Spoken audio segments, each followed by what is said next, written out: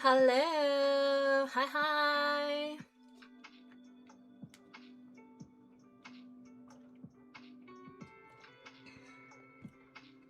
Welcome to a long-awaited live stream. It feels like it's been ages, so hopefully I've set everything up correctly. I technically did do like an impromptu live stream. Was it last month? 2 months ago? But this is, we're here with a proper face cam, and I announced it in advance. Greetings, internet friends. Hello. Hi, Queen. Hi everybody. Hi, divas. I like using, I'm trying to remember now that I love using divas as a gender neutral term. So, when I announced my live stream, I had said I was going to work with markers in my sketchbook, but change of plans. I am kind of tight on time with getting some of these illustrations done for. I'm doing an Ateez cup sleeve this coming Saturday, so for anyone who is an 18E and lives in the Greater Toronto area, I'm going to be doing a cup sleeve event. It's for Yosang and San's birthday at Kung Fu Tea on Wellesley. So I am trying to get some illustrations done for that, as well as they're going to be for the upcoming conventions I'm doing. So yeah, that's why we're going to be working on this instead. Hi Tina, I'm following someone else who draws like you in a lot of ways. I have met her when I went to an anime convention in Columbus. Oh, that's so cool. I love that. It's always exciting to make new art friends. Okay, so I think I have everything I need in arm's reach. For those of you who maybe didn't see them yet, these are the first two illustrations that I did for the Ateez unit series. So I used regular gouache and color pencils, tiny bit of paint markers, but yeah, they have been really, really fun to work on. So that is going to be the vibe that we're going to be doing here. Slightly different color palette, but yeah, really, really fun. And then, yeah, we'll just hang out, chat, you know, spend a little cutie Sunday together. I'm American, but I wish I could go support you. I hope the event goes well. So cute. Thank you, thank you. Well, lucky for you. I mean, actually, I don't know where you live, but I do American conventions. I am actually going to Miami, Florida SuperCon next month. So that's another thing that I'm like trying to get these done for. But let me, okay. So where do I want to begin? Okay, yes, now I'm like getting my bearings. Hold on, pause. Did I forget to bring, hold on, sorry, I'll be like just a second. I cleaned off a palette, so I just need to go grab it.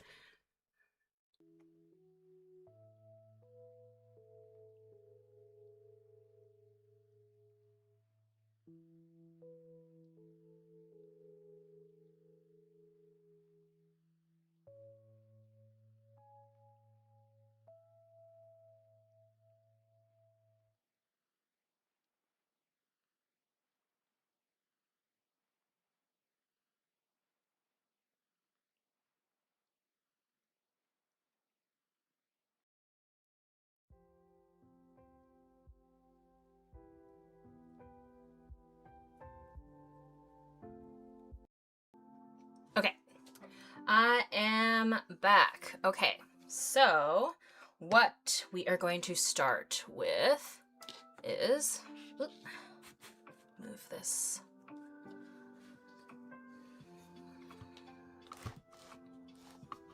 I have like slightly less room than I normally do when I work on my other table.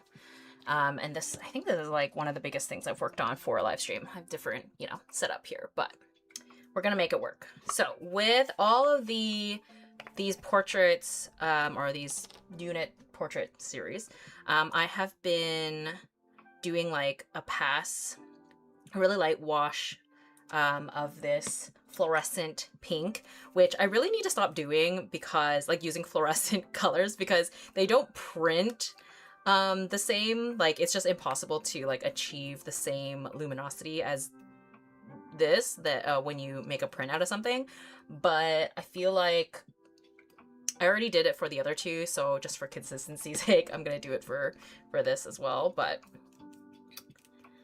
I need to stop using fluorescent if I'm planning to make prints out of the thing.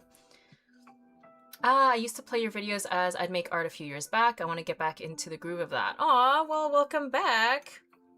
Yes, this is the place. I'm still doing the thing. I'm still here.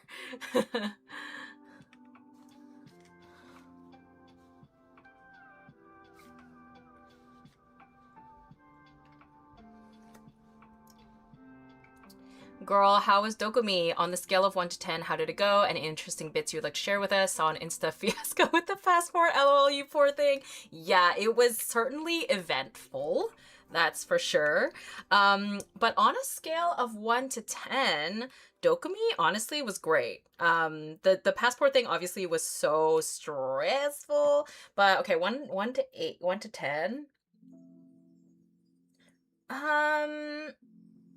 I guess I'm trying to think, like, how do I scale? Like, do I scale like the convention isolated? Do I make the scale based on the whole weekend. Yeah, maybe I just, you know, I'll give it an 8 maybe for like the overall experience.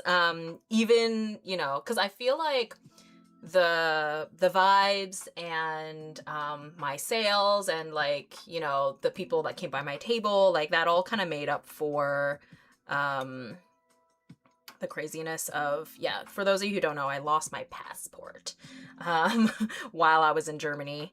And that was, you know, that's like one of the worst things you could possibly do when you're traveling. But yeah, it was really, really crazy. But I managed to make it home. It cost me quite a few holla dollars, but we did it.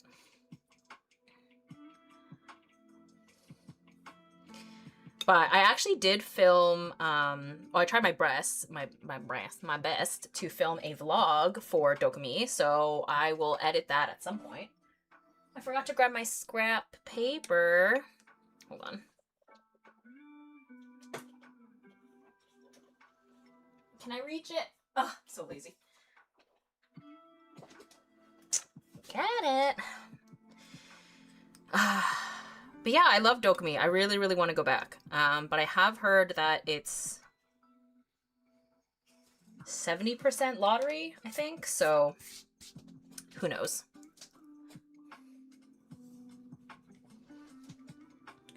I'm applying to college for character animation this year. Wish me luck. Oh my god, good luck. That's so exciting. Wow.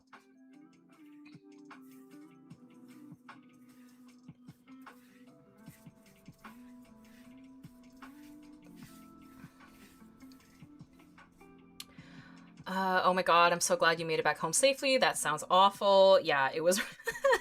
Shout out to the people working at the embassy. They were amazing. Oh my gosh, they were so... Not only were they, like, so efficient, but they were also so sweet and empathetic. Like, I'm sure they've, you know, seen this happen many times before, but they were so, like... They were just so nice about it. They were just like... the first thing, like when I got there, the woman working there, I forget her name right now, but she was like, "How are you doing? I know this is really stressful. We're gonna do our best." Like, she was so nice. Ugh. Like, they don't have to be like that, you know? Like, they can just go through the motions, but yeah, a lot of empathy, which I really appreciated. But you know what, honestly, after now that's all over, this is like such a funny thing, but it's so tragic that I lost my passport because I had just renewed my passport. Like, I had just gotten that one, and it was like a 10-year passport, so like, you know, not cheap. And I really loved the passport photo. Like, I remember thinking like, dang, this is a good passport photo. I'm happy to have this for the next 10 years. And then I had to, you know, I had to last minute get like a new one while I was in Dokumi when I had to replace it. So RIP that passport.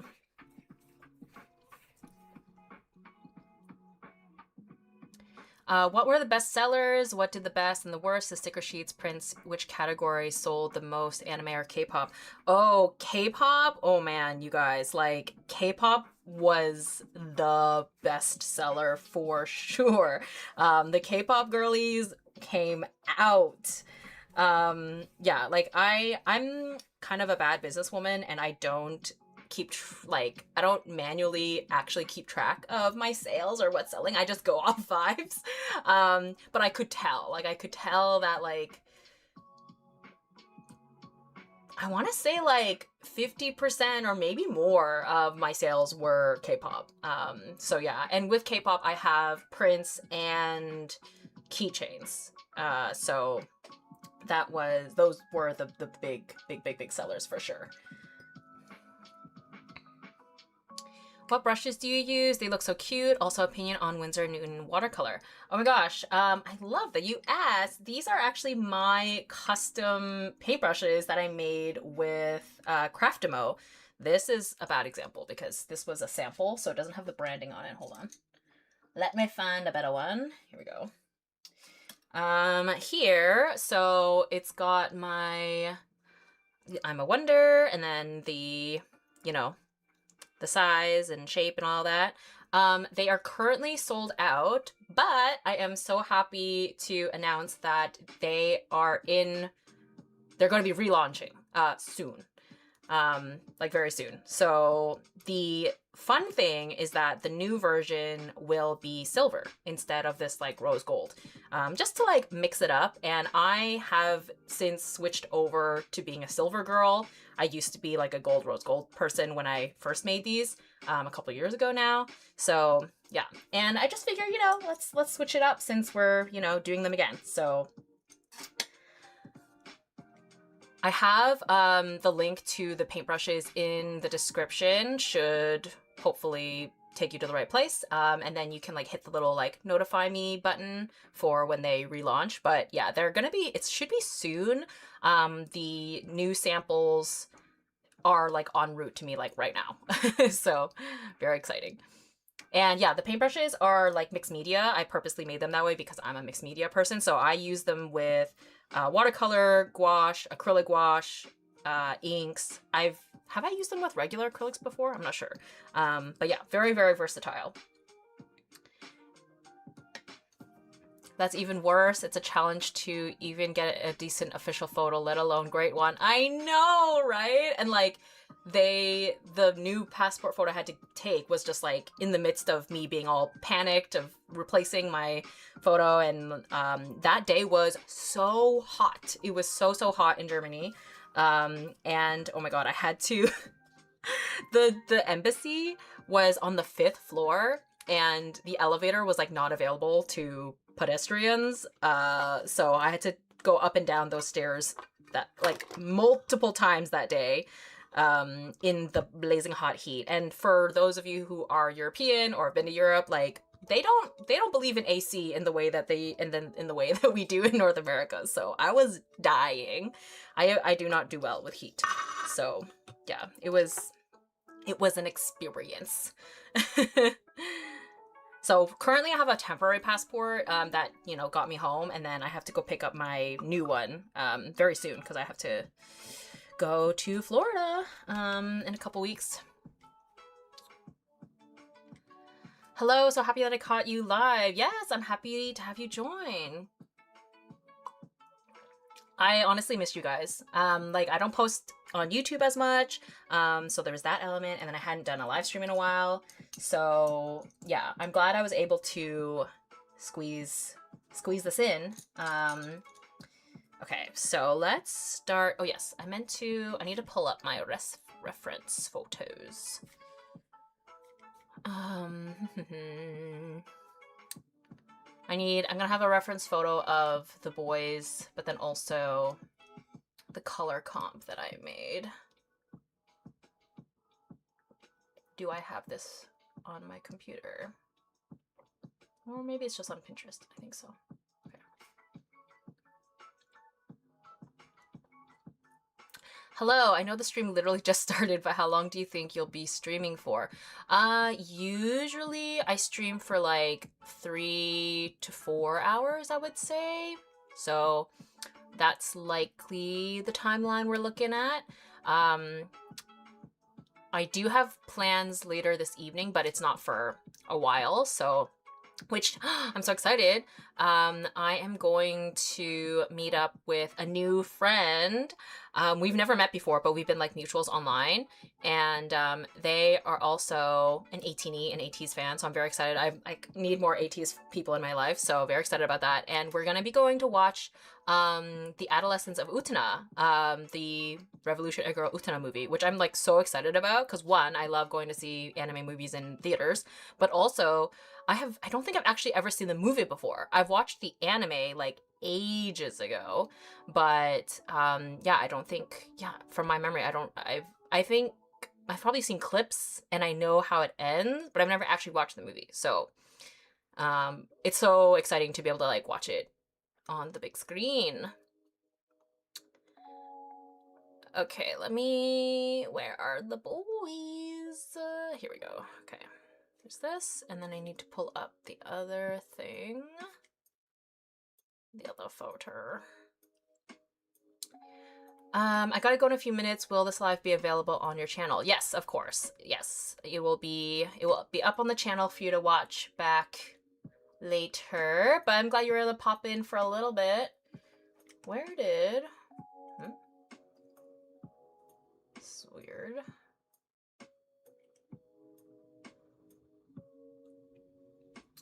Was so fun to chat with you at Dokumi on Sunday. Thanks for being super nice, even though I was nervous. Hopefully you're gonna be there next year too. Aw, thanks for coming by the table.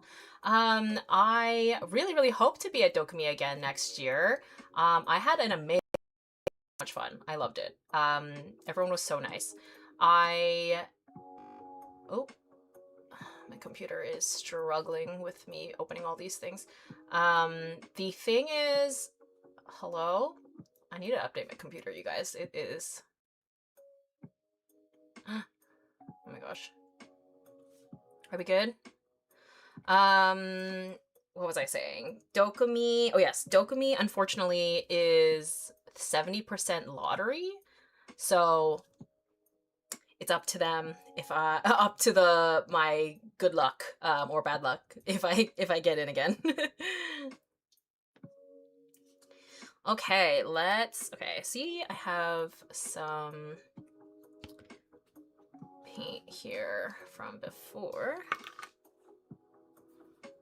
So I might just see if that's good enough.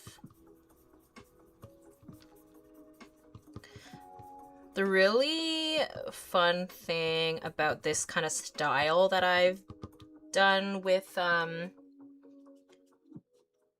this Ateez series is it's not like super clean or super rendered, which takes a lot of the pressure off. And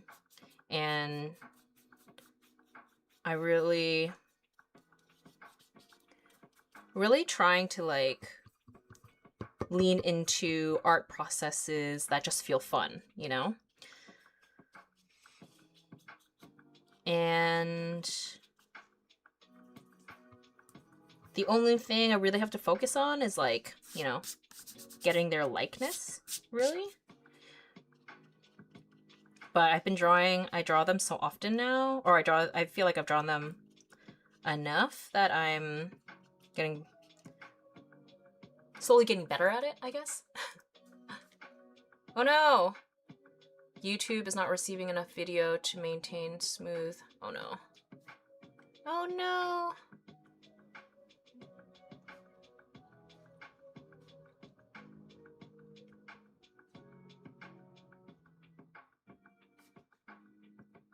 My connection is bad. I don't know how to fix it. Shoot.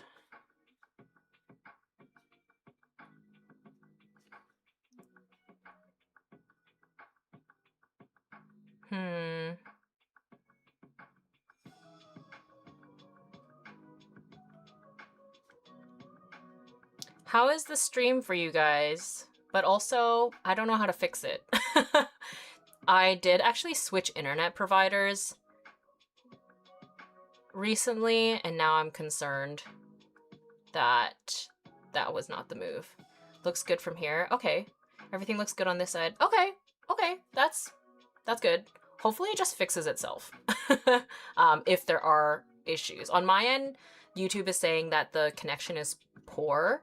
So let's just, because I don't want to stop the stream and, okay, looking good so far. Okay. Okay. Maybe perhaps we'll be okay. Yeah, I was like not live streaming. I was, I had a Discord co-working session with my friend last week, I think it was, and on my end the connection kind of like was like spotty for some of it, so that did make me concerned about live streaming. It's crystal clear, no lagging, so all good. Okay, great. So love to hear that. I don't know why on my end it says that it's not a good connection, but sweet. Thank you guys. I'm glad to hear it. Glad to hear it. But yeah, how have we been? How is summer? What is our summer activities that we've been getting up to? Although I guess it's not technically summer for everybody, but it's summer for most of us, I think. It's summer for me anyway. But considering time zones, it probably is summer for most of us in today's chat.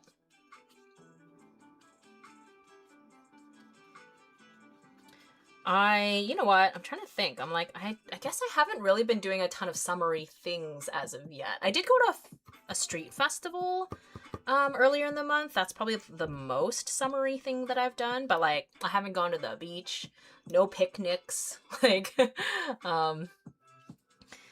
which is kind of a bummer because I feel like every year, more springtime, I guess, my friends and I do a picnic, but yeah, it hasn't happened yet. You know what? I was supposed to have a picnic. Yeah, I made plans to have a picnic date with some friends a couple weekends ago, but then I got sick. Like the day of, or the morning of. Ugh, tragic. So, yeah, I guess I was supposed to do something summery.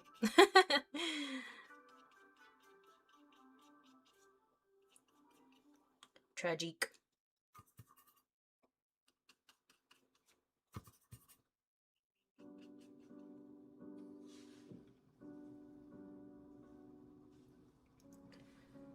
Summer here is getting hotter, and my mini sunburn yesterday because I forgot to put sunscreen on. Oh no! Oh my god, Verona! I also had gotten a bit of a sunburn when I went to that street festival.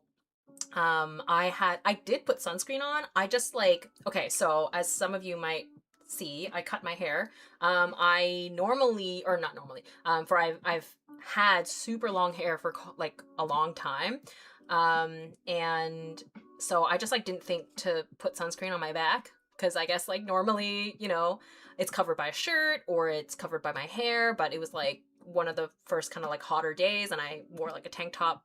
No, a spaghetti strap dress, so my back was like totally exposed and like the tiny bits of like my shoulders, so I did get a sunburn too. Yeah. Where I live, it's just been on and off rainy. I want to go to the beach, but the weather hasn't allowed it. No, I hate rain. Oh, I hate dealing with rain. Oh my gosh, it totally ruins everything. Unless you have no plans to go outside. But rain does ruin things when you want to like be out and about. It is the first day of summer after all lots of summer left. Oh, you're right. You know what? I think my brain, as soon as we hit June, I assume it's summer. But I guess spring does sort of, you know. I guess the other thing too was Germany was hot. Especially like the second day I was there. So that to me, I was like, oh, we're in summer now. Which was like end of May. But that is true. That's spring. In my country today is the first day of winter. Oh wow, okay, yes, I had a feeling. I was like, not everyone is technically in summer. I'm waiting for the beaches to warm up a little more, but I'm trying to make this a beachy summer. Ooh, love that, love that. Make sure, you know, learn from me and Verona. Make sure to wear sunscreen. To be honest, I'm mostly going to wing it on figuring out my summer plans. Honestly, that's the vibe. That is a great vibe. I think honestly, like sometimes we put so much pressure on like, you know, making the most of yada yada yada, and then it's like takes the fun out of it. And then you like you have all these expectations and then you get disappointed if you don't meet them. So winging it is definitely the vibe. Okay, I need to, oh, never mind. I have a bunch of here.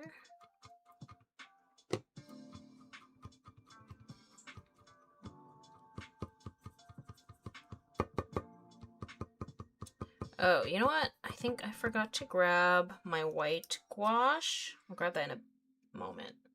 Actually, no, I think I need it now. It's just behind me, I think, somewhere.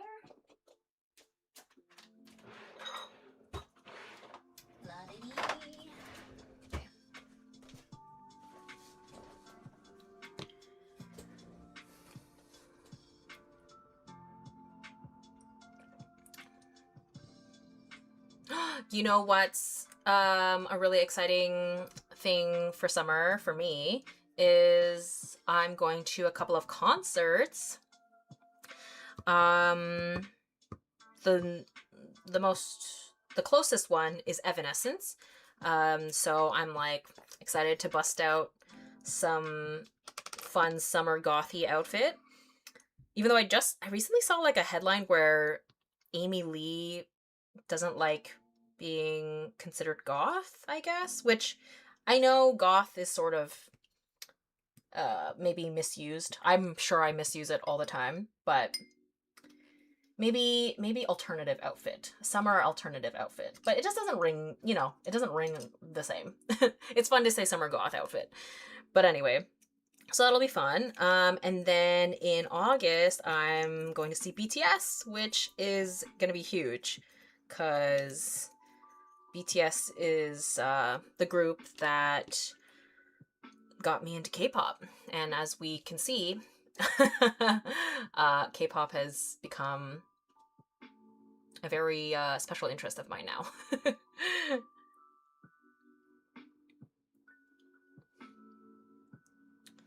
Oh my god, thoughts on the new album? I'm assuming we're talking about BTS's new album and not Evanescence's new album. But yes, the new BTS album. I prefer the first half than the second half. Which is funny because my friend said the opposite. And I think that really speaks to the variety that they're offering, but also everyone's got their own taste, you know? Like, the music taste is subjective. Yes, sorry, BTS. Yes, I kind of figured, but just to make sure. Yeah, I remember my initial thought with when I listened to the album was like, why was Body to Body not the single? Hello? No? Where I thought Swim was like a strange choice for the single, and I also found the music video itself was a strange choice. It's like we've all been waiting so long to see these boys all together again, and then like 90% of the screen time is dedicated to Lily Reinhardt, which I have nothing against her, but it's just like, that's not what we came for.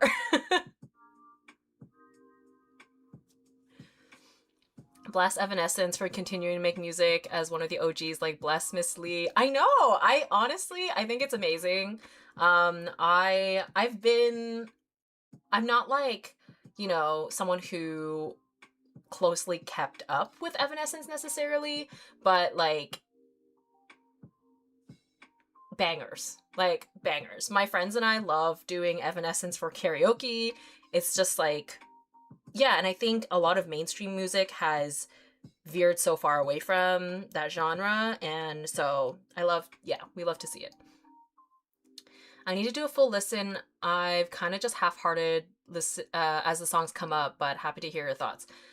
Yeah, for me, like, if I really, really like an artist, I like to check out the album from top to bottom.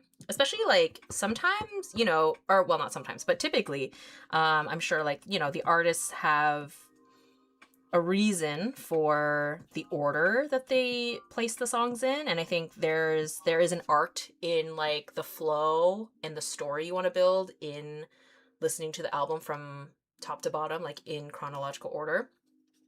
And then from there, usually that's when I start to like pick and choose my favorites after I listen to the whole album. And then I put them into like other playlists.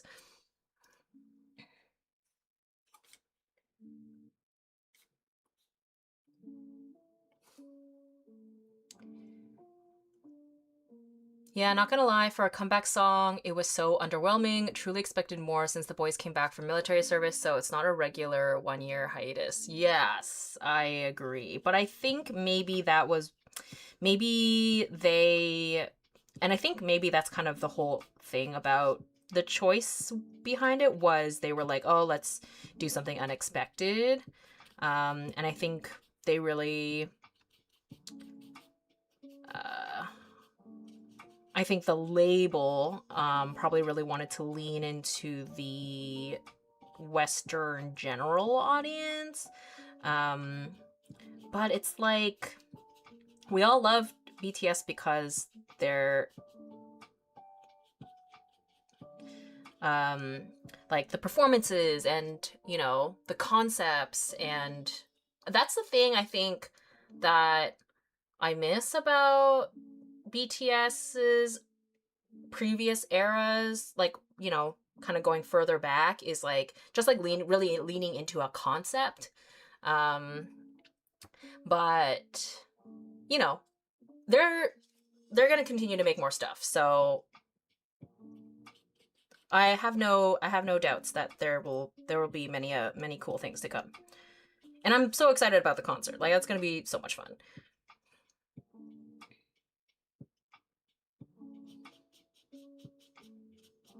But admittedly, not my favorite album. Not my favorite BTS album.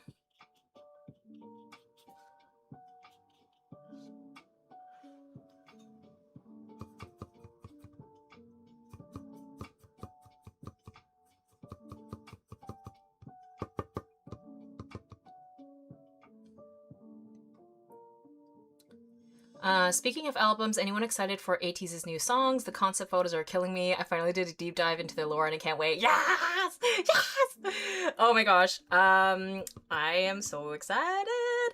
I'm like so confused as to like truly what the music video is going to be.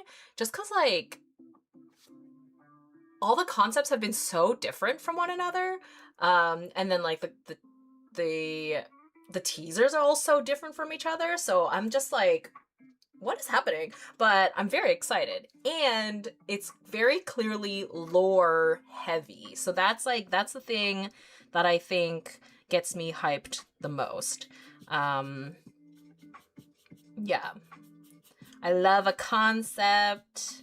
I love the lore, even though like the lore does confuse me. I still like knowing that, like, you know, all the lore teenies are gonna like be dissecting it, and it's just so much more interesting, you know.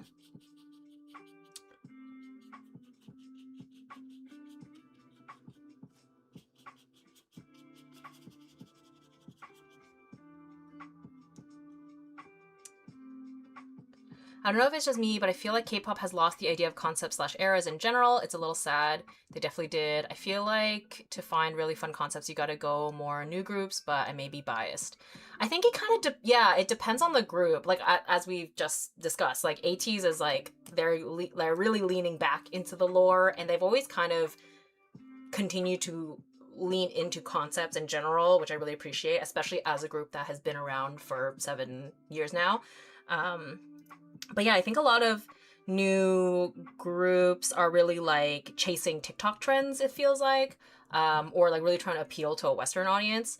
So I really appreciate when K-pop groups just feel very K-pop, you know, like really over the top outfits and concepts, and like if it's like feels a little bit like they're quote unquote trying too hard, but I'm just like, that's what we love about it.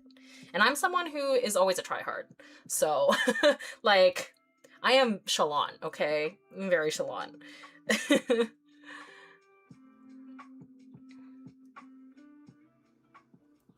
A large part of K-pop in the current gen is just chasing trends and making 2-minute songs for streaming purposes. Le Sserafim is the biggest victim. Their songs really are such a waste of talent. Yes, yep, exactly.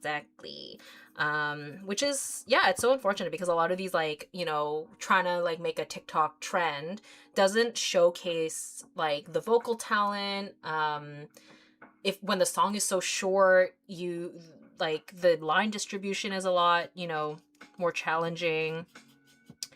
That is the downside of the new AT song, is it does look, I think someone pointed out based off of like the track list or whatever, I think the new single is like a 2-minute something song, which is a bummer, but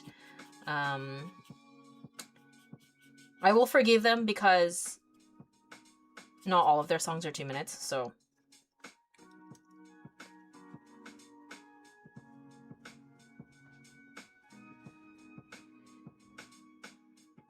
To be honest, I don't get the trying to appeal to Western audiences when K-pop literally managed to break through with the old system. Ugh, I miss old K-pop. I know, right? It is annoying.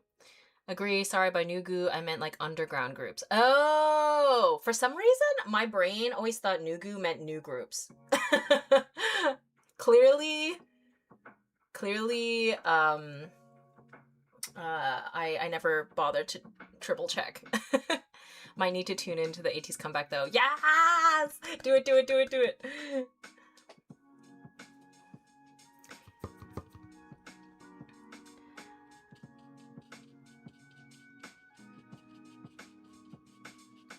Like all their concept photos are concepting, you know? Like they were doing like kitschy Y2K cyberpunk, and then their most recent ones were kind of giving like,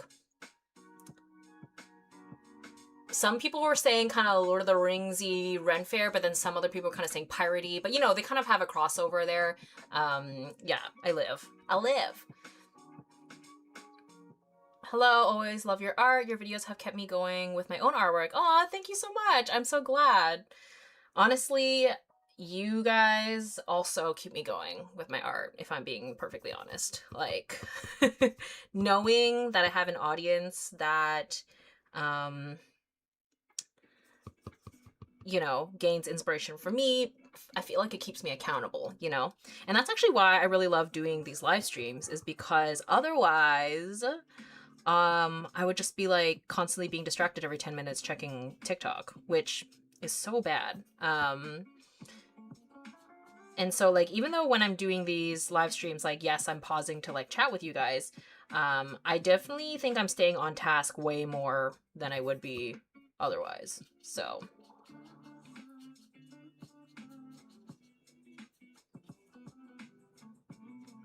And honestly, what's really interesting about filming your process is sometimes, like, I don't know if you guys find, sometimes like when I'm painting and I get like really in the zone, I just black out for like an hour. And then at the end, I'm like, wait, how did I do that? How did we get here? And so being able to like watch the process back, sometimes I'm just like, oh, interesting. But it also is really insightful in the sense that, which can be tragic, where you're like, you reach a certain point in the process that you're watching and you're like, wait, I should have left it here. Like I overworked it, you know? So that's like kind of like a tragic but also informative part about filming your process.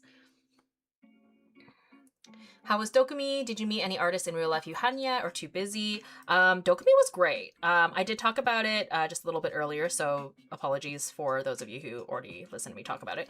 But yeah, it was, there was certainly some bumps in the road because I lost my passport, which was so stressful, but that's my fault. But Dokumi itself was great. Everyone was so nice, really great vibes. Unfortunately, it is true that I was very busy, and because I table by myself, I don't really get the chance to leave my table very much, or really at all. But I did have some mutuals come by my table, and like I met new people that, you know, that's always really exciting. One person that I did actually get the chance to like properly chat with, and then I did pop over to her table, was Rebecca. Her handle is, hold on, it's like Risa Art or something. Hold on. Yeah, Risa Art. This. She makes really, really beautiful, like very fantasy, medieval, romantic-y illustrations. And yeah, so she came by my table and then got to chat, and I got a print from her. So yeah, that was cool. And I actually, like, I met so many, it felt like I met like a lot of people who, you know, watched my YouTube channel or already followed me. And it was really cool to have that as well. Like, pretty much every convention I go to, I'll have at least a handful of people being like, oh my God, I watched your YouTube channel. But it felt like a larger percentage of people who like knew who I was or came to my table specifically looking for me at Dokumi. So that was like such a nice feeling. All, you know, all the way in Europe, like coming from Canada. So I had no idea that I had, you know, a percentage of people, such a large percentage of people that in Europe or Germany. I say Europe just because I think a lot of people attend Dokumi that are not specifically German. From what I remember, like from the people that I was talking to, like there's people from all over Europe that travel to Dokumi. So yeah, I would really love to go again if they would have me.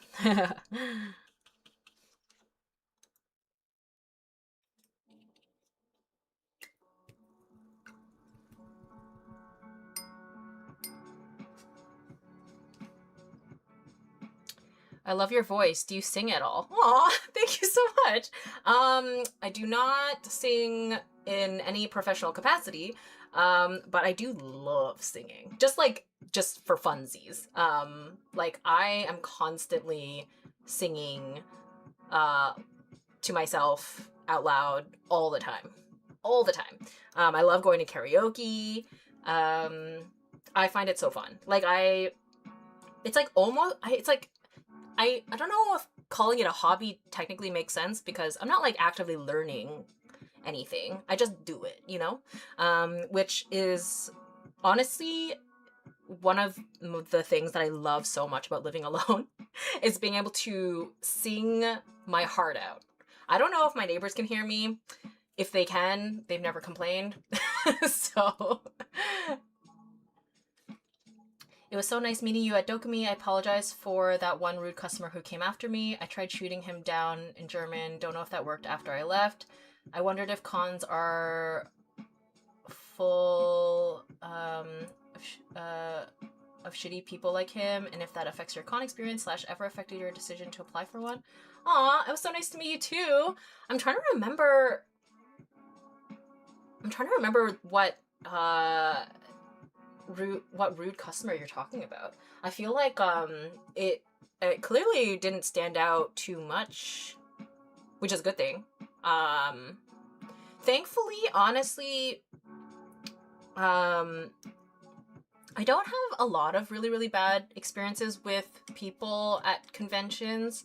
I think honestly, my booth is so aggressively pink and cutesy and girly that I think it acts as a really good repellent for people that would be rude. But it, you know, it does happen here and there, but I do feel like it has happened much less over the years. More like singing therapy. That's a great way of putting it. It is such a dopamine hit, I feel like. Maybe he only said rude stuff in German. Oh my god! That's probably what happened. Which, you know what? Ignorance is bliss. But also, that is really sneaky to shit talk somebody in a language that you kind of know that they probably don't understand. And in earshot. Pop probably, but whatever. It made no difference to me because I don't remember. But I appreciate you, you know, trying to step in. Maybe he spoke in German and that's why I didn't make an impression. Kudos to the girl who came to the rescue.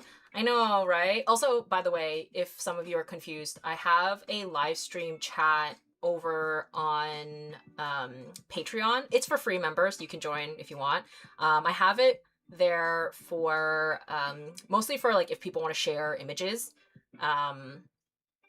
because you can't do that on YouTube chat room. Just like, you know, if people want to share what they're working on or pictures of their cat, whatever.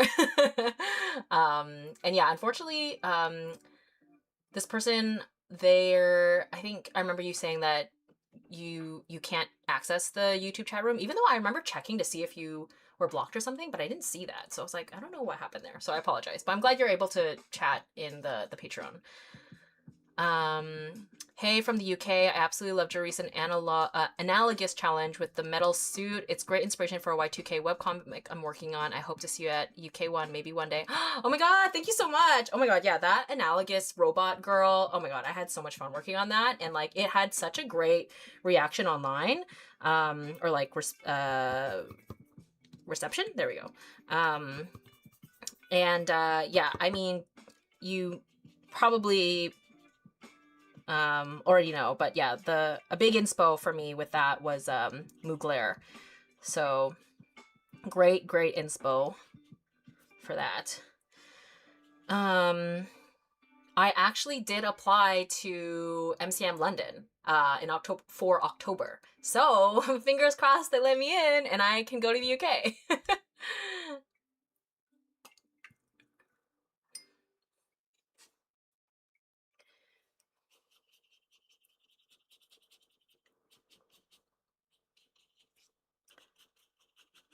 The thing about conventions is it's very, very competitive, and I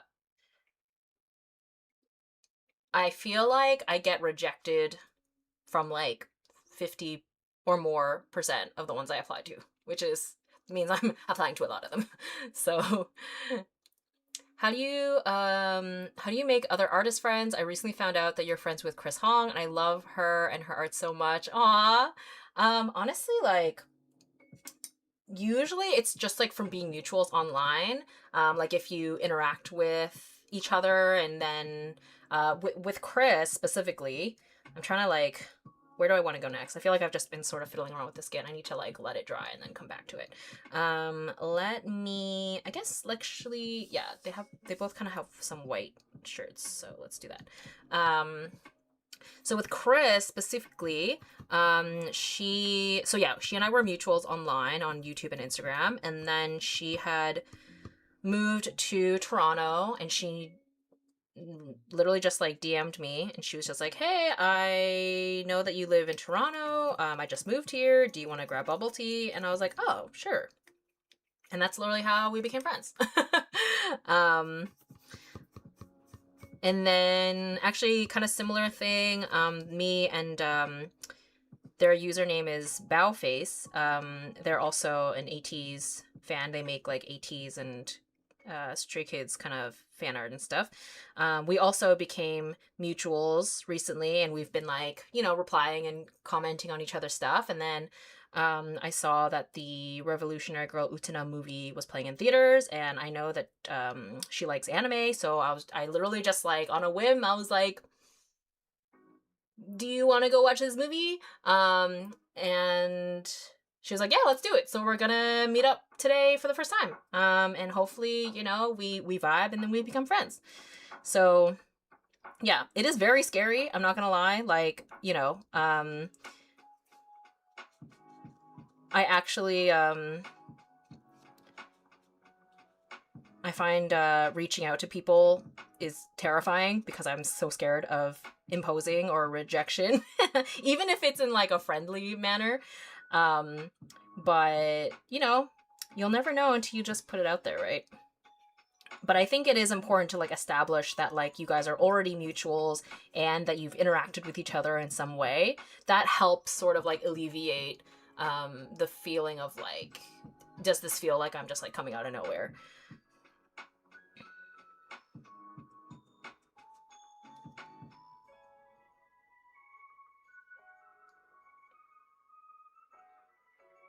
Oh my god, yes, I just did a con there in May. That would be amazing. Yay! Oh my god, okay. I mean, I've heard great things. I had missed the deadline to apply for the one in May, or maybe it like conflicted with something else. I don't remember. But yeah, I really, really hope I get in because I've never been to the UK, so that would be cool. My friend just moved there to London, so that would be really cool to like have an excuse to go see him. And yeah, I think it would just be super cool and exciting to be able to go to another new location for a convention, because most of the conventions I've done up until this point are in North America. So It's really fun to be able to go to new places. But the competition is stiff. So we'll see. I'm constantly like just, you know, trying to update whenever I get into something new.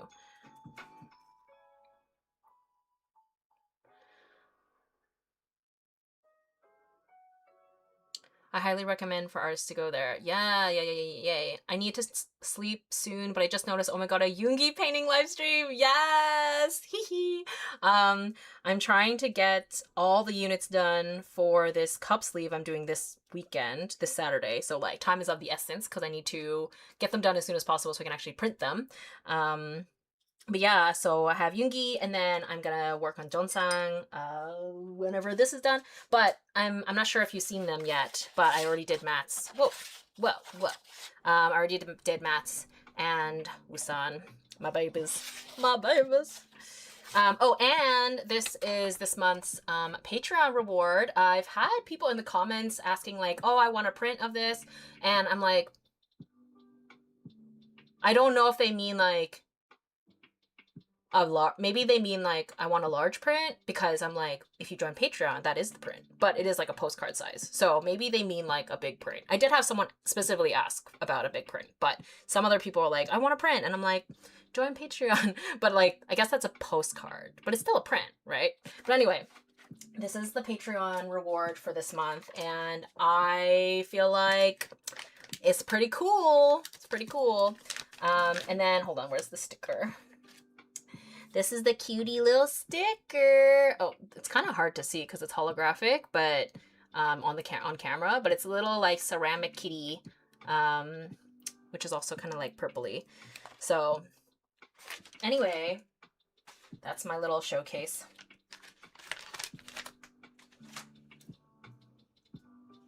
Cute. Hi, Alicia. I need artist friends. Damn, I don't know anyone in the Bay. Aw, I'm sure there's gotta be someone. I feel like the Bay Area, that's like, there's gotta be artists. You know what? I don't know if, I mean, I feel like there's gotta be. But anyway, on my Instagram algorithm, like I've been shown like creative group meetups in Toronto, which I think is really cool. So it's like it's a great way for people to meet other creatives and make friends, or like, you know, like free workshops or things like that, or not necessarily free, but like workshops in general. I think that's another really great place to meet people. I've seen also like queer meetups, again, like under the pretense of making friends, not dating, but I like that they're more targeted, like queer or creative or whatever. That way you're actually meeting people that are more likely to like have common interests with, or like, you know, similar lifestyles and stuff, like making sure that you're gonna be more likely to be like friend compatible. There you go. Relatable. I'm really scared of reaching out to people too. I need to work on my anxiety and meeting new people because I need to socialize and make new friends. I know, it's really scary. It's so scary, but I think it's worth it. It really is worth it, because while I love all of my current friends very dearly, they all fulfill different things, you know? And I don't have like a ton of in real life friends that are as into anime as I am. And I am like really, really in my anime bag right now. So, yeah. And Ateez, obviously. So I'm kind of like in this mode of like, oh, wouldn't it be so fun to have more friends that are kind of in that realm of my interests.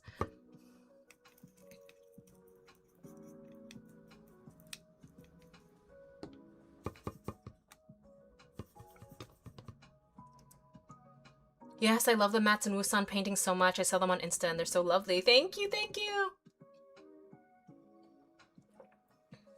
The video did not give the green juice. It looks so good. I know, I was just thinking that actually when I pulled it up. I was like, wait, like the colors really, really pop. I wonder why. Like in comparison to the video that I posted, maybe the light, I don't know. That's really interesting though. Oh, you know what? Maybe it's the lighting because I do have one studio light here, but then the rest is natural light coming from my window. Because the camera is the same. Like that I filmed the process video and when I'm filming for this live stream. But yeah, it's more like, yeah, it's like for some eyes it's yellow, but for me in my brain, and I know it's a chartreuse, it's like just the tiniest bit green. But anyway, I really, this feels like a fun pivot for me. Yeah, I don't know, I'm excited about it. Hi friends, so happy I could make it live. Yes, happy to have you. Do you ship to all countries from Patreon shop? Yes. Yes. I will ship anywhere so long as your country will take it. I have had some come back to me. Not often, but every so often sometimes they'll come back for one reason or another. But I usually try my best. If it comes back to me and then I'll try and contact that person, be like, you know, maybe we need to like make sure the address is right or switch to a different address. I don't know. But yeah, I will pretty much ship anywhere. And the shipping is included in the Patreon price. So like, especially for international people, it's like the best price. And you get access to like 5 years worth of extra videos that I've made over there. I love to do traditional work with watercolors. I keep finding myself to do more digital art. Sorry if you heard my burp. Especially in regards to webcomic making. Is this relatable? Yes, I totally understand you. Like these portraits, I actually was debating on whether or not I was going to make them digital because I knew it was going to be faster. Like they're just, unfortunately, like there is such an efficiency with working digitally. And of course, yeah, with a webcomic, like that totally makes sense that you'd be working digital. But I find, especially in this age of like AI and this, like everything has to be about, yeah, efficiency and pumping out content, blah, blah, blah. There's just something really magical about doing traditional work. So it'll always be my number one. It'll always be my love. But yeah, I get it. There's so many benefits to working digitally. Like this would have been done already. Probably if it did it digitally.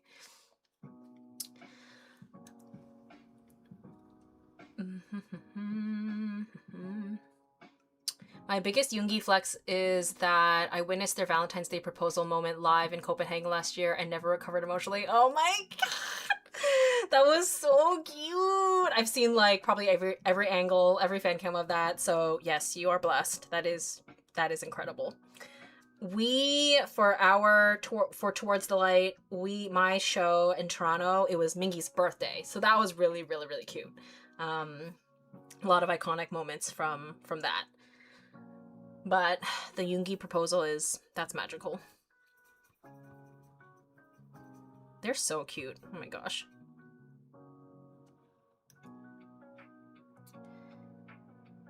There's a Revolutionary Girl Utena movie. Yes! Yes! It's called Adolescence of Utena. Go watch it. It's literally, I don't know where you live, but it's in theaters exclusively for, I think, today and tomorrow or something like that. I'm going to see it tonight, so I'm very excited about that. I've never seen it before. I've seen the show ages ago, but I've never seen the movie. So yeah, I'm not really 100% sure if it's like sort of a summary of what happens in the show and then then there's an ending, or if it's like the epilogue to the series. I actually have no idea. I'm kind of going in, my friend and I that's going, we're just sort of like, we're just gonna find out.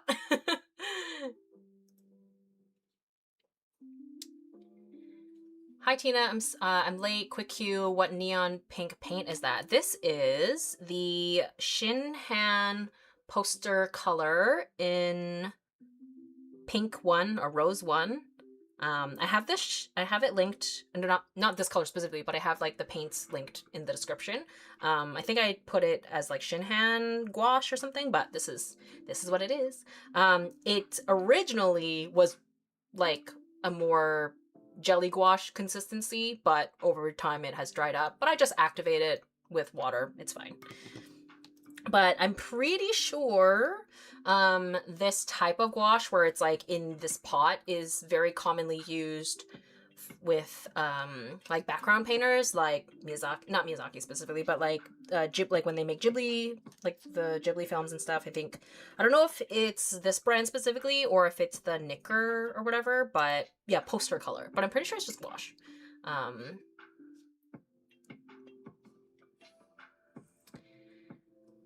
I have no art/weeb friends, and sometimes I can't get started. Streams like this help, and YouTube artists in general do. Still, do you have any tips about that? I'm glad to be that space, because as a young teenager growing up, like I really felt very isolated in that way. Like I felt like I didn't have a lot of art/anime friends, but I did make friends online, and that really helped a lot. So for me, how it really came about was just like, yeah, posting my art online, and then, sorry, I'm like, what should I work on next? And then, yeah, just like having mutuals and interacting with each other. One of said mutuals that I made when I was a teenager, Kyung, Shiba, what's her handle? Shiba Art. We're still friends to this day. And like, she lives in America and I live here, but like, we've maintained our friendship. And I really cherish that, you know? Oh, here. The Shiba artist. Yeah, so she and I have been friends for like 2 decades now. And it's started literally on like this art anime website called The Otaku. And then we moved to we like had we added each other on MSN, and then we used to send each other like pen pal emails. And then we started sending out each other physical letters. It was so cute. And then we moved to DeviantArt together, and then now we're on Instagram, and we've gone on trips together. Yeah.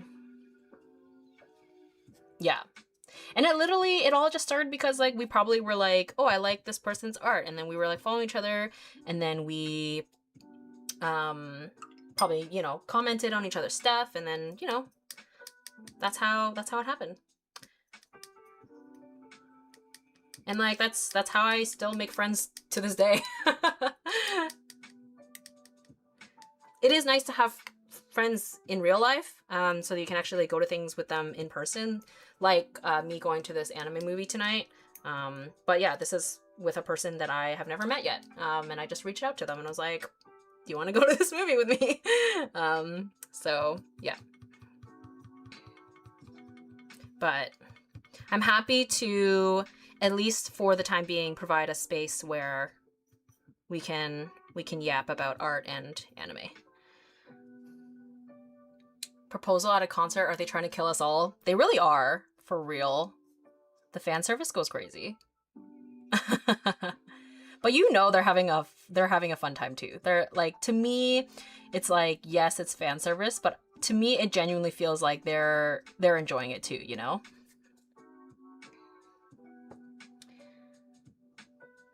For real, traditional holds a special place in my heart, but damn, digital is so fun. Digital is really fun. I'm not gonna lie. Like, for a long time, I actually didn't find it that fun. But I am seeing how, like, the flexibility of it is really fun. Now that I'm kind of figuring out what I like, how I like to do it.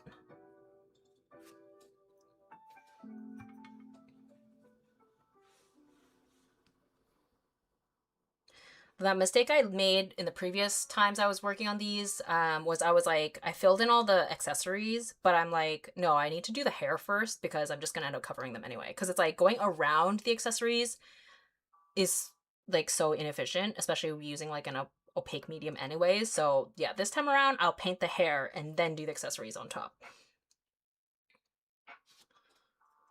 But in terms of my process or my thinking right now is just sort of to like block in the kind of lighter tones first, and then we'll work towards the darker things. And then yeah, I think like the accessories on the face and the hair, like that will come afterwards. And then sometimes I end up using like a paint marker if it needs to be like more opaque, but yeah, we'll get there. We'll get there.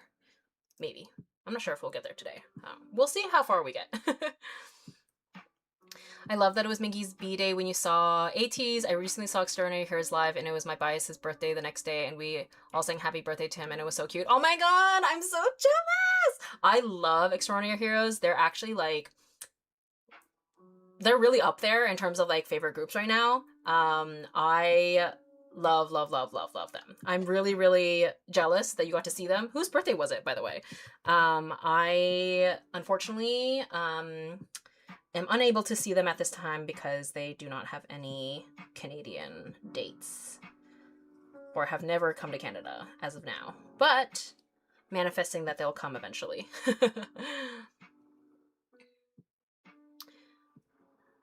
Do you recommend any digital tools that are close to beloved watercolors? Mine all look so fake. Honestly, I have tried many a digital brush to try and replicate it, but I have yet to be able to figure it out. I think, yeah, I'm unsure of how to actually capture the look of watercolor digitally. And so I think for me, my kind of mindset now is just to find a new, like, just find ways to make digital feel at least like more textural and tactile, but as opposed to trying to replicate watercolor. But I've definitely seen people do it. I just don't know how they do it.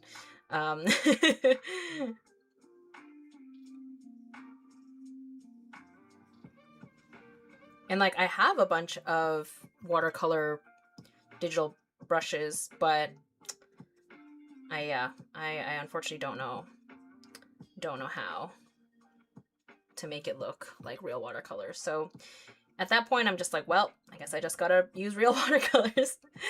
But you know what's really funny? Sometimes my watercolor paintings don't even look like watercolor. Like, I've had people, actually, maybe not with my watercolor stuff that often, but with my gouache, some people are like, I thought that was digital. So it's kind of ironic. When I'm trying to work digitally, I'm trying to make it look traditional, and then when I work traditionally, it somehow ends up looking digital. I don't know. It's really funny how that works.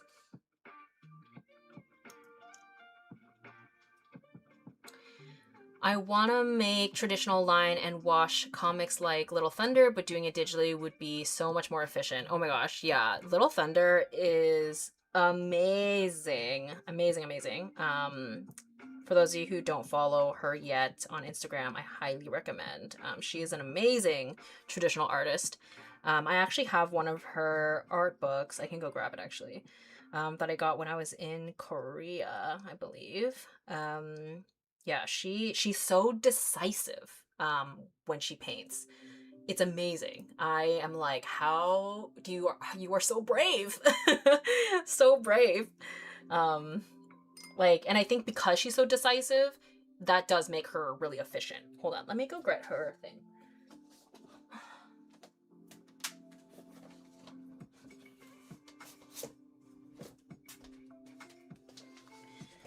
Ugh. So I have Sisterhood. And so, yeah, this cover is like watercolor and colored pencil, I think, and ink maybe. But yeah, she is amazing. And I feel like she just seems so experimental. And like her use of color is like so vibrant and juicy. And then at the end, she does have a comic. Because I bought this in Korea, it is in Korean. So I'll just have to translate it, but that's fine. I haven't gotten the chance to actually read it yet, but just amazing. And yeah, this looks like, I think, probably, yeah, like a graphite or like a black colored pencil, and then watercolors or inks or something. Just incredible. Yeah, I love art books. I love art books. I did like an art book tour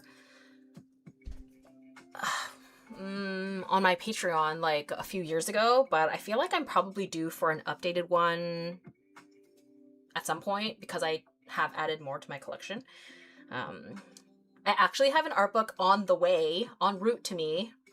It's the, I forget his name, but it's the artist who worked on Death Note, like the manga. Hold on. And the title of the art book is Blanc et Noir, French. Takashi Obata. Yeah, I am obsessed. So I went on eBay and it's en route to me. I'm very excited. And I also have like the Clamp art books in my wish list right now. I will probably end up picking those up at some point too, because I love Clamp. I have a Cardcaptor Sakura art book already that I got in Japan, but I do think that I'm interested in seeing or having art work from their other properties as well. I love, I traveled from Finland to Italy to see Extraordinary Heroes because they also didn't come anywhere near Northern Europe, lol. It was Ode's birthday, my boy. Aw, Ode! I'm so glad you love Extraordinary too. Their music is so good. I remember you drew one of the members, maybe Gaon, once for a monthly fave spread. Yes, you are correct. Good memory. Oh my gosh, that was ages ago. But yes, I love them. I love those boys. I'm kind of like torn between Gaon and Juyeon as my biases. I did get the Gaon little like key ring plushie because I think it's so funny. It's so cute. But yeah, I love them. I love those boys.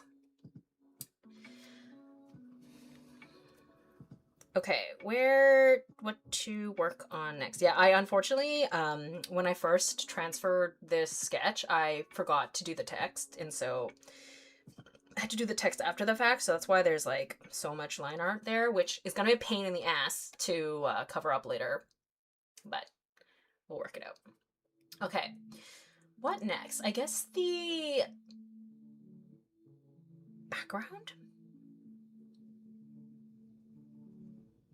Yeah, I think the background, and then I'll do the ruffle. I think that makes sense. Which means I need to use this yellow, but I think I will do it on, because I need a fair amount of it, so I think what I'll do is do it on this.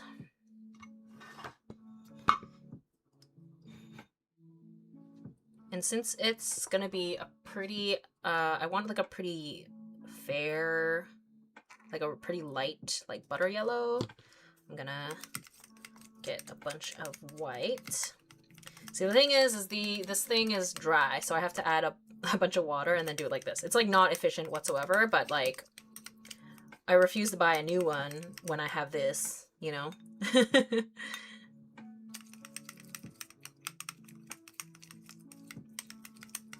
And, you know, I'm doing pretty good. I'm like halfway through this. But that's why I do, honestly, I do prefer tubed paint. Although, when you have tubed paint and it dries out, it is way harder to access, actually. Whereas this I can access. So maybe there's pros and cons, right? Like, I have these really ancient designer gouache from when I was in school, and they are pretty much like rock hard, so I don't really know how to get the paint out of these. But I don't want to throw them away either, because I know this is expensive. So I don't know. I've tried like opening the lid and then like dropping water in the top, but that doesn't seem to be yielding proper results for me. So if anyone has any tips, let me know. Or maybe I just have to open them and like, I don't know.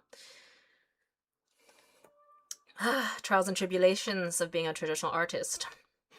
And the problem is, like, my biggest problem is I work with so many different mediums.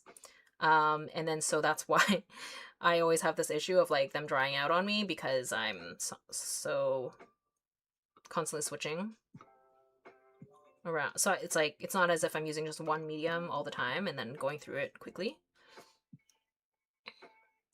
PH Martin's Bleed Proof White does the same thing. I don't know how, but I keep adding water and it reactivates years later. It's amazing, right? Like, I will say, like, even though I am sad that it is no longer the consistency it was when I first bought it, I am glad that all these years later I can still use it.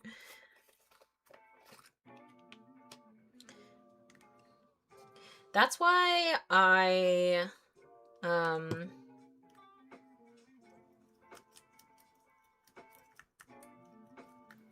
really, I don't know, I'm really appreciating regular gouache lately. There's but I do worry if I neglect my acrylic gouache for too long, they will dry up and I'll be screwed, because those those you cannot reactivate. Okay. There's still a little bit of pink in my brush, but it's okay.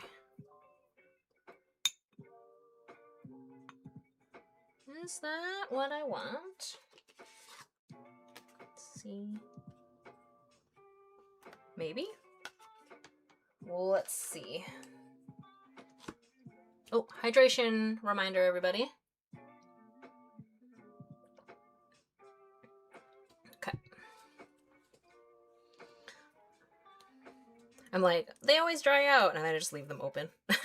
I mean, even when I close them like this, they don't. Now all the moisture has left, so they just don't stay like that. But anyway. Okay, let's do this background. Let's see. Ooh, okay, yeah. So yeah, the reason why I'm doing the background first is because it allows me to just like, yeah, roughly paint it in like this.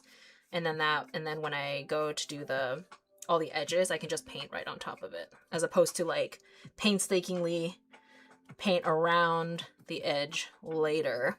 And what I love about this brush, or like, I guess the technique I'm doing, is you can still see the brush marks. So you can see that pink kind of like peeking through. And that was like kind of a big thing that I really wanted to embrace with working on this, was making it feel traditional with having all those like little textures and color variances kind of peeking through, as opposed to being like really obsessed with everything being super, super clean. And even still, I had someone be like, oh my god, I thought this was digital, when I posted the Wusan one, which is why I'm really glad that I had the foresight to post like little screenshots of me working on it. That way people know it's traditional. Because like, you put on all this effort and you're like, I want that credit. I want that credit that I put in the effort to do this traditionally. Ooh, with the pink peeking out, it's like a really fun peachy color, which makes sense, color theory. But yeah, it's really cute actually. In my color comp, it's like a butter, like a very, very pale butter yellow, but as it goes, traditional, you know, the unexpected things you just gotta like embrace. It's like, ooh, what? So yeah, you can see actually, if I were to do another layer, I probably could build it up to that kind of brighter butter yellow, which I think I want some of it to be that. So I used up all the paint, so I'll have to do this again. But let's do another pass. Your channel inspired me to get acrylic gouache, but 2 years later, I'm still afraid to use them. LOL. I've done maybe 2 incomplete paintings with it. It's so nice. They're beautiful paints. They are really beautiful paints. I totally understand why you're scared to use them. But as I said, you don't want them to dry out, because that's an even more tragic thing to happen than making quote unquote paintings that maybe you don't like. So this is my motivational speech to you to use the paints before they dry out. Although I will say, like, the packaging of them is really good, so long as you know, make sure the lids are on. Like mine, I've had some of my tubes I've had for like many, many years and they haven't dried out on me. So I will say that that is a bonus, or reassuring, if you're not to like scare you into thinking that they're going to dry out immediately. But, you know, I just want to encourage you to use them because they are beautiful paints and they deserve to be painted with, you know? But I get it. For a really long time, I had a hard time with using my like super nice watercolor paper for that same reason. I was just like, it's too nice. I'm never going to make anything worthy of it, blah, blah, blah. But it's like, it's meant to be used. For example, the paper I'm using right now is Arches, which is like my most expensive watercolor paper. And I did hesitate on that. I was like, no, maybe I shouldn't, but it's really nice paper and I have it, so I might as well use it. Which I must shout out my friend Kim, aka Mako House. She donated so much of her Arches watercolor paper to me. It was like so incredibly generous. I even told her, I was like, I will buy them off of you, because she didn't want them anymore, and she was like, no, I'll just give it to you. And I was like, oh my gosh, that is so nice. Oh, this might be maybe paler than I wanted, but actually regular gouache does dry different color, like from when it's wet. So let's just do it and then we'll see what it looks like. But I don't want to cover everything because we want to have, you know, the dimension. So purposefully trying to go fast.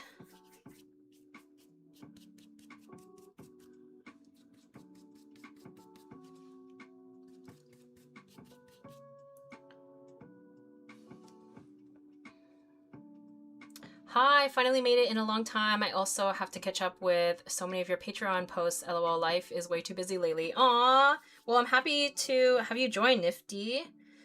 Hopefully life is still good, despite it being busy. I hope you've been well. I recently started watching older anime series that I've never gotten into, like Ouran High School Host Club, since I was an emo teen and only stuck with shonen and action fantasy series. It was so funny. Oh my god, I am so excited for you. I love Ouran High School Host Club. I love older anime. There's just something about them, you know? They hit different. So I'm very excited for this journey for you. If I can recommend anything, that's adjacent to Ouran High School Host Club that you might have not, you know, reached for when you were in your action shonen in your teens, is Kami-sama Kiss. I love that one. I feel like the humor and vibe reminded me of Ouran High School Host Club a lot. So yeah, that's my pick.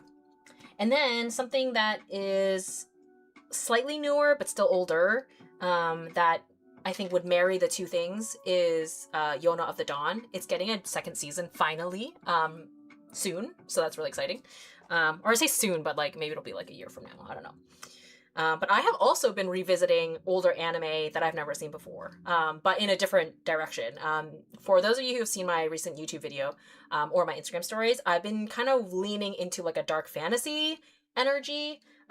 Growing up, I kind of pretty much only watched like shonen or shoujo. But now I'm like dipping my toe into kind of these like, yeah, dark fantasy series that I never got around to, or didn't even know about. I watched Vampire Hunter D, Bloodlust at a patron's recommendation. Alora, I don't think she's here today, but she always has really great recommendations for me. Vampire Hunter D being one of them, and absolutely loved it. So I was like, I need to watch more things in this vibe. So now I'm currently watching Trinity Blood, which has just the very, very early 2000s vampire vibes. I love it.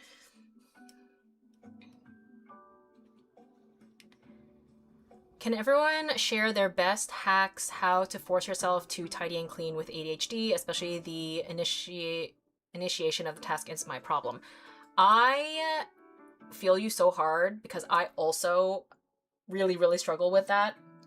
My apartment is currently a little crazy because of that reason. I have a really, really hard time with staying on task, especially when it comes to cleaning and chores. Honestly, the main thing that gets me to clean is having guests over. Like I need that like external deadline. Because otherwise I'm just like, I'll just walk around this giant pile of stuff. I don't care. But if I know that someone's gonna come over, I'm like, oh no. Like, we can't have them walking around on my pile of stuff. The shame is a powerful tool. Exactly. And it's even harder because I live alone, right? Like I feel like when I lived with somebody else, I was way more conscious of those kinds of things. But now that I live alone, I'm like, I don't care. I don't care that this shelf has a layer of dust.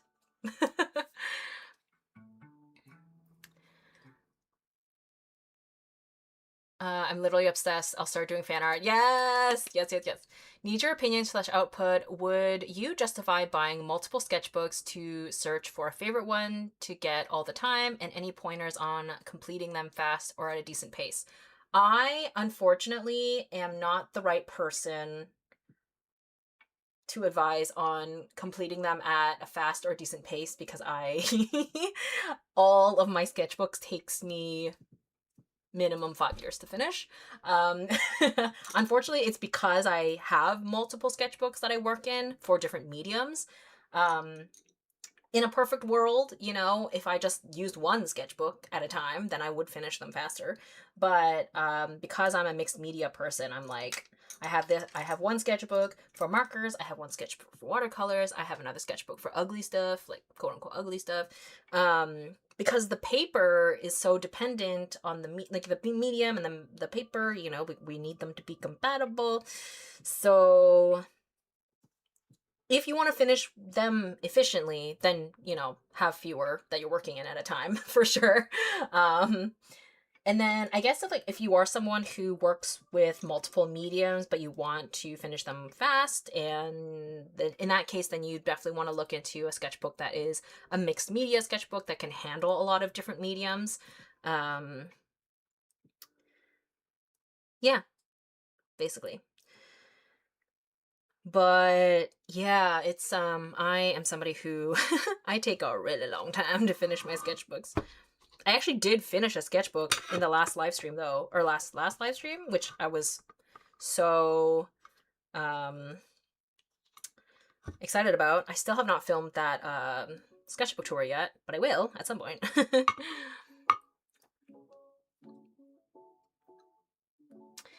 Girl, I know Kami-sama Kiss. I adore my baby boy. Tomoe, Yunho of the Dawn is on my to watch list since I saw it was praised a lot. Yay! Oh my god, I love Tomoe. Love Tomoe.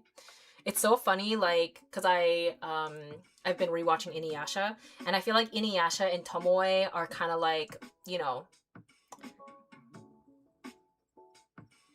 they're in the same genre of male lead, but Inuyasha is pissing me off so bad in comparison to Tomoe because he's so wishy-washy between Kikyo and Kagome. I'm like, pick one!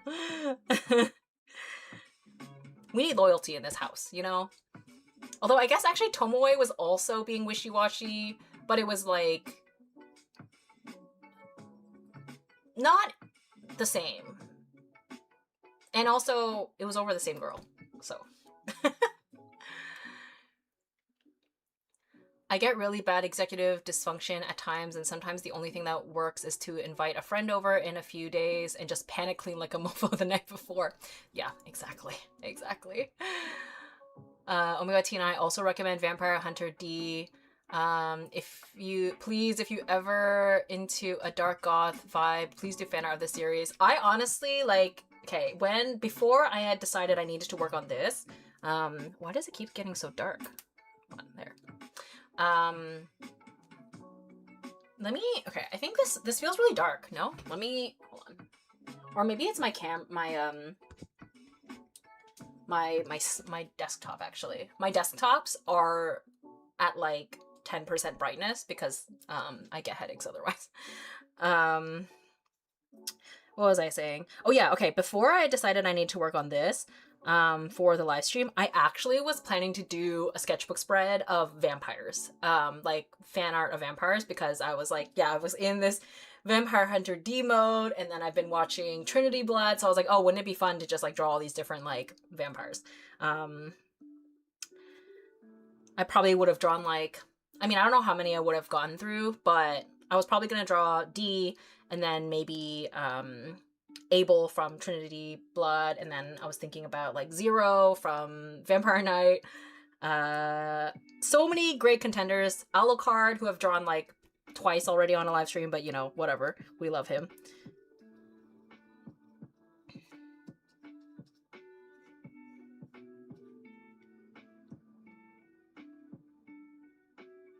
I do everything with headphones or do it while I call a friend. Ooh, calling a friend. That would be helpful, actually, to like keep you entertained. I'm crying over the fact that Oran High School Host Club is officially an old anime now, 20 years. I know, it is. It's honestly crazy. It is really crazy to think that it's considered old now, because like in my brain, when I think old, I still think like 80s, right? Like an 80s anime. But we are unfortunately at a point where it is old. Like some people in this chat room were probably born after Noran was made, which is crazy. Lucky Arches is like $15 a sheet or $32 for a pad, and I recommend Vampire Miyu and Vision of Escaflowne.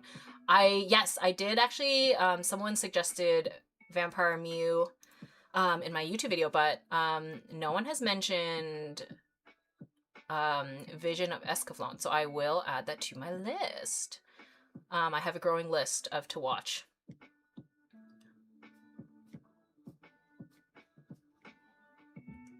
Oh my god, if the file will open, hello. My computer is really, it's struggling. It's like, you're asking too much of me. You want me to live stream and open up a Word document. Okay. Okay, we're just gonna go old school. I gotta write it down. I've been meaning to, you know, like ask my engineer friend how to like upgrade my computer, but I've been lazy.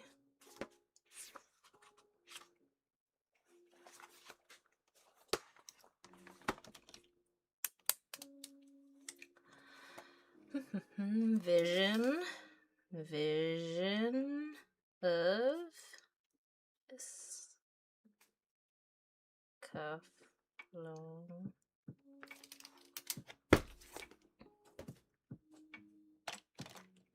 Also, if you have time to check the manga as well, because the anime is just exquisite, but the art style in the manga is just gorgeous. Regarding Vampire D Bloodlust. Oh my god, I know. Okay, that is like a huge dilemma of mine right now, is I know that all of these anime recommendations, the manga art style is going to be like even better. That's just always the case because, you know, animation versus drawing, very different, like just drawing a still image is so different. But I guess maybe it'll be one of those things where like I check out the anime and then like if I'm super compelled then I'll check out the manga, but you know, we only have so much time in a day. So we'll see how it goes. But yeah, I am enjoying this journey. I'm excited. Okay, next is, do I do the ruffle, maybe? The ruffle or the background or their hair. No, let's do the ruffle. Let's do the ruffle. Okay. Which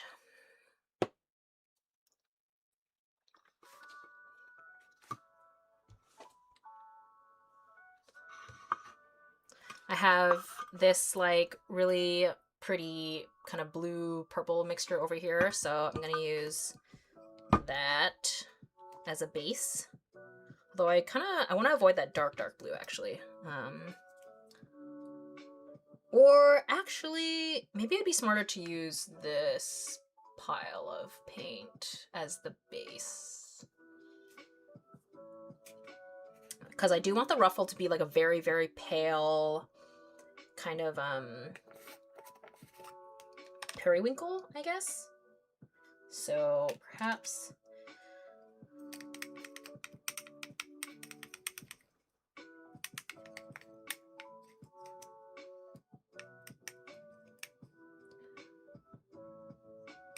yes, vampire spread only, please. Oh my god, vampire fan art spread sometime would be so fun, wouldn't it? Oh my god. Okay, maybe for the next live stream. And then yeah, I think that would be really fun. Because I feel like it's been a really long time since I've used my alcohol markers, and so I was like really hoping to use them for the live stream, but this took priority, which I'm not mad about, obviously, but I'll get around to it. For my Patreon exclusive video, which I will do next week, I think I'll be doing, for Pride Month, I think I'll be doing a spread of, like, queer characters, in the sketchbook, which I think will also be really, really fun.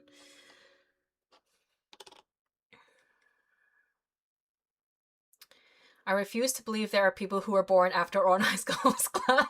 I know, I'm sorry. I'm so sorry. But seriously, it's really crazy. It's crazy out there. The kids are getting, they're born in the mid 2000s, late 20, I don't know, man. It's getting crazy out there. Actually, now that I'm thinking about it, I'm like, wait, mid 2000s? They're like not kids anymore. Ah! Okay, why? And then I have this purple here.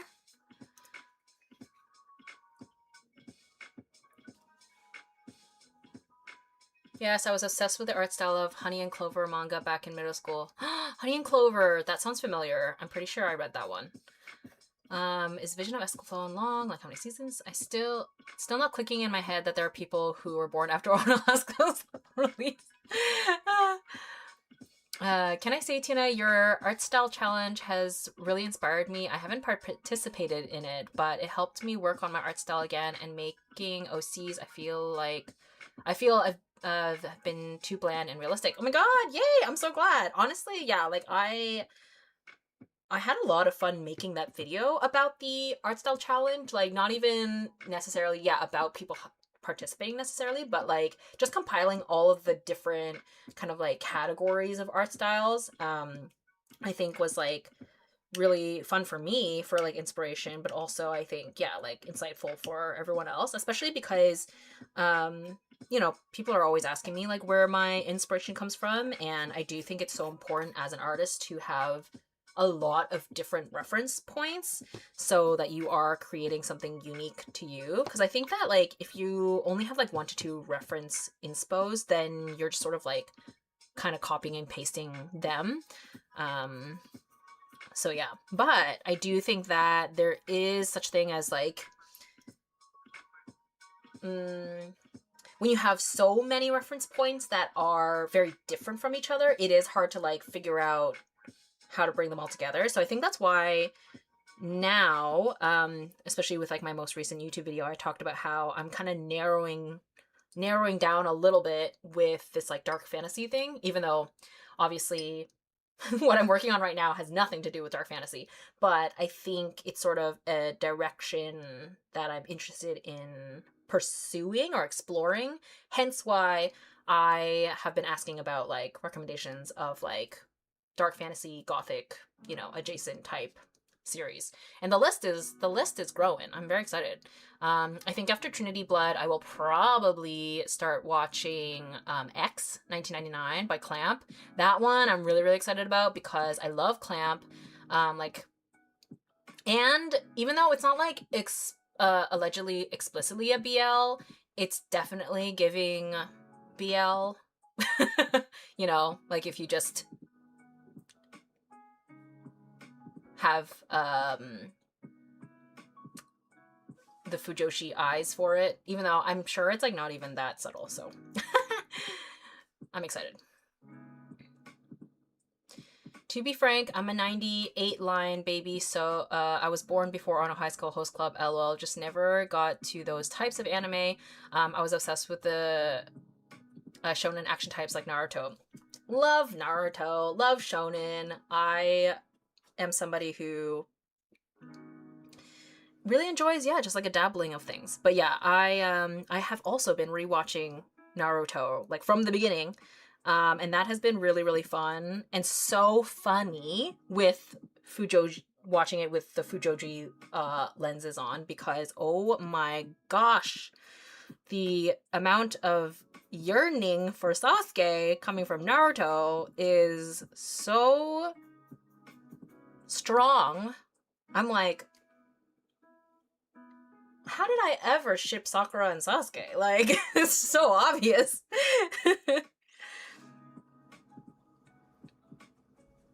It's very funny.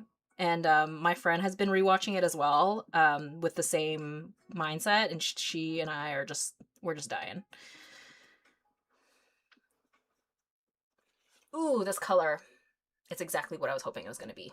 That is delicious. Let me zoom you guys in a little. Wow. Just this like periwinkle. Love it.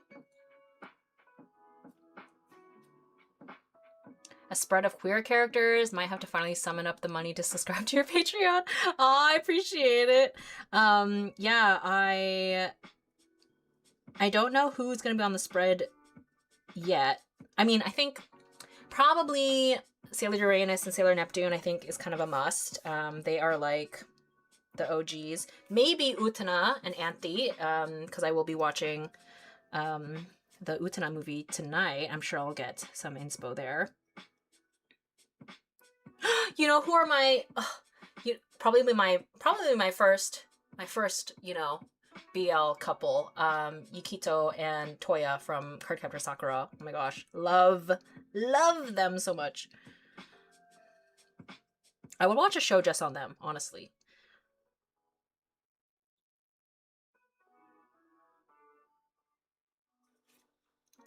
Oh, I'll definitely have to do a few layers of this because it's not very opaque, and you kind of see as it's drying down, it's like getting a lot darker. So clearly the mixture that I've made is very, very watery. So actually, before even that, I'm gonna add more white to it so that it's more opaque. Everything Clamp makes is gay in my professional opinion. Absolutely, 100%.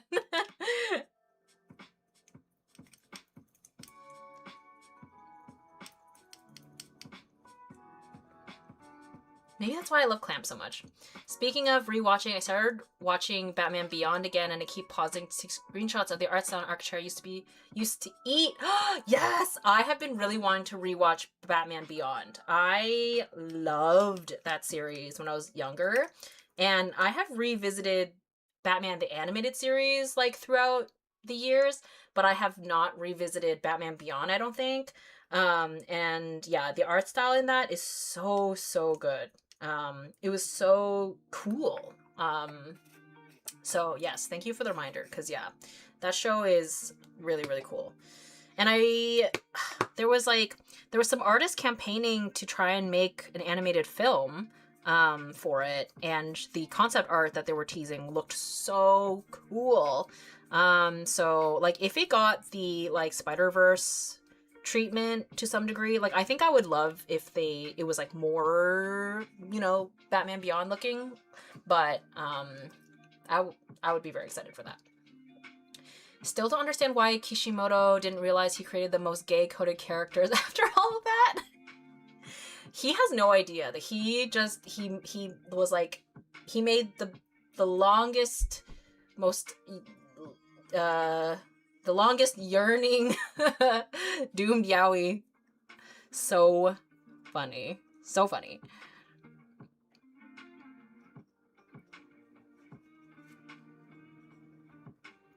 Like, the significance that is placed on their friendship, quote unquote friendship, and like their bond with each other is like way beyond anything that they have with like the female characters that they end up with.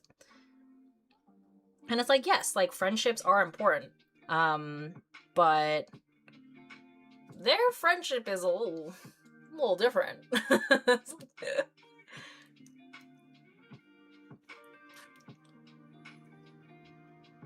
I mean, the Gaara rescue arc, the way Naruto went hard to rescue his fellow Jinchuriki, like, oh my god, I love seeing the edits of, like, Gaara is, like, the second male lead that unfortunately didn't get the guy, because he clearly was also pining for Naruto, like, obsessed.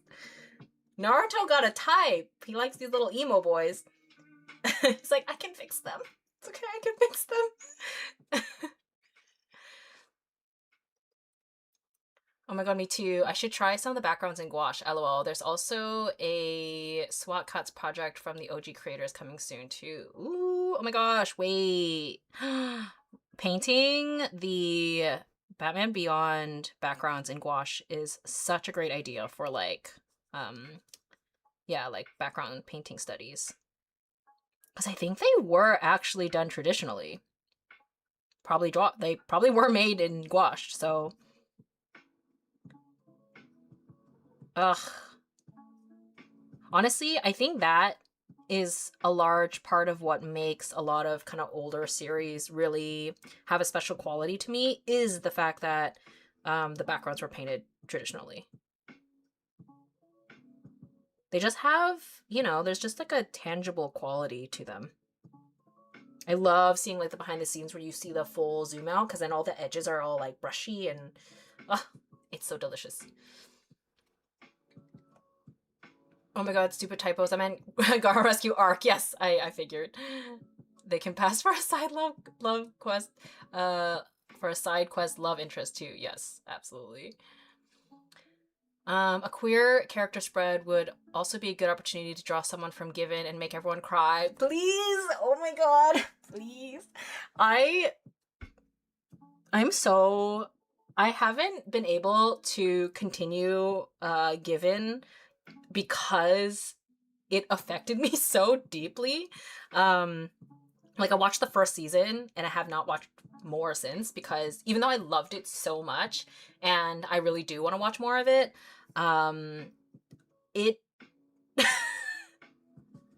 I was just like constantly bawling my eyes out. Oh my god, that series. It's so beautiful though. It's really beautiful.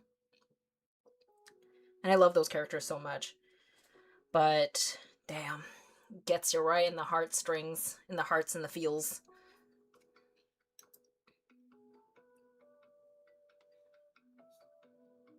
Gotta. The other woman confirmed. Literally. Hello, I'm a bit late today. Hope everyone is doing well. Welcome, welcome. Happy to have you. You've arrived at the right one, because we're doing another Ateez. That wasn't the original plan, but here we are. My Ateez agenda continues.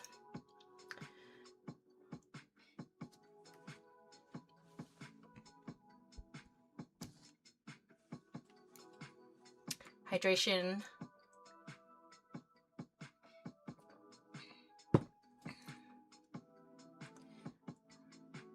Honestly, I need more Batman Beyond content. Like, I'm trying to get into the comics because there's just so little good cartoons and I can't keep rewatching Young Justice.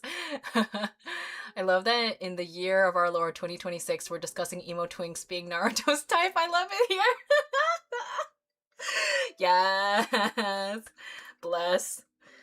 I love it. I love it. I love being a fujoshi. I love being a fangirl. It's my favorite thing ever. I think that's my true calling. Honestly, like being an artist is just a vessel for that. Of like I need an outlet for my fujoshi and fangirlisms. That's really what it is. And it's a vessel to connect with my fellow my fellow my fellow people, my community. I agree with the traditional backgrounds opinion. Modern digipaints are gorgeous, like the clouds in Freerun. But there's this almost mystical effect to a traditional background. Yeah, I agree. I totally agree that like there are many beautifully painted digital backgrounds. Like I remembered really loving the look of Steven Universe. I think it's so like clean and like cotton candy for my eyes. But yeah, traditional just has a very different feel to it.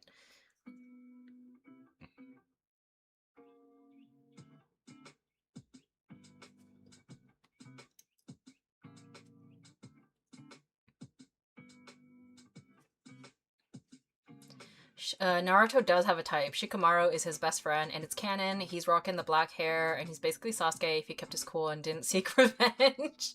I love Shikamaru. Rewatching Naruto now. So like when I was a teenager, Sasuke was probably my favorite character because I was just like, ooh, broody emo boy. Like that was totally like that was my type. I was obsessed. But now as an adult, I'm like, Shikamaru is the best. Like I freaking love him. Also Rock Lee. I have a very intense special place in my heart for Rock Lee because he's so earnest and it's so sweet and I love it. He should have got the girl. Like him and Sakura I think would have been a magical turn of events.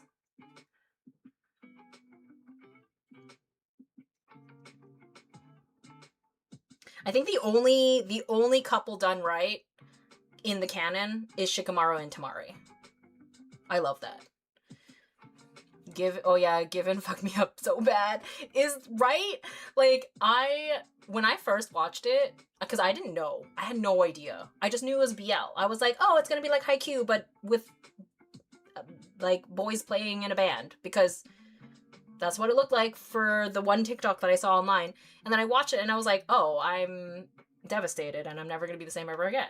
And then whenever I was like, I remember I had like an anime playlist and I put the Given soundtrack songs on that playlist and I very distinctly remember this. I was at the grocery store and Shuffle played one of the songs and I was like, I'm gonna be crying in aisle 3. Like, this, what is happening?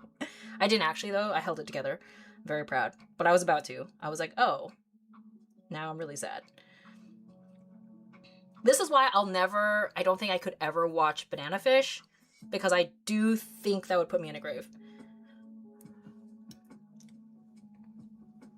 What's Given about? Give me a sales pitch. How does one even begin to describe Given? Some boys form a band, sad gay shit, and some less sad gay shit, and we all cry about it. Okay, what is my actual sales pitch? Okay, wait. I will say, before I do my actual sales pitch, I will say, my assessment of thinking it was gonna be Haikyuu but with boys in a band is not completely wrong, because I found out that the creator of Given actually started out doing Haikyuu doujinshis. So the male lead is like a dark-haired, sort of reserved boy, very Kageyama coded. And then the male character is a twinky little ginger, aka very Hinata coded. But the personalities are a little different. but yeah, it's like a coming of age story about these two boys in high school who decide to start a band together.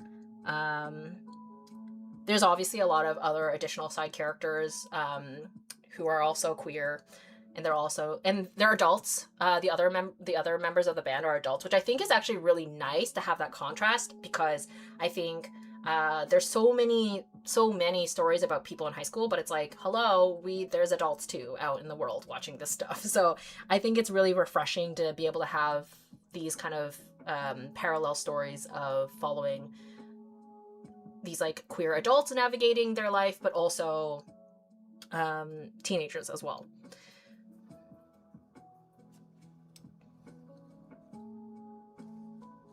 Okay, but like, yes, there's like some really, really devastating elements to the story, but it is hopeful. Like, everything is toned with, like, it's very hopeful in the direction that it's going. It's more like tragic things has happened in the past and we are healing from the tragedy.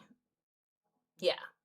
Whereas, like, it's not like, oh, it's gonna be a super tragic, sad ending and we're, like, all gonna be distraught, you know? Does that make sense? Because I'm somebody who, I need a happy ending. Like, if we have some angst along the way, then I'm okay with that. But I need it to be a happy ending. Which is why I will not be watching Banana Fish. And this is why I look up spoilers. Some people think I'm insane for that, but I do it for my own mental health. Sad gay shit is my thing, so I'm gonna hop onto this ride. Yes, excellent. Anyone else seen that one fan artwork of Rock Lee that on top of the new older Aang fan art influx where I'm being well fed? Can you share with the class? I don't think I have seen this Rock Lee fan art that you speak of. Hi, Tina. I hope you and everyone else is having a nice day. Oh my god, hi, Laura. Hi. We are, we're deep in the BL talk, I guess. Yes, adult queer media. I know, we need more of that, right? Right? For reals. It's always in high school. Why are we always in high school?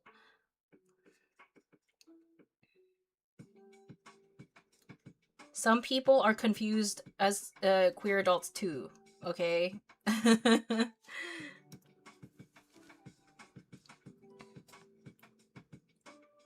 I refuse to let people see me watch dramatic anime because I need tissues and everything. I'll for sure ugly cry on a solo walk if the Ranking of Kings opening 2 comes on. I feel you so bad. Like, I cry so easily at stuff. It's like, it is kind of embarrassing. You know what? It's gotten to the point where just recently, and I'm like, am I a genius? I now, when I know that the thing that I'm consuming is gonna make me cry, instead of tissues, I straight up now just have like a tea towel. Because I'm just like, be real. You're just gonna be like bawling your eyes out all evening. And this is just more efficient and also more economic. So that's my hot tip. Okay, you sold it to me. It shall be consumed. Excellent, excellent. I totally agree on the happy ending. I always look up how a show ends. Thank you. I found my people. Like, I remember telling my friend that I looked up like a million spoilers about Attack on Titan, and she was like, what? She's like, why would you do that? And I was like, what do you mean, why would I do that? I can't handle all the deaths without being kind of mentally, emotionally prepared. Yes, agreed. Given very much has a found family, finding yourself, trauma recovery element that's very hopeful and healing. Yes, exactly. And I think that is what I need in my life. I don't want just like straight up tragedy. I don't want that. Like, I think especially because the world is on fire. I'm in a place where I'm like, I need escapism from the reality of the world. I don't need it to be sad. I need it to be hopeful. But obviously you need that balance, right? Like you need the sad with, it makes the hopefulness really hit. Oh, I just realized it's out of frame. We'll zoom out. Oop, nope, zoom out. There we go.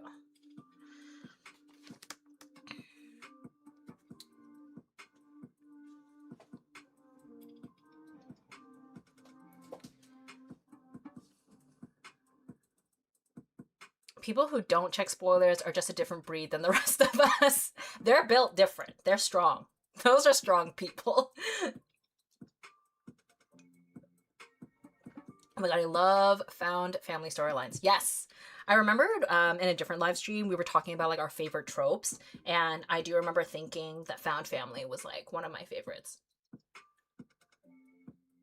Oh my god, did you see the trailer for season 2 of Avatar: The Last Airbender? Toph looks and sounds perfect.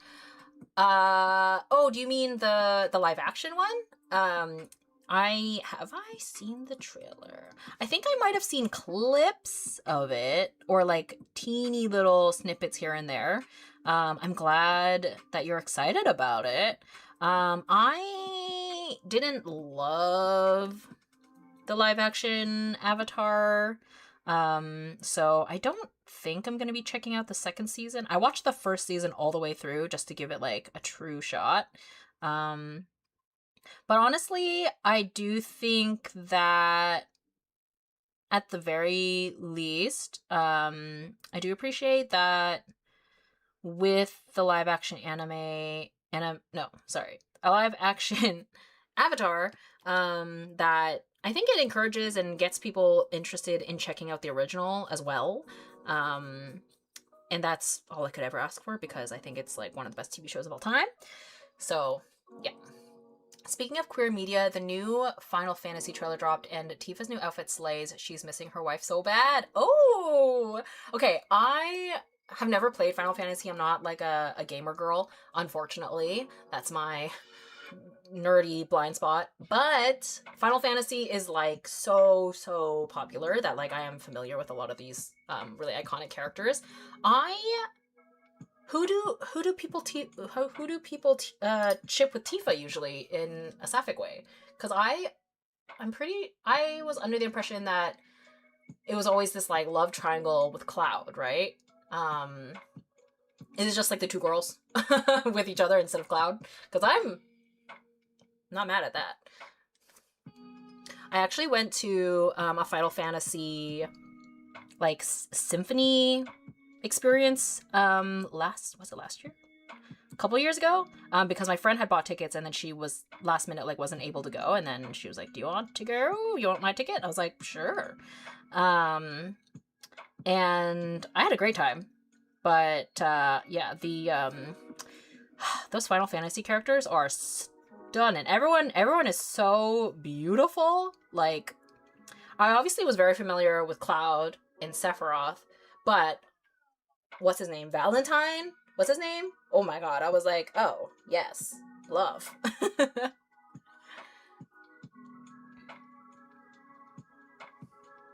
Yes, I need the comfort with the hurt for sure. Exactly. You need the balance, you know? You need a balance.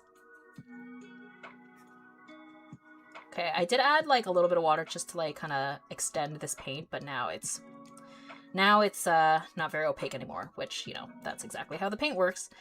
So I'll have to do another pass, I think, on some of that.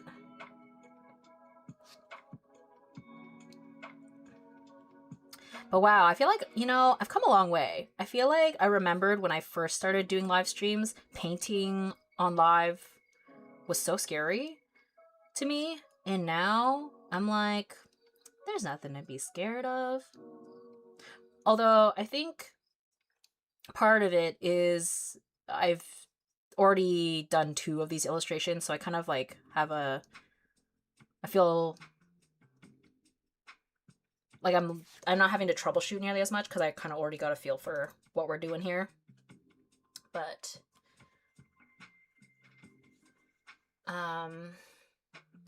Yep, Aerith and Tifa are together in my head. Cloud is in an enemies to lovers to enemy situation with Sephiroth, if you ask me. Honestly, I love that. That makes more sense to me. Also, I hate love triangles. I hate them. Which is so funny because when I was a teenager, I loved them. I like ate that up. But now as an adult, I'm like, no love triangles. No love triangles. Don't give me options, because I almost always end up liking the second option. I don't know why. It's so frustrating. Second male lead syndrome. I got that bad.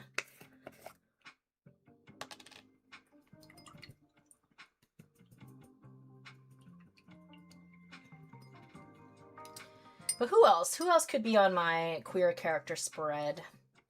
Oh, you know who I was thinking of doing? This is like a deep, deep cut, which I'm not sure if anyone here is gonna know, but was very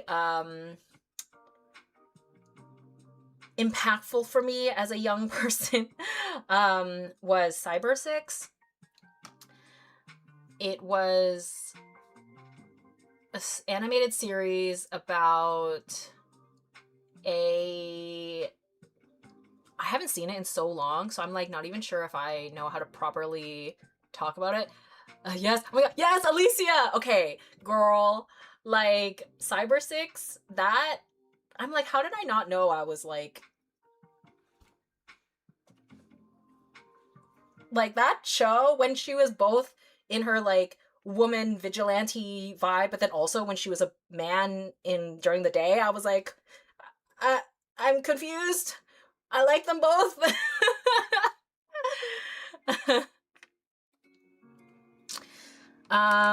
Okay, hold on. Let me just get, I'm just looking it up so I can properly explain it to everyone. It was based on an Argentinian comic strip series. Oh, yes, okay. Comic book series published in 1991 and then made into an animated series. But anyway, she's like a very cunty, badass, kind of Bayonetta vigilante by night, but then like a very handsome, dapper man during the day. She's like a professor or something.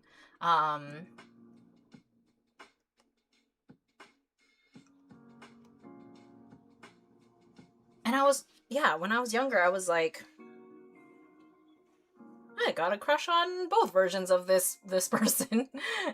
And then she also does have like a male love interest, and I think he also is like, what's going on here?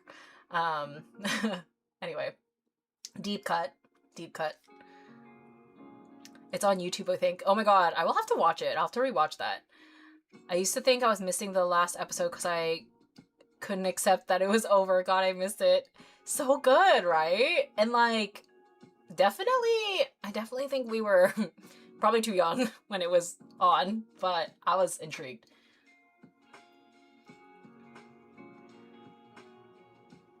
I recommend reading How to Keep House While Drowning, and I also made this little plan of my apartment with days attached so I can clean certain areas throughout the week. Oh my god, that is so efficient.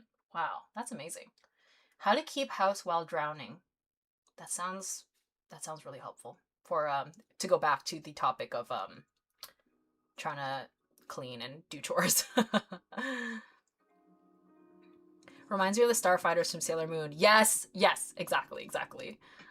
Very that. I've been wanting to rewatch that arc specifically of Sailor Moon.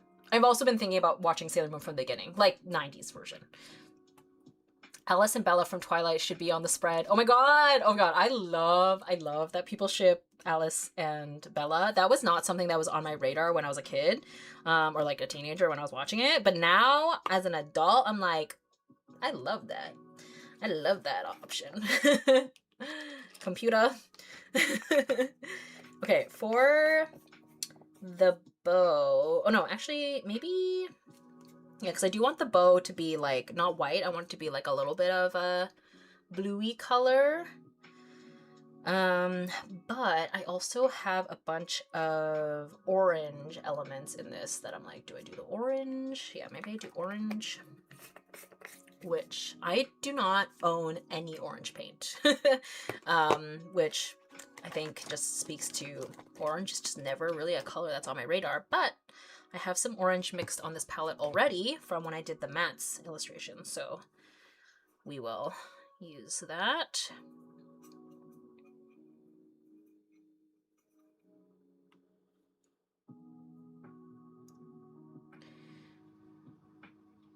No, I found the ending track for Cyber 6. Why am I tearing up? Oh my god! Isn't it amazing? Like, music, how music just sort of like,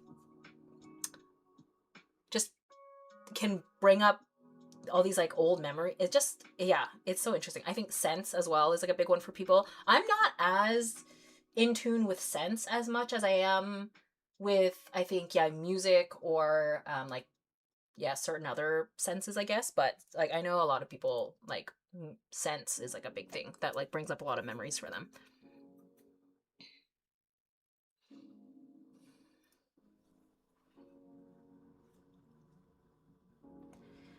The three stages of being queer are watching Oron, Naruto, and then Utena. Being confused about gender, and then only after getting obsessed with male K-pop idols you realize you're gay. Did you just crawl into my brain just now? That is so funny. That is incredible. Wow. Mm-hmm. Yeah, that's really funny. I have never had a unique experience, clearly. Yeah, the realization when you're like, why am I only attracted to male K-pop idols and fictional characters? Like, what is going on here? Because at that point, it's like male K-pop idols, like they are essentially fantasy anime men in my brain at this point anyway, because they're like these like perfectly presented, you know, unattainable, fantastical beings.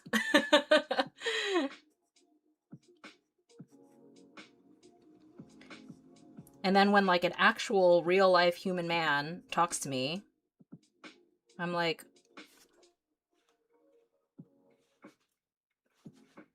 get away from me, get away.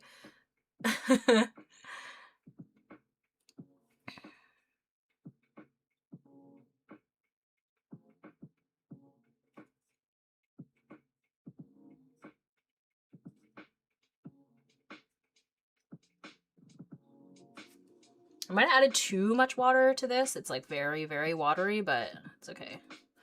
We'll just do another pass at some point. What else is gonna be orange? This.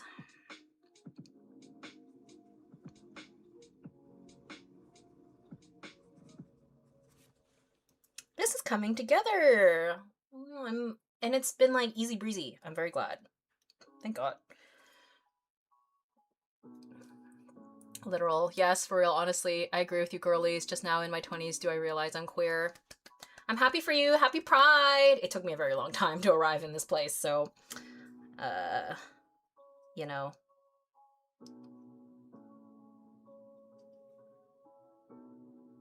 Girl, we need a live stream where you rank your favorite queer characters. That would be really fun. I'm realizing like it's such a shame that like there's all these things where I'm like, oh, wouldn't this be so fun to do for Pride Month? But you know what? It's Pride all year round. So I can do these things whenever. But I do think that would be really fun if kind of like the male husbando ranking. I mean, I still have to do the girl one, or the waifu, whatever. But I do think it'd be really fun to have you guys submit your favorite queer characters and I can rank them. And it can be like, I feel like it'd be fun for it to be, you know, like queer coded and like doesn't have to be canon, but it's sort of like, but the fandom has accepted such. K-pop idols are fantastical beings until Ateez members get drunk. God, I love them. I need them to do like a 17 TTT episode, like where they just like rent a cabin or an Airbnb out in buttfuck nowhere and then just like play games and get drunk and just like have a big old slumber party. Like I need that content. Cause I just love seeing them like let loose and be goofy with each other.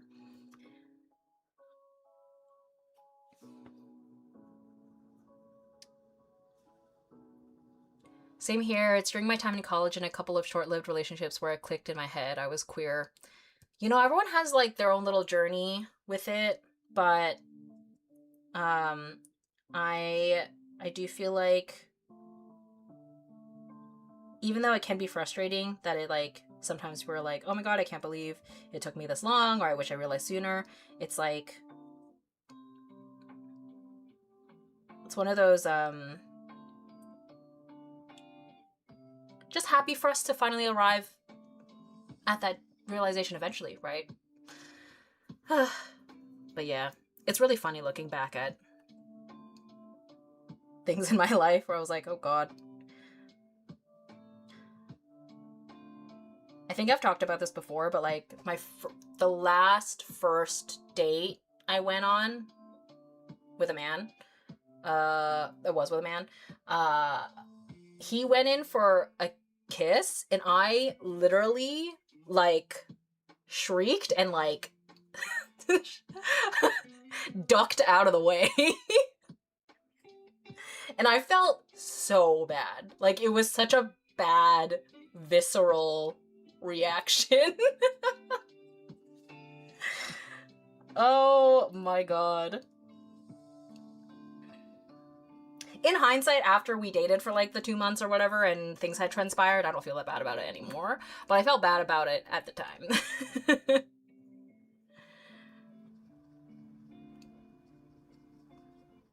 But that was the last person I dated, and that was a long time ago. And I'm like, never again. No, thank you.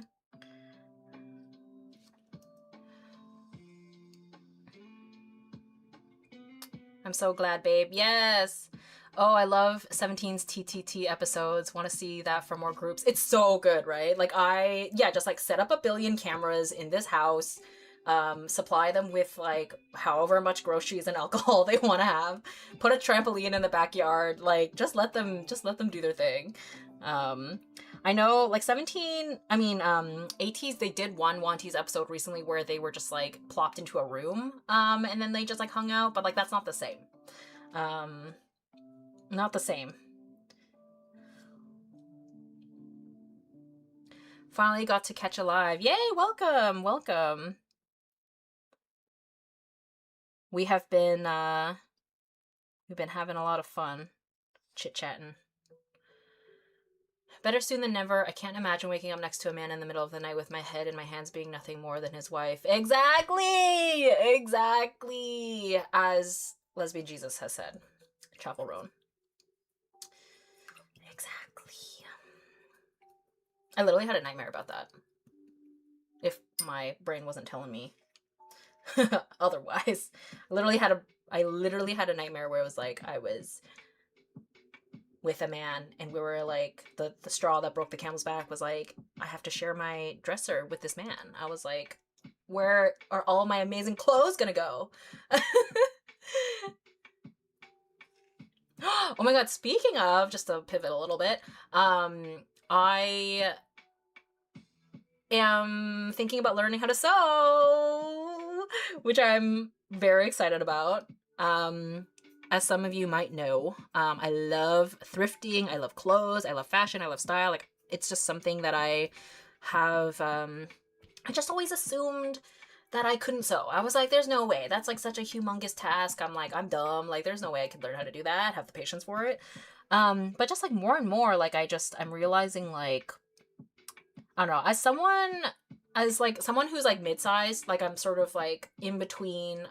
I always end up kind of landing like extra large, but then like sometimes I'm still too big, but then I'm too small for plus sizes. That's mid-size. Anyway, being a mid-sized person, but also being interested in like a very specific kind of type of fashion, it's really hard to find a lot of things that fit me. I feel like I'm always looking at things online and I'm like, wow, I really love that, but then it's like not available in my size. Or there's just like a lot of styles that are just like not really available to me. So and as someone who thrifts a lot, like, you know, it's so nice to be able to like alter and, you know, get the clothes to fit you like exactly the way you want, or just like upcycle them or whatever. Anyways, and I kept like trying to find ways around having to learn how to sew. But I'm like, you know what? I should just learn how to sew. Like, why not? Why not? You know, I feel like I've taught myself a lot of things, so I should just do it. So anyway, the past week or so, I've been like researching a lot of different kind of what sewing machine to get, and like, you know, just like looking up, kind of getting started, just seeing if it's like realistic for me. And I think the thing about sewing is like that's like a lifelong skill that's just good to have anyways. So yeah, it just feels, I can't believe I kind of been humming and hawing over this for so long. It's really just a self-confidence thing, I think. But I think I'll be really excited to be able to like use a sewing machine.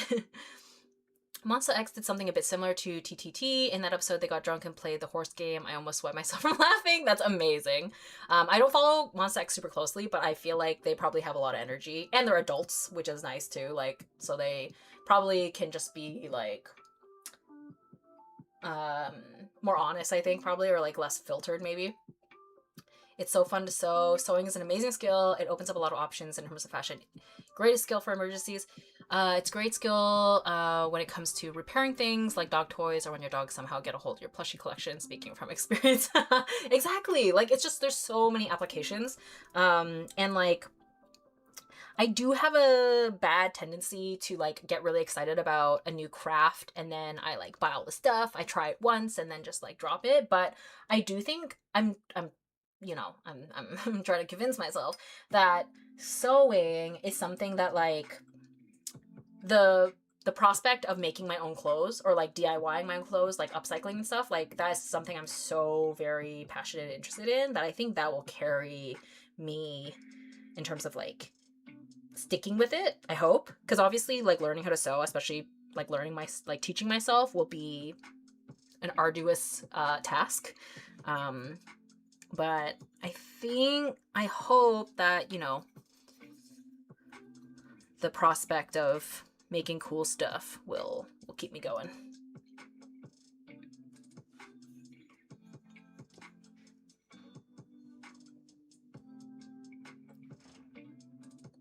Finally on time for a live. Oh my god, hi girl.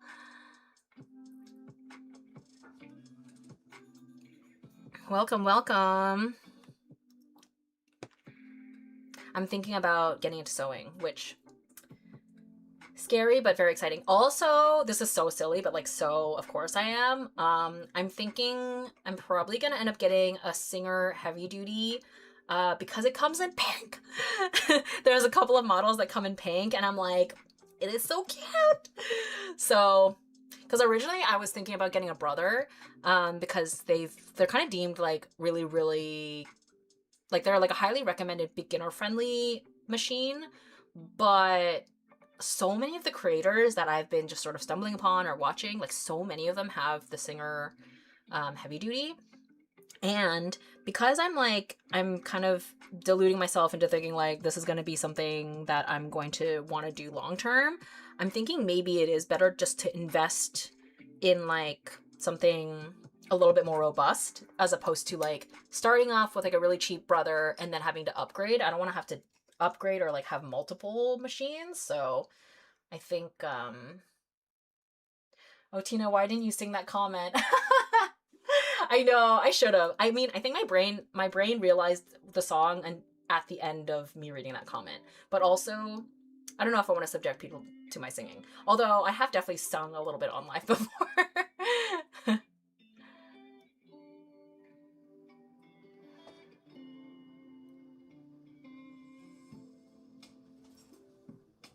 Oh yes, I saw the model. So cute, right? There's like a baby blue one too, which is also really cute, but I think I'm leaning towards the pink.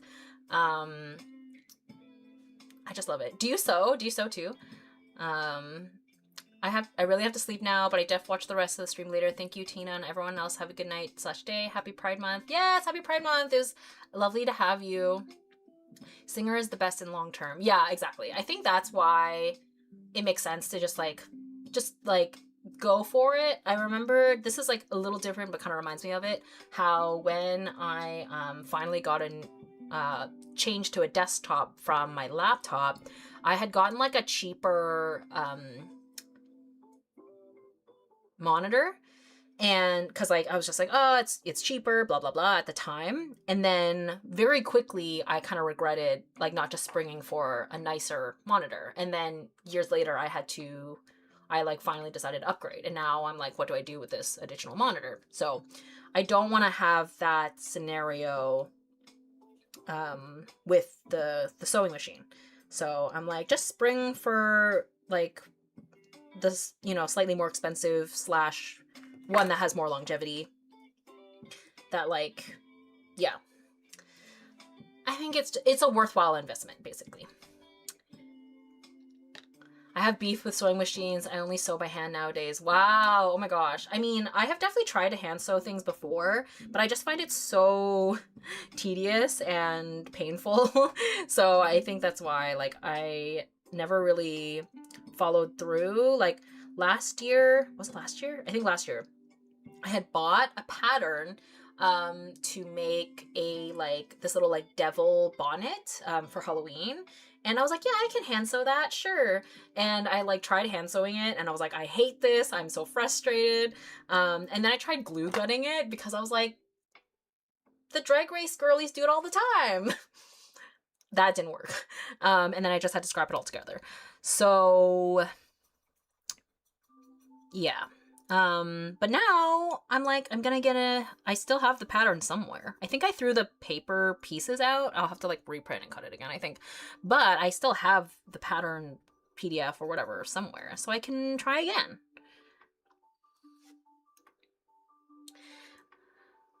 But since I ended up buying a crocheted red hood bonnet thing, I think it'll be cool to make it out of like a different material or color or whatever, just have variety. But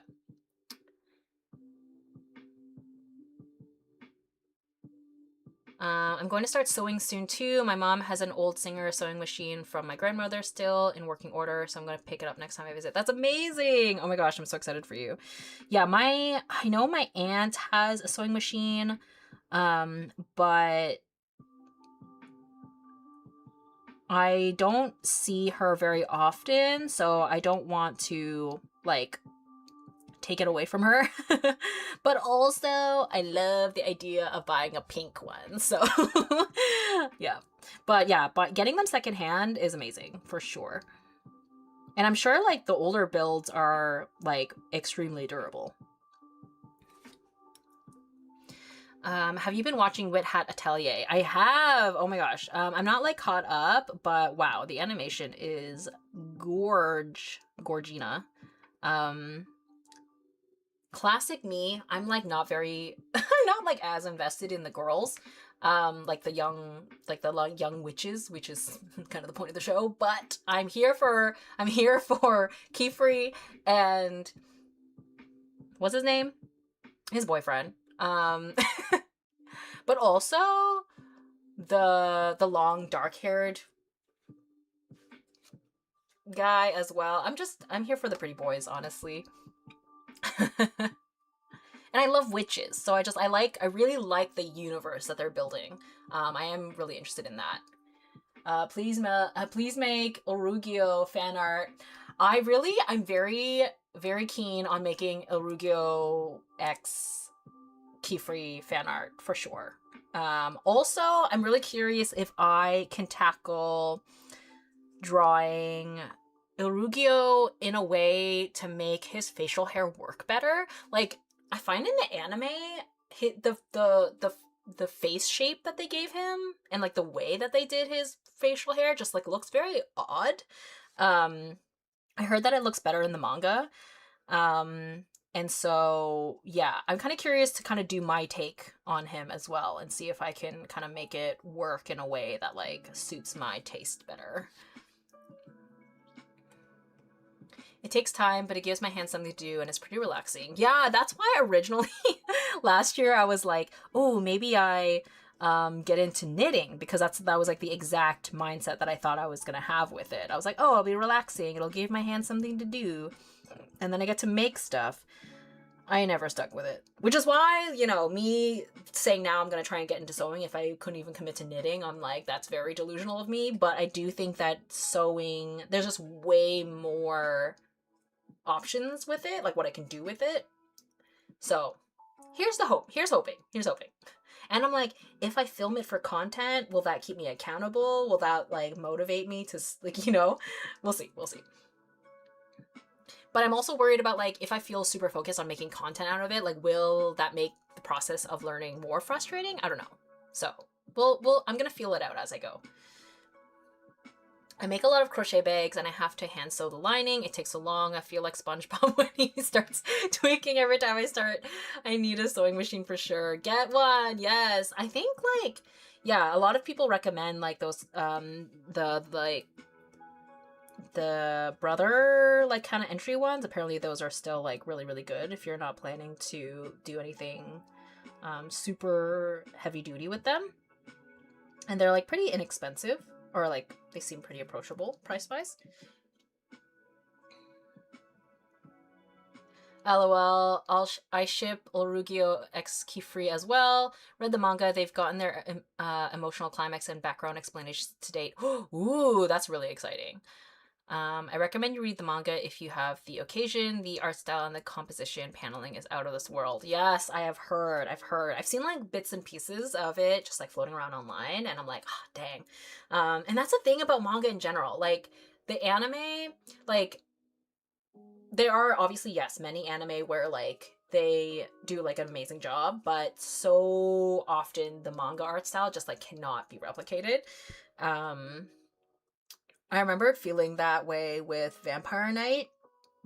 I was someone who was, like, obsessed with the manga when it first came out on in Shoujo Beat, and I still am obsessed with that art style. And then I remember when the anime came out, I was like, what is going on? I was like, they did not do this art style justice. But then obviously the story itself sort of took a turn, and I was like, oh, I don't know about this, which is so tragic, because I just feel like I loved the potential it had. Knitting is for people who really enjoy oil painting, not really for the girlies who get impatient while waiting for watercolor paint to dry. Okay, that's actually a very good comparison, because I am that girl who is too impatient for oil painting. Sewing is also great for making your own merch if you're broke. Some cheap felt and cushion filling, and now I have Dweki hanging on my bag. So cute! I love that! Oh my gosh, that is so fun. Yeah, honestly, like, okay, I'm like, now I am getting into, like, delusional, getting ahead of myself land, but I'm like, wouldn't it be cool if, like, way down the line I was able to, yeah, make merch of some sort? Like, I don't know. Like, to be realistic, I thought about, like, oh, what if I order, like, a bunch of shirts to be screen printed or something, and then instead of them just being plain t-shirts, I can, like, sew little lace trims on the ends. Or, like, I have a grommet machine. I recently got a grommet machine, so I could, like, put grommets in them. Just, like, you know, like, accessorize them, or, like, just, like, add a little something to them, as opposed to just having, like, plain t-shirts.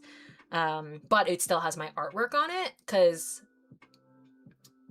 then it feels like a little bit more unique. But again, that's, like, I'm really getting ahead of myself type of deal. But that's something that I think would be really cool as an option down the line. Something to think about. Something that I also thought about, which is, like, more realistic in the more nearer future, is I love the idea of upcycling and decorating ties.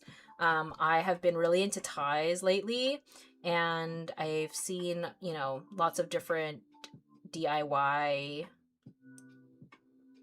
things that people have done with ties, and I think it's so fun.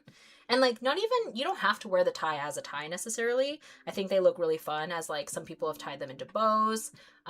You can wear them, like, on your belt loop. You can wear them on your bag. Or you can wear them, like, as if it's, like, a skinny scarf. I just think they're really fun. And I'm here for just, I don't know, diversifying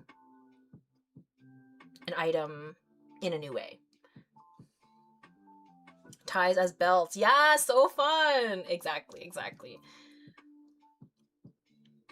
Rosario Vampire was that for me. Like, I remember loving the manga art style, and I got so mad at the anime. The pretty drawings helped me excuse the problematic plot. Yeah, it'd be like that sometimes. I think someone recommended me Rosario Vampire. I think I have it on my list. Pretty sure. No, I don't actually. No, someone recommended Rose and Maiden. So different. Yeah, same with clay figures. I learned to make polymer clay figures because I want to make merch for my BL Manhwa series I read, and I want to recreate some skull pandas as well since they are expensive. Ooh, oh my god. Do you want to share with the class what BL Manhwas that you want to make merch for? Very curious. I am a big consumer. I love skull pandas as well. But yeah, I get that. I have one right here on my desk. I love her. This was my first skull panda / blind box, I believe, that I got on my first Japan trip, and she's like probably my favorite thing ever. Like, or my favorite blind box figure. She's so me, isn't she? Like this color palette. Ugh, I was so excited when I got her. I remember really liking that series as well. I thought like all the characters in that looked really good.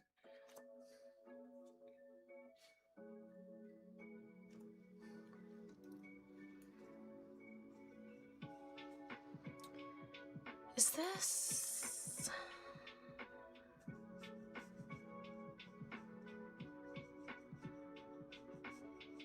I don't know if this is maybe lighter than I want, but it's okay. I'm just gonna do it anyway because we need to make this more opaque. Anyways, she really is you. Thank you.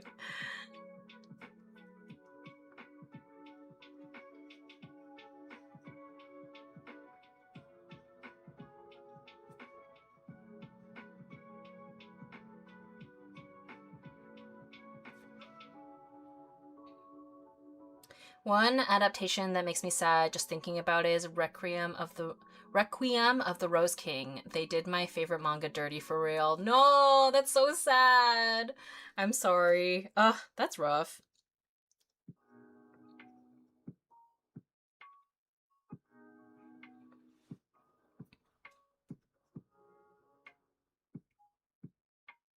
You know what's really interesting? Apparently, like, especially kind of in the early 2000s and 90s, I think, apparently a lot of anime, they purposely were only made with the intention of it being like one season, so that it was like its purpose was just to be advertising the manga without like the intention of like just doing the like adapting the entire series as a whole, which is the reason why Ouran High School Host Club is just like the singular season. That's what I've heard anyway. I have not like fact checked, but this is just something I've heard, and I'm like, that totally makes sense. Why there's like, especially I think shoujo, there's like so many series where they just got the one season and then that's it, which is so annoying. I want more, because it's like, yes, I like reading manga, but there is something really special about anime too, like with the voices and the singing, and like I think with Ouran High School Host Club especially, I think so much of the humor works really well animated. So yeah. Anyway, that's my campaign, my continued decade-long campaign to have a second season for Ouran High School Host Club.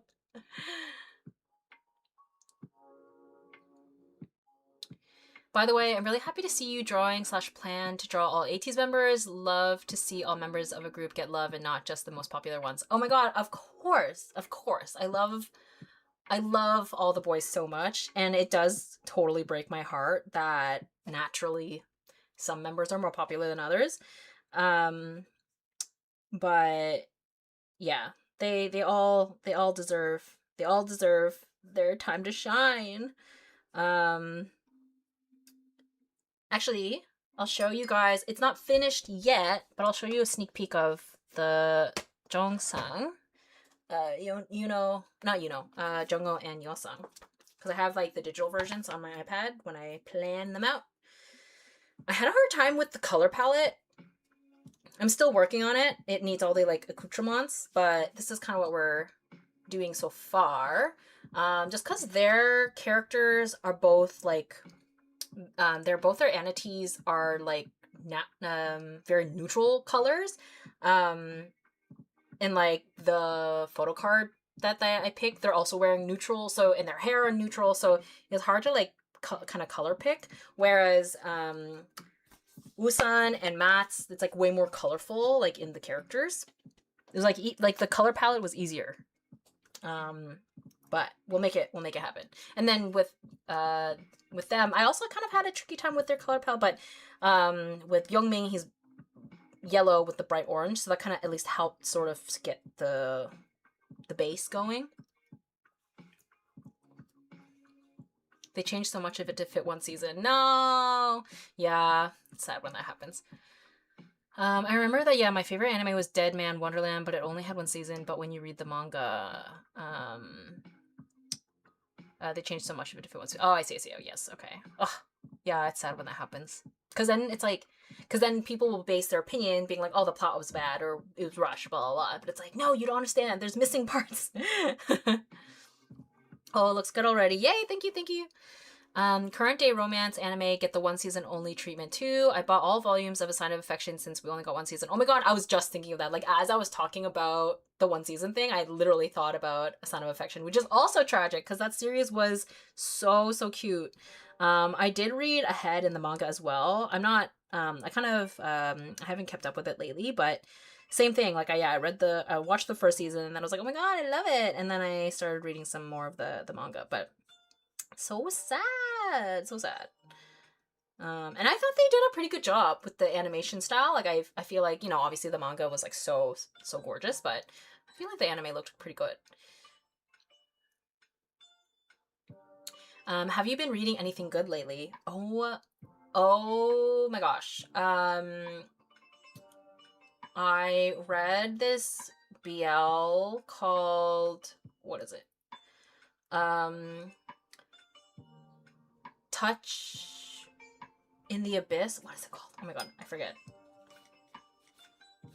What is it called? Hold on. It tragically is like a one-shot. Touching, yes. Okay. No, Touch Within the Abyss? Touch Within the Abyss by Moyori Mori. It's just like a one volume, but oh my god, you guys, I was bawling my eyes out. It was serious. That's when I was like, I need a tea towel. Like, tissues are not enough. I was like, I need a tea towel to like dry my face from just like the waterfall of it's, the art style is so stunning. Like, every panel I was just like absorbing. It was so beautiful. And the story itself was like so sweet and tender, and I was just like, I'll never know love like this. Oh my god. Anyway, it's about a mafia member, perhaps. Is he in the mafia? Is that the right word? He's like a hitman hire, mafia. He anyway, stumbles upon someone he had met in his past who is blind, and they heal each other and they just have a beautiful bond. I don't know how to describe it. It was just like the most stunning thing I've ever read in my life. And it's Somi's voice actor. Oh my god, the best part of the anime. Yeah, I agree. See, that's the thing too about anime. It's like the voice acting plays a big part too. Like, it can make or break, but I do think they did a good job. Oh my god, I love this one. Yes, it's so good, right? Check Bride of Ignat. That's her newest manga. Oh no, I know. Oh yes. It's such a crazy pivot, like, to go full fantasy with that one, but I'm like, versatility.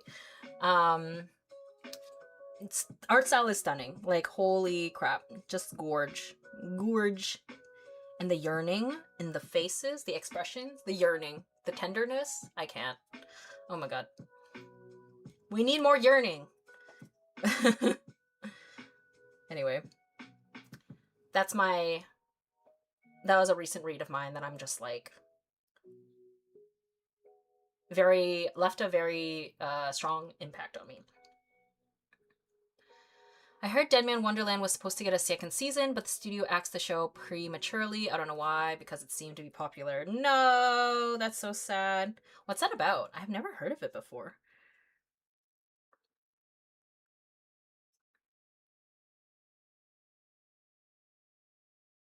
Oh, actually, while we're here, if anyone, you know, wants to present any very, very tender, romantic, happy ending BL manga, feel free. If they're complete, that's even better. It's so... I'm so impatient when we have to wait.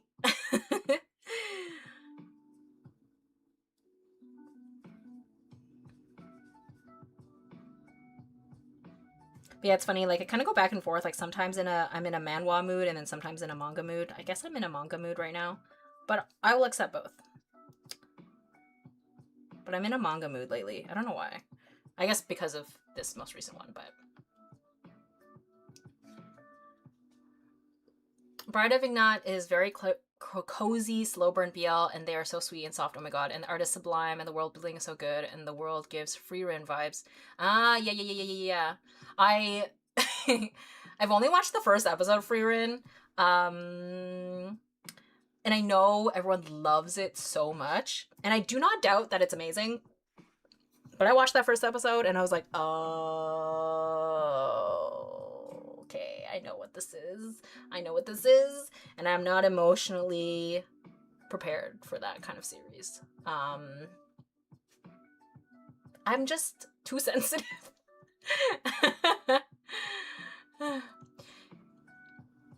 That's what I'm going to be working on for my clay figures. I want to make Rita figures. I'm obsessed with him. Ooh, that'll be so fun. The red hair, like the super red hair, and like his ornate outfit. I love that. Dead Man Wonderland is like Future Diary, but the characters matter. Are you into games lately? I'm actually not a gamer, like, at all. I joke that it's my nerdy blind spot. I don't play games at all. I was really enjoying all of the Tomodachi Life clips that people were posting online, specifically Ateez and like anime related ones. But yeah, I don't game at all. And you know what? I think that might be for the best, just because I'm very easily distracted from work already as it is. And I'm like, I don't know if I need another distraction.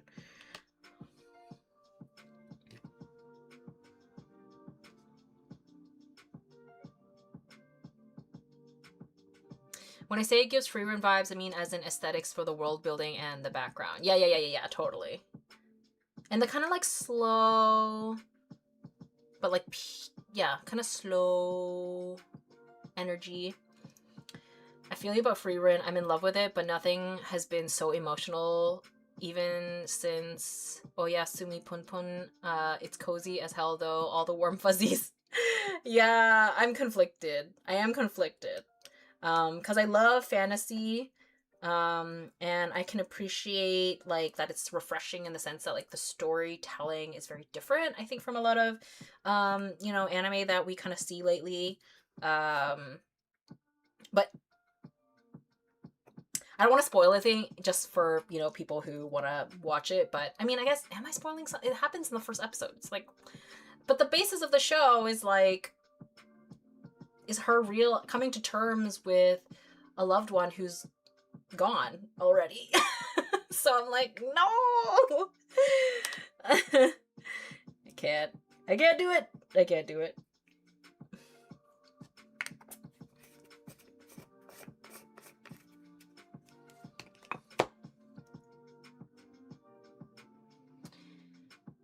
If you're wondering why the older brother in Dead Man Wonderland with the broken arm had so much screen time, it's because he replaced a few characters. Oh. Oh my god, Tomodachi Life is freaking rad. It's like Dollhouse and Reality Show had a baby. Isn't it so cute? Like, I know that it's like, actually, that might not be the blue I wanted. Like, I was like, do I get a Switch just to buy this game? And I'm like, no, don't do that. Don't do that. But I have been really enjoying watching, living vicariously through other people, seeing them play this game. But I think I know myself enough that, like, it'd be one of those things where, like, I get it. I make all the characters, I design all the members and stuff, and it's all fun and games. And then I, like, lose interest after, like, a week. Unfortunately, I have a feeling that would happen. I don't know for sure, but I have a feeling it would. So I gotta reel it in. Hence why I'm like, you know what? Let's get a sewing machine. Let's learn how to sew. That feels more productive with my time.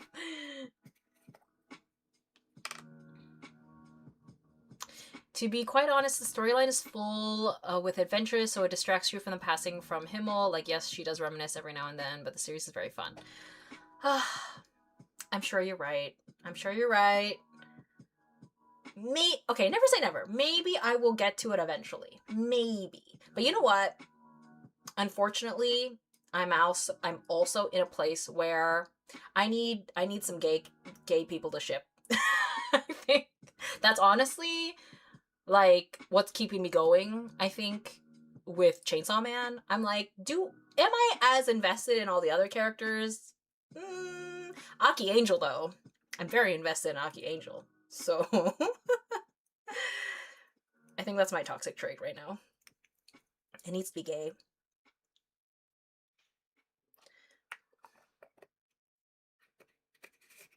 Is your collab with Craftimo still underway? Yes. I am very excited to say that the new samples are on the way. Or I guess both. Okay, so I have two things going on with Craftimo. So the first being the re-release of my paintbrushes, which I'm using right now. We're re-releasing these soon. Just saw dry skin on my finger. But the ferrule is going to be silver this time, just to, mix it up. I'm also much more of a silver girly lately.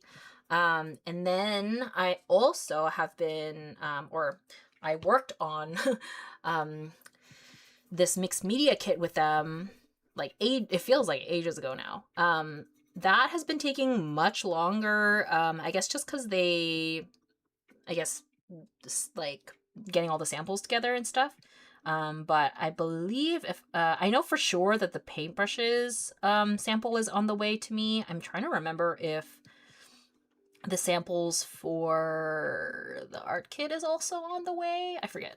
But yeah, it is supposed to happen. It's just been, the turnaround time is just taking a little longer than I expected it to. Which is kind of frustrating because it's so funny, like, because I feel like I've been on this sort of like art discovery journey.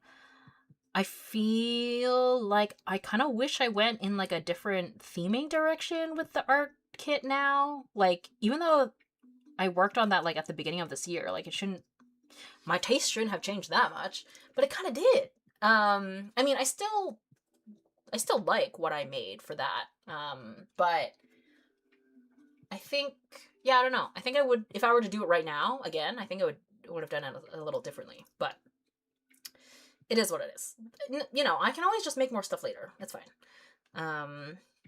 But yeah, for those of you who don't know, I will be making it'll be like there will be a sketchbook with like my art on the cover, and then there will be some of the sketchbook pages are actually going to have like my line art on them so that you can paint with my line art as like the base. And then there will be other little goodies in the box as well, which is pretty fun. And the great thing is I don't have to do the shipping and all that stuff. They will do it. Same with the paintbrushes. I actually, originally I did ask, I was like, oh, shouldn't we just like release them at the same time so people can buy both as like a little bundle? But I think what they're gonna do is we're gonna launch the brushes first, and then I think when the kit comes out, you can buy them as a bundle. I think that's what's happening. But anyway, yeah, that's what's going on with that.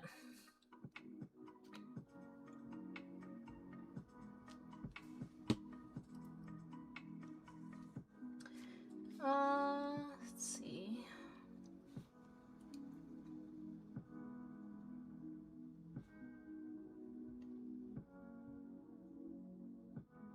Freerun X Fern, Freerun X Flame?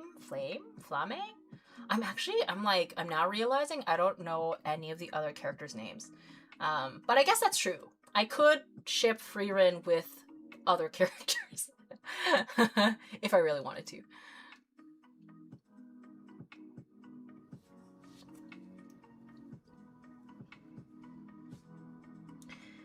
I guess, you know, I only watched the first episode, so.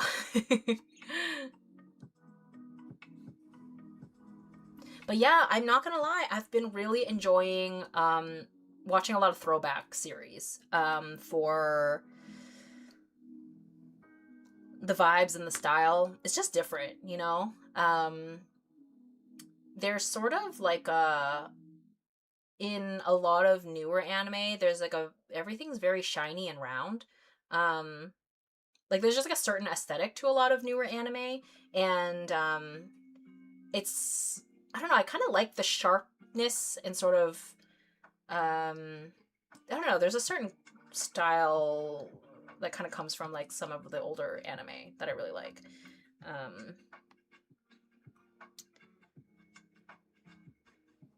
The art style is not consistent episode per episode, though. That is one thing that I think I do appreciate about the new anime. Like older anime, you can tell that there was like an A team and a B team and perhaps a C team. Like some days we were like, damn, the animation, the art style, they look so good. And then there's some episodes where you're like, oh, they look really bad today.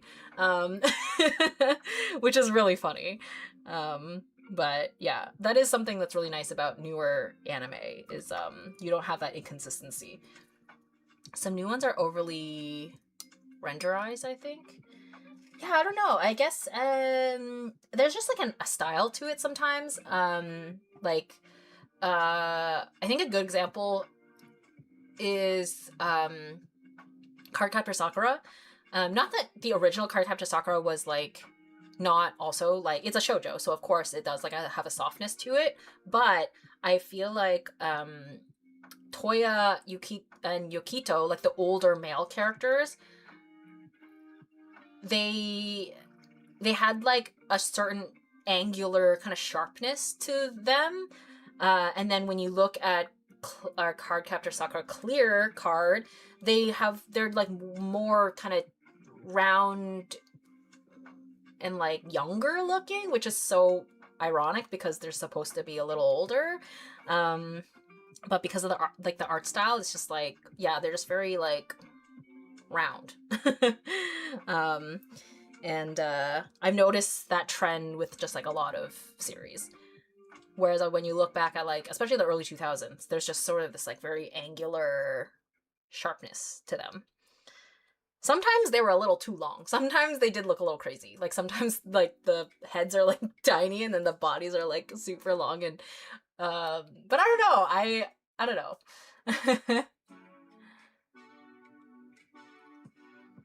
The names being as if they've thrown German into random generator. It took me out at first, but as I accepted it having no relation to the character at all, I kind of love it. It's definitely always fun seeing other people completely butchering the names.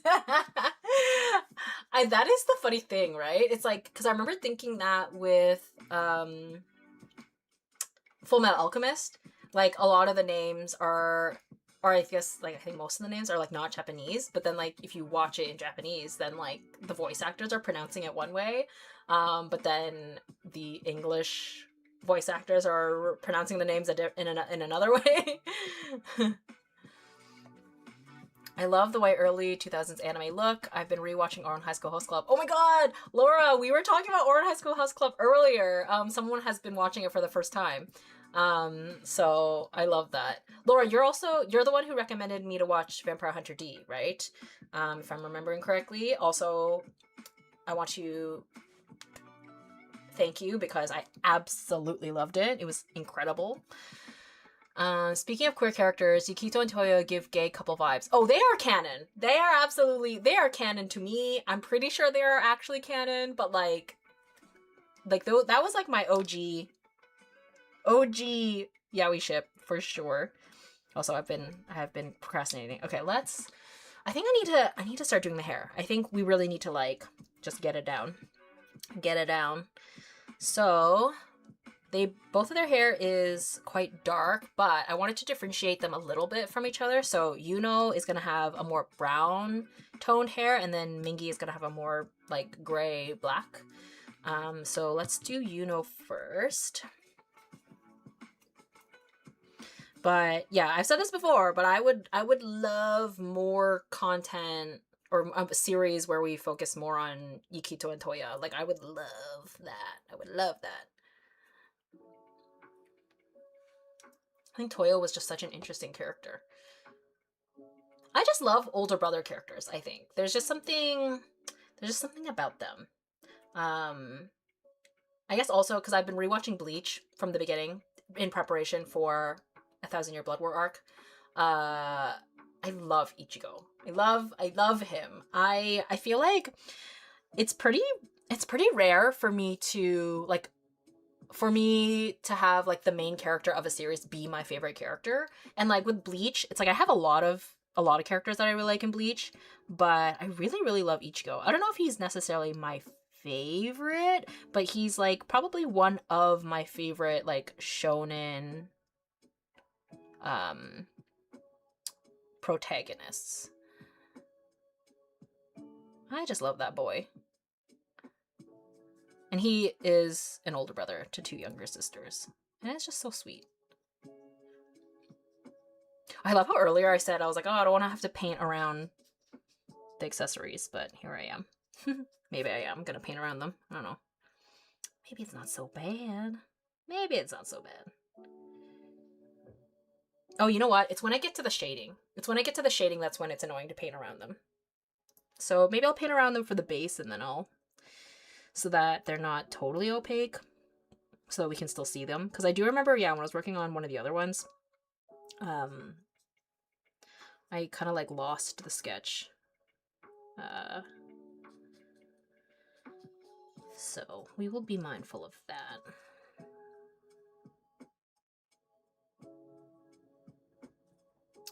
Man, I am so glad I decided to work on this for the live stream because I made some really good progress. We're like probably 70% there, honestly, which is amazing.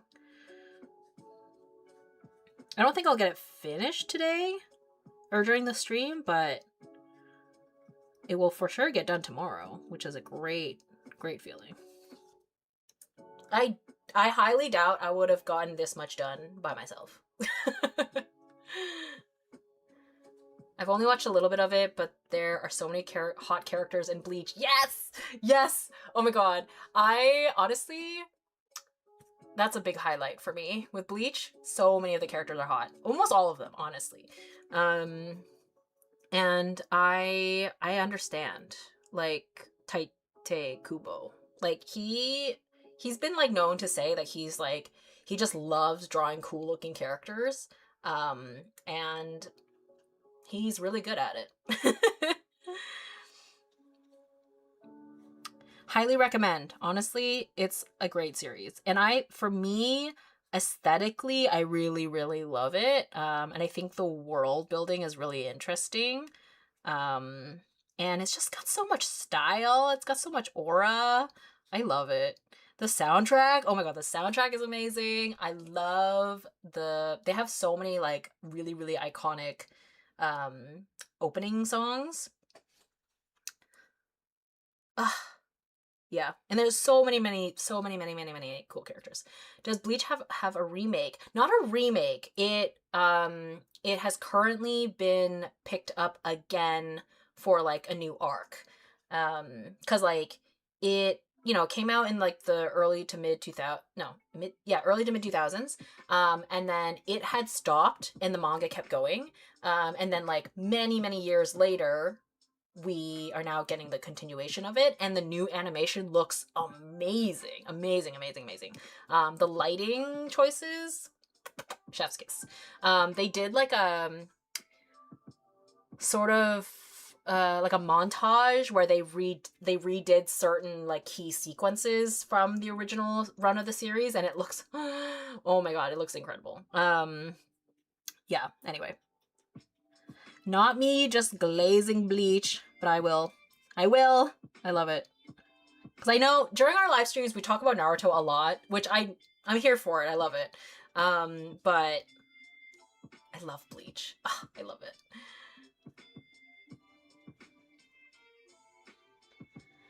I'm thinking of rewatching Shugo Kara for nostalgia, but I just need to take my woke hat off and put on my rose-colored glasses on when Ikto shows up. I've actually never watched Shugo Kara. So I wonder it might be one of those things where like if I were to watch it now, like because I've never seen it before, maybe I would be like, oh no. But yes, I totally understand when you kind of just have to like, yeah, put the rose tinted glasses on, just enjoy it for the nostalgia, just recognize that it's like it's a product of its time. I'm like that as well with certain things. And that's okay. I think it's like it's not like a moral failing to like, still enjoy certain things even if it, maybe it didn't age the best. Like Yoruichi Urahara. Oh, yes. Oh my god, Yoruichi. That's my girl. I don't know what it is. This second rewatch, or this, I don't know. This is maybe my third rewatch actually of Bleach. But every time Rukia shows up, I'm just like, that's my girl. That's my girl. I love her. I love her so much. Also, I joked that like when I got this haircut, I was like, wait, am I low-key giving Rukia? Like when I style it, it kind of looks a little bit more like her, like when it's like more poofy like this, and then I have the little bits that stick out. Obviously my bangs are not the same, but it's so funny. The Bleach ending My Pace by Sunset Swish has played in my head minimum once a week for the past 20 plus years. They're so good. D-Techno Life is probably my favorite. I also really like Asterisk. Those are the first two openings, which are just like so nostalgic but so good to me. And also just like number one, like the like OST, like the music that plays in the show when like a badass, moment is happening for a main character. It's so iconic. I'd be singing that all the time. I'm not gonna do that right now and butcher it, but it's so fun. Speaking of, I'm actually, oh my god, I'm so excited about this. I'm going to this show next week, and it's literally it's a band playing anime openings and endings live. I have been following them on Instagram for a little while, trying to like find the right timing. Each time they were having a show, I just like my schedule just didn't work. But finally I'm gonna go. And I did submit some requests. They have like a Google form where you can request songs. So I'm really hoping that they play some of my requests. I do think that D-Techno Life is already in their roster. So, and then I saw them post like a rehearsal clip, and I do believe that they were playing like one of the Death Note openings. So super excited about that. Yeah, it's gonna be really, really fun. Oh, I got a text message. Aw, my mom said she likes my new haircut. Thanks, Mom. I'll reply back later. Thanks, Mom. The main character is 11 and her love interest is 16. Oh no. Dog, it's like looking back on Gossip Girl all over again. No! That's like Pretty Little Liars too. Oh, yikes. Oh, that's really bad.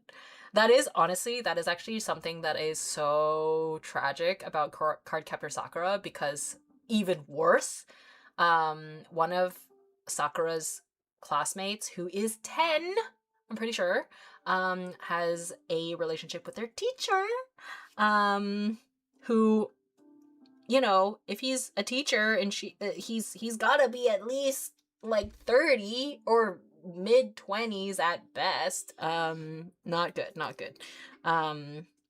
Yeah, that is like the fatal flaw of Cardcaptor Sakura, unfortunately. So I'm like, we're just gonna ignore that. At least it's like a side plot. It's like not like the main situation. And it's like implied. It's not like explicit, but it's like we all know. So bad.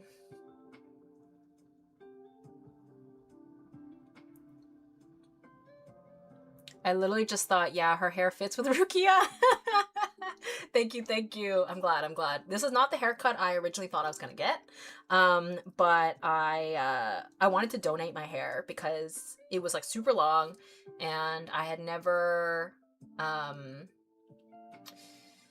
it hadn't been bleached or anything, so I was like, oh, I actually have the opportunity to oop, I just dipped my hand in there, to actually donate it, because normally, for a long time, I've been bleaching my hair and stuff, so yeah, we ended up going shorter than I thought we would, but honestly, I'm not mad at it. And it's hair, it'll grow out, it's fine.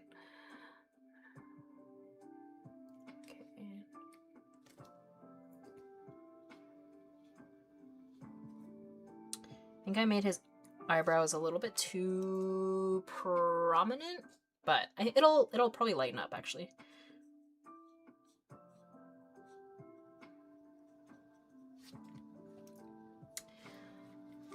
I'm not using acrylic gouache. I'm actually using just regular gouache.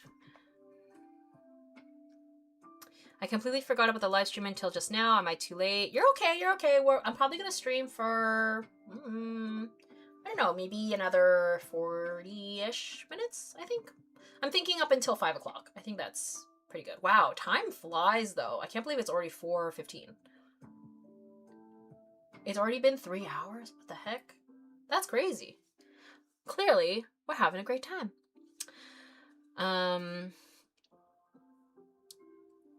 Looks so good though. Thank you. I appreciate it. How was Europe? Europe was a roller coaster. Just because I lost my passport, which is crazy. It ended up being fine. I was able to, it cost me, to replace it and whatever, but I got home fine. I didn't have to stay longer or anything like that. And Dokumi was great. So yeah. But yeah, losing your passport when you are in another country is very stressful. Don't recommend. I need to put a bell on my passport or something. Oh my goodness. Crazy. But Dokumi was amazing. I really hope I can go back. I also have applied to MCM London for October, so hopefully I get in, because I think that would be really cool.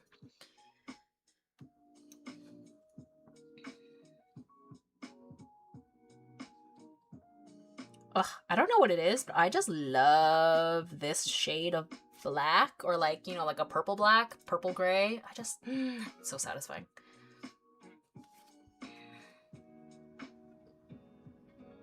Although now that I think about it, I probably should have maybe solidified their faces a little more before doing this. Just because the dark paint might end up mixing with their... Just because I was being so, like, you know, boop, boop, boop, boop, but It might be okay. I'll just be a little careful.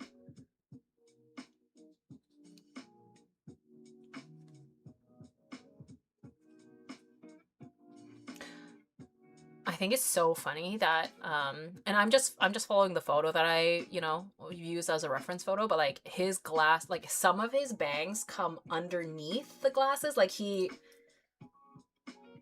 did this. Like he has his hair like this, and then he like put the glasses over them like that, which I think is so funny. Anyway. Fun fact, a lot of people donate their hair to make wigs for people with cancer. Yeah, exactly. That's exactly my hope, or at least I'm pretty sure like the place that I looked up that I'm going to donate my hair to. That's like the exact intention.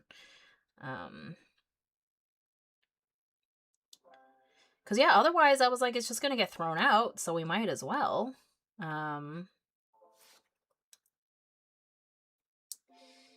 Did you get to go see any concerts while you were there? No, unfortunately, my trip to Europe was very short. I literally just went in the day before the convention and then left the day after, which is tragic because there's so much to do and see in Europe. But with conventions, it's like I'm just so tired, and I have so much luggage.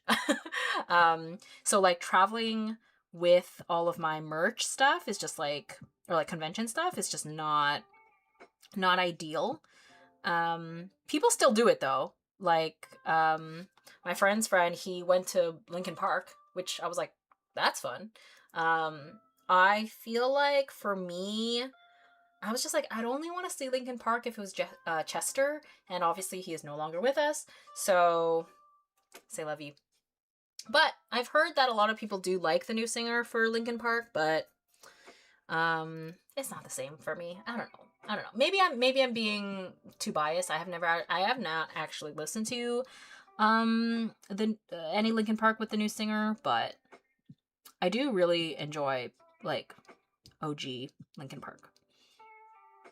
That's another fun karaoke song. What song do we usually do? In the End? I think.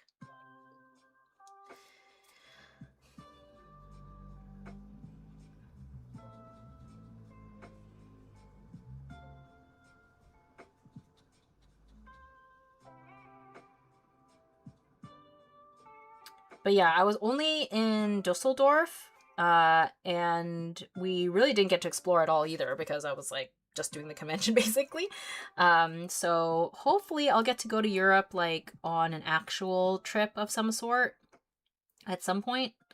It's so funny. My friend and I, we were like really, really trying to manifest an Ateez Europe tour. We were like fully convinced that Ateez was going to tour in Europe in the summer. Like we were like, that's totally going to happen, and we're going to go. And we were like literally just going to be, we were just going to show up to whatever country made the most sense for our schedules.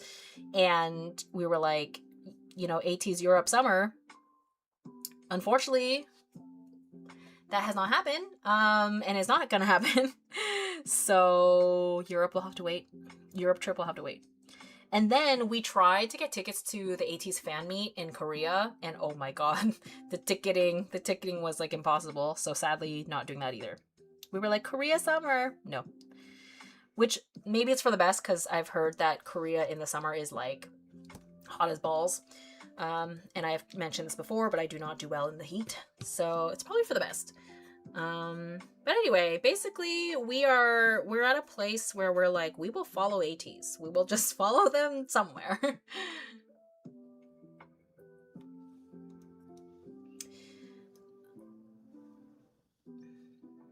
I recently saw Beauty and the Beast, the musical. I saw it on opening night, and I highly recommend that you should go see it. The tour ends next year, and they're going to be in Canada soon.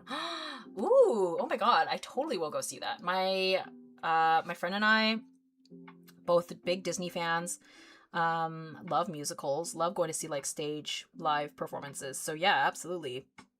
If they're coming to Canada, they're for sure going to come to Toronto at some point. So yeah, I will definitely check that out.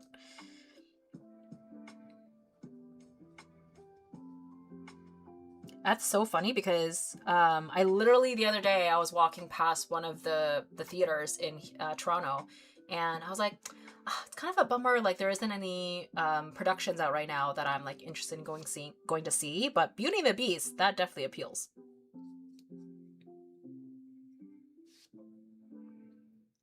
The new singer is really good, but again, it's not Chester, so unfortunately, no matter who they bring, they can't replace Chester's voice and presence. Yeah, exactly. Like they, and I think it is smart to just accept that you can't replace Chester, so like why not just we're just gonna pivot, right? Like so that like you know picking a female vocalist, like while it is a risk, I think it makes sense to just like pick someone who we're not going to be even trying to compare, or in terms of like we're not going to be like, oh, she's like just trying to replicate him or trying to be a copy or whatever. It's just like no, we like it's new singer, new direction, new vibe, whatever.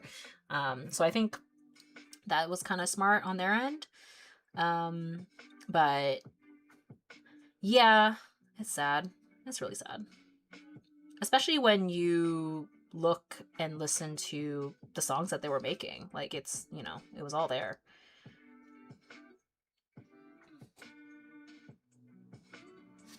But I mentioned this at the beginning of the stream, but I am going to see Evanescence next week, 2 weeks from now, really soon at the end of the month, and then BTS in August, and my friend and I also have tickets to Robin in September, and then I have tickets to XG in November. Oh my god, I'm so excited, so excited. Like when XG did their world tour last time, I was really, really sad that they didn't come to Canada. And so when they announced it again, our second world tour, I was like, please come to Canada.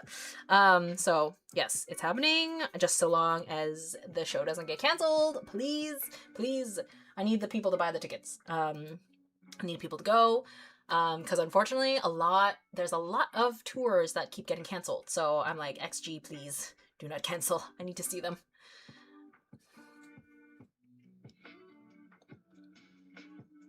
Not as fun seeing concerts in the wintertime, but I'll take it. I'll take it. For XG, I'll do it.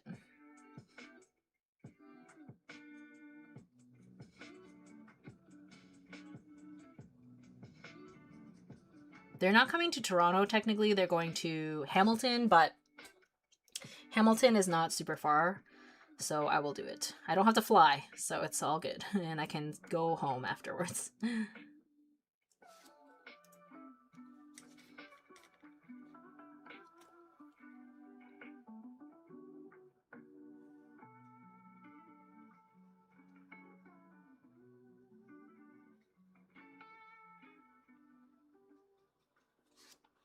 What concerts do you guys have coming up? Let me know. I love going to concerts. I love going, or if not a concert, Broadway or some kind, symphony, live performance, something.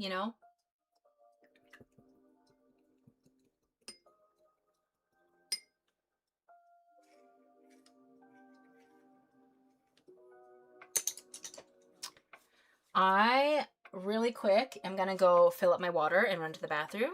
I will be right back. Perfect time for you guys to also take a quick break if you need to. Stretch. I'm sure my legs are gonna feel it from sitting for so long.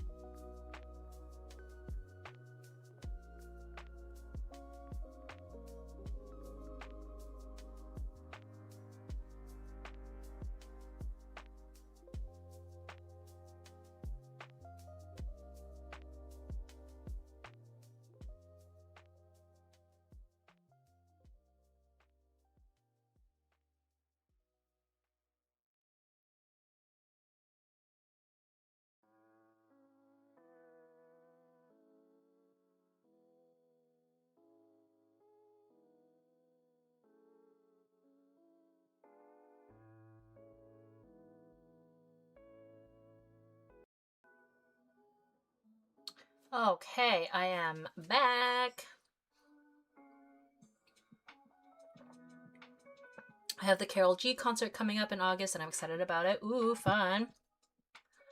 Homegirl is too poor right now for concerts, but if I could, I'd love to see Mamamoo and CRTK.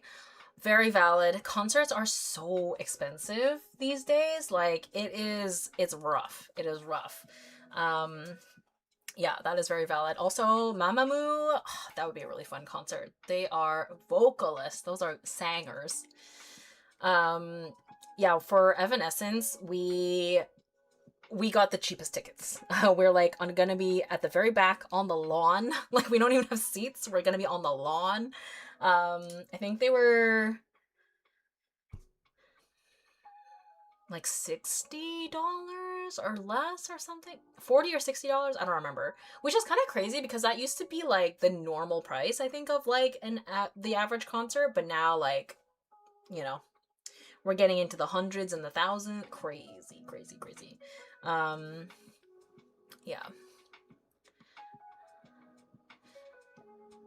I put the show dates for the musical on Patreon for anyone interested. Thank you so much. Wow. Love that. All right. What do we want to do next? Yeah, Mingi, like, he has all these like kind of bang pieces, but I'm not going to paint them in just yet because I don't want this like dark hair to like mix into the face or like the skin. So I'm going to leave that for now, but I think, yeah, actually maybe I'll fill in the Yoongi part, which, oh yeah, the text and then the background is gonna be the same. I want it to be the same purpley color, so let's do that. And I want it to be like a purpley magenta, so what I think I'm actually gonna do is just add it to the pink that I'd started in this.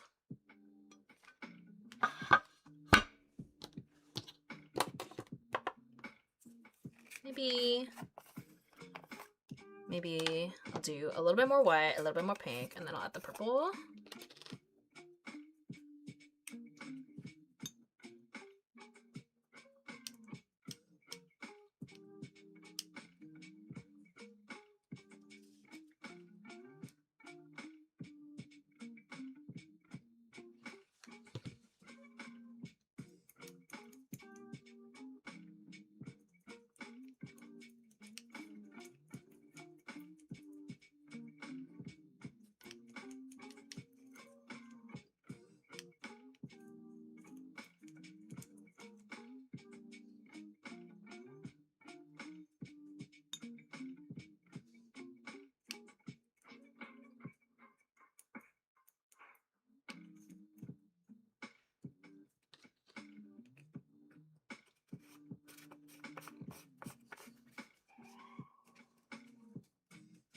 It is a gorgeous day outside. This weekend, the weather has been so beautiful. I barely went outside yesterday, unfortunately. I did run like some quick errands yesterday, and I was like, wow, it is beautiful. And then I proceeded to stay inside for the rest of the day. But and today too, I'm spending most of the time inside. I am going to be going out a little bit. As I said, I'm going to go see the new, not new, it is not new. I'm going to be seeing the Utena movie, Adolescence of Utena, Revolutionary Girl Utena. And I'm going to be going to a little cafe beforehand. so that'll be fun. But yeah, that'll be in the evening, so I won't really be enjoying the sunshine much today, but that's okay. I'm having so much fun hanging out with you guys, and I feel so productive. Such a nice feeling. And yeah, this is making up for the fact that my friend is coming to visit this week. And yeah, like I mentioned earlier, Thursday night we're going to the like anime music live band thing, and then Friday we're gonna be like hanging out all day. So me working today sort of makes up for not working on the Friday. It's way too warm here. I'm just a puddle. Oh no, I'm so sorry. I hate extreme heat, so I feel your pain. I feel like lately the weather has been like really nice here for the time being. Like we're at 22 degrees Celsius, which is like nice. Once we get into 25 and over, I'm like no. But like around 20, beautiful. I don't know what that's in Fahrenheit. I'm sorry. I am Canadian. I apologize. Been almost 2 years since I last came to your channel. I stopped making art and watching art videos because life happened, but lately I've been missing art a lot, so I searched up your channel. Oh my gosh, wow. Welcome back. I am receiving a number of comments like that, actually, which is really interesting. Not like just this live stream, but just in general. I've had like a handful of people kind of like with that same sentiment. So happy to have you back. I'm still here doing the thing. And crazy that you were able to catch me on a live stream. Also very exciting that you're, you know, getting back into art. But yeah, I've had a handful of comments here and there lately. Kind of similar thing where it's like, I haven't watched your channel in a while, you know, but now I'm like getting back into art, so here I am. So that's so funny.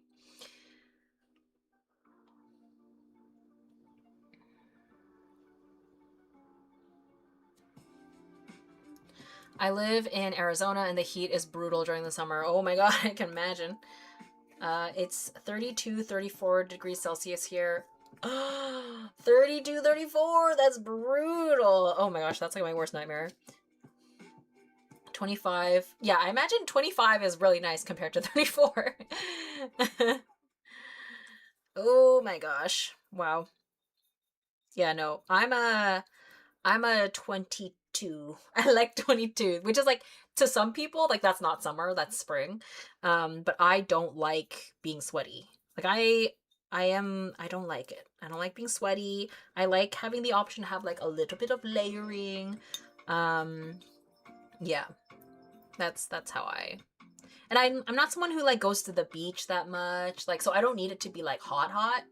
I need it to be like nice where I don't have to wear a jacket necessarily. But you know, I can just like go out and have ice cream and have a little cutie little day. It's around 30 degrees outside this weekend. My apartment right under the roof is even hotter. Oh my gosh. I'm so sorry. My condolences. Yeah, or not the one, but the thing that I am grateful about my apartment is that it's north facing, which means it does not get nearly as hot as it would be as my previous apartment. My previous apartment, we were east facing? Had an east facing window, right? I think. And it got really hot when the sun was going down. Holy crap. I felt like I was, you know, like an ant under a magnifying glass. It's really brutal.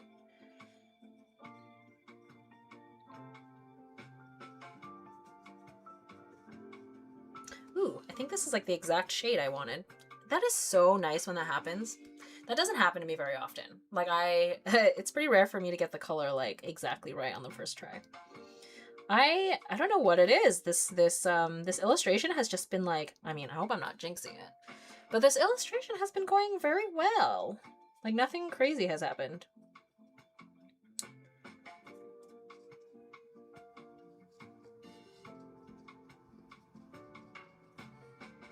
Although I guess like I've been working on a lot of the things that are not like the most important parts. Like maybe when I start like really getting into the faces, like maybe something will go wrong. I'll be like, oh my god, it doesn't look like them anymore, or something, like, you know, the likeness. But we'll see. I just moved here last June, originally from Cali. Wow. Well, I mean, I'm sure California is hot too. Actually, depending on where you are in California. Maybe if you're from Northern California, maybe it doesn't actually get that hot. But I guess like, you know, as a Canadian, whenever I think of California, I'm always thinking of like, you know, hot like palm trees and stuff. But don't jinx it. I know, right? I know. I gotta be careful. We had a heat wave a month ago here in South Africa. It literally went to 40 degrees plus Celsius. The schools closed early and everything. All I could do was lie down. Oh my god, that is crazy. Woof, that is brutal. Yeah, my friend was saying that. So my friend, she's a teacher, and she was saying that when she was like briefly substituting or like kind of watching a class for somebody else, it was like a computer course, and she was like, it was notably like way, way, way hotter in that room because of all the computers. Yunho and Mingi have blessed gay artists today to celebrate them winning another Daysong Award. Yes. Yes. Love that for our kings. They deserve it. They deserve all the things, all the accolades.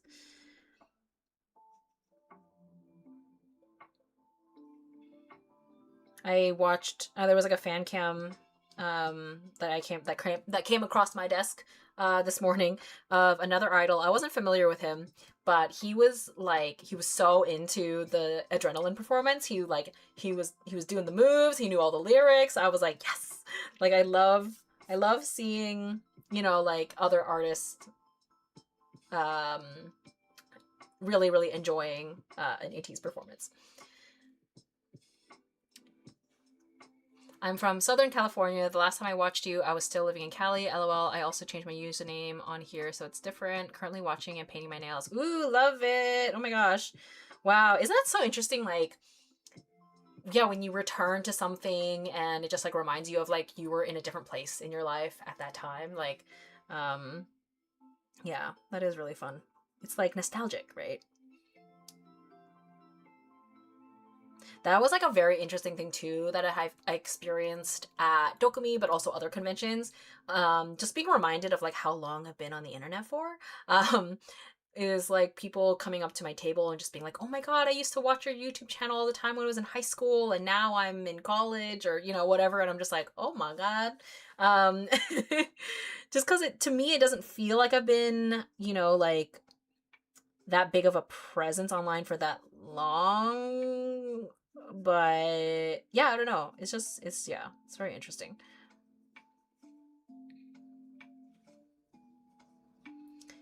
But yeah, I feel that way about certain, you know, like music or TV shows or whatever. It like takes me to a certain time. Like, because of the BTS concert that I'm going to be going to, you know, later this year or summer. Like I haven't been really actively listening to BTS much.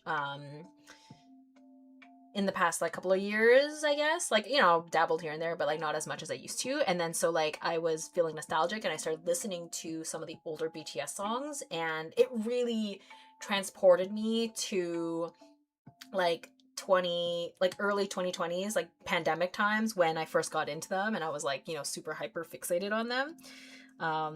So yeah, it's such a warm fuzzy feeling, you know. Not the pandemic, but like revisiting those older BTS songs.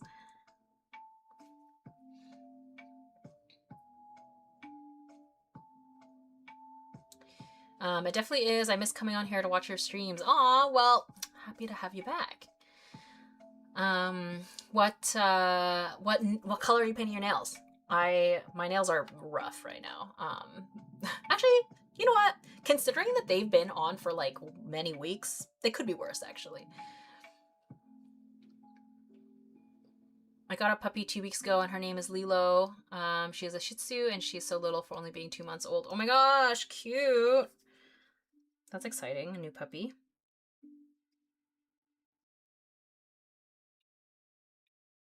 Have you seen the video of the boy groups dancing to the Rude performance? It was so cute. Oh my gosh.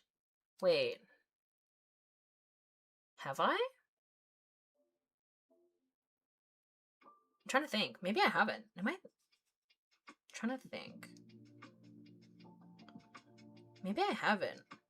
I've seen the clip where like during a fan call where they made Sunghwa do the bit, which was really cute. Like make him do the narration.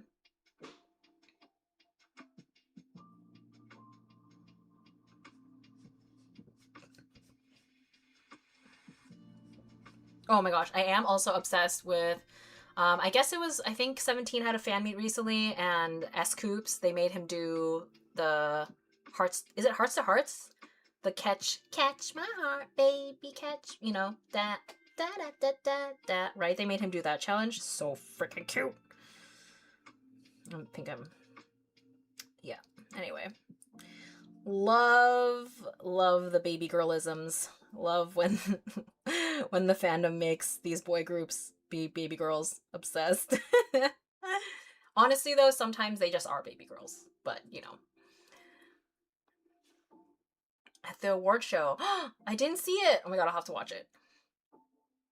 Thank you for asking. I'm painting them in a pattern of black and a color called Wicked from Essie. Ooh. Just read the bottle, lol. It's like a maroon color. The black is from Wet n Wild. Fast dry. Love. That's really fun. Yeah, I've been very into like reds and maroons. I want like more of that in my wardrobe. Oh, I love this like light magenta purple with this like yellow and like this periwinkle. Such a fun color combo. Love it. I thought I made enough paint for the background, but I don't think I did. I think I'm gonna have to make more actually. So I will do that now before I start painting it. Actually, but then again, the background is already pink, like the base, so I might not need it to be super opaque necessarily in the way that I did for the text.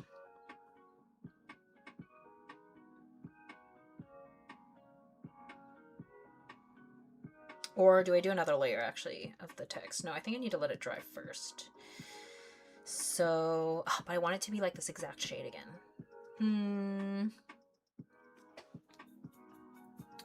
Just gonna do, yeah, it's like mostly dry. But you can still see some of the line art underneath, so I'm trying to make sure it's like pretty opaque.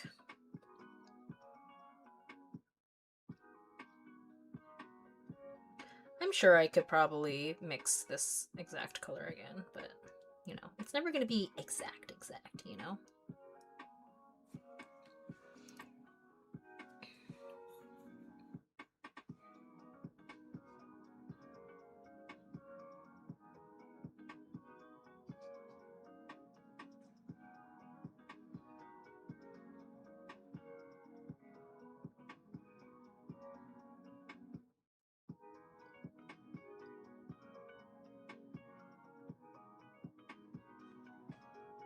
What has, for those of you who are also, as we've discussed, dealing with summer heat, what is your current favorite, like, summer treat?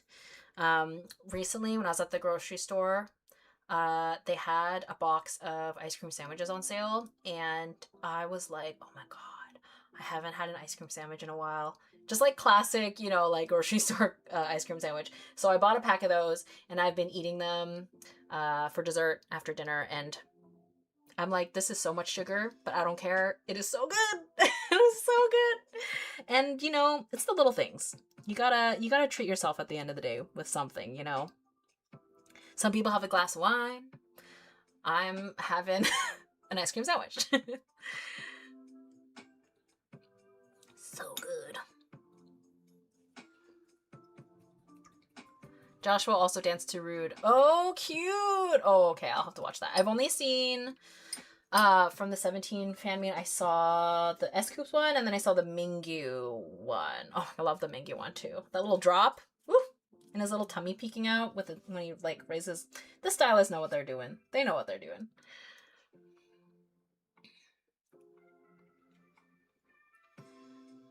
Yes. Oh my God. S-Coups dancing to Catch at Carrot Land gave me life.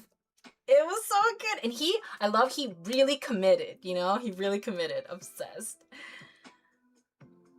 I think it's Yenna. Oh, right. Oh, yes. Okay, my bad. I'm so bad with the girl groups. My favorite summer treat is cookies and cream ice cream on a cone. Ooh, yeah. Can never go wrong with cookies and cream. Honestly, like if I'm at anything and I'm like torn on a flavor or like I want to, you know, just like know that it's going to be good, cookies and cream is like foolproof.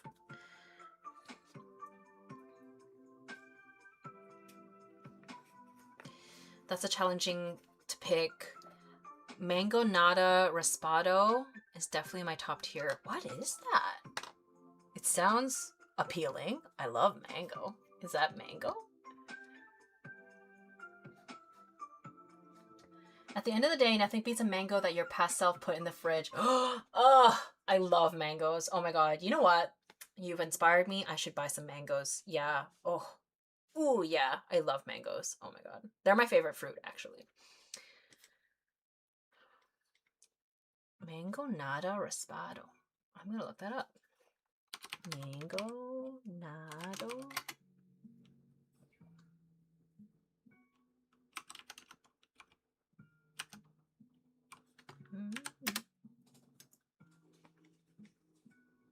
Oh, with the spicy, right?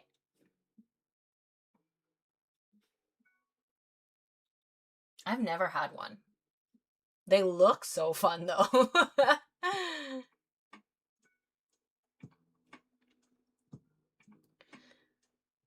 Finish one hand, now onto the next, the non-dominant one, LOL. My favorite treat during summer is either ice cream or any form of like a nice homemade coffee. Ooh, yeah. I don't drink coffee anymore, but I do miss coffee a little sometimes. Especially like iced coffee concoctions. The reason why I don't drink coffee anymore is just because for some reason my body was like, nope, we're gonna be super, super sensitive to caffeine again. So yeah, I only drink tea now, basically. I'm like a matcha girl, which I love matcha, so. But it is unfortunate because matcha is so much more expensive than coffee. Or at least it can be, or it usually is.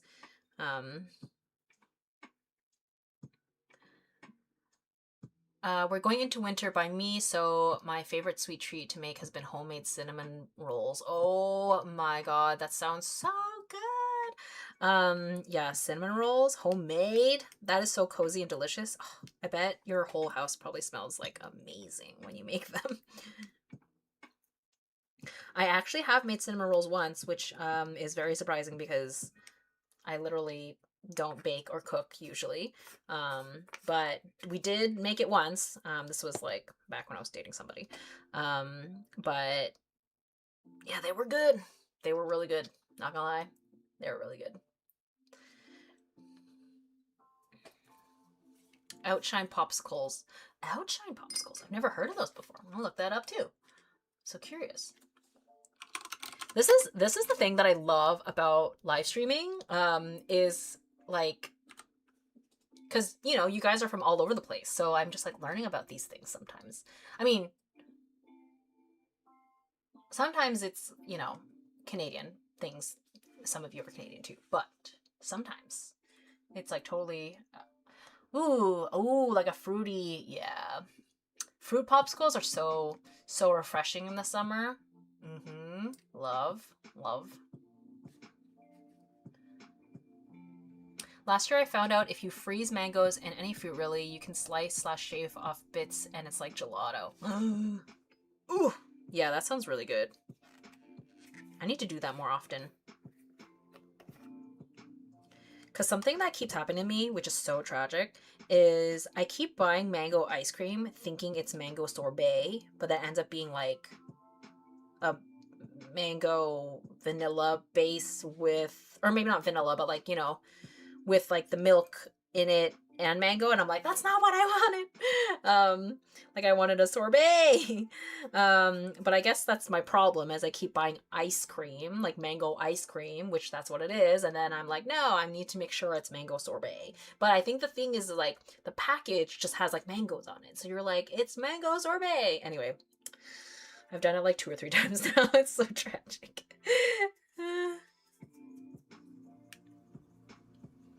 I recently found a peach, orange, and baobab, or boba fruit tea from Twinings. No, baobab. And I'm obsessed drinking as an iced tea these days. You know what? I constantly forget that I can make iced tea at home like that. Like, I don't know why. Like, my brain always just thinks like tea bags means hot. Like, I have to just have a hot tea. But like, yeah, I can make it iced too. That sounds really good though. I've been making a lot of like iced matcha lattes. That's been my go-to, and it really hits. It's really good.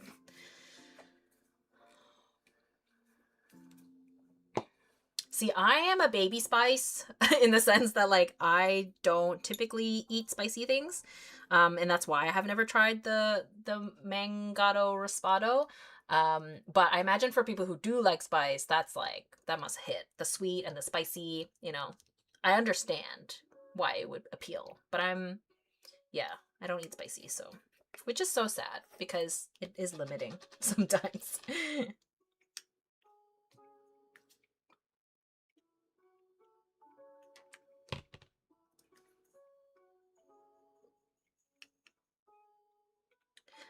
Last year, frozen pineapple and or melon slices made me realize I never lived. I will say,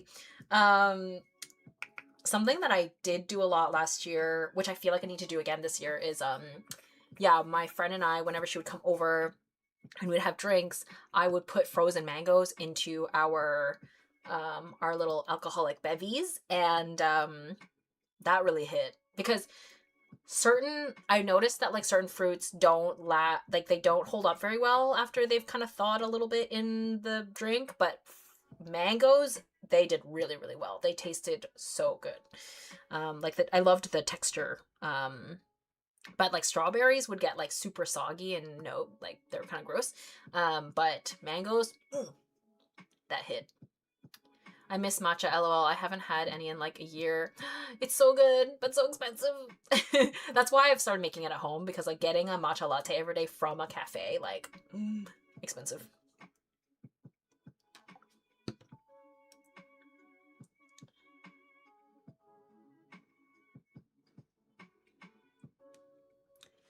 Gelato, lighter, more airy, more creamy form of ice cream. Yeah, my understanding is that ice cream is made from milk and then gelato is made from cream. No, other way.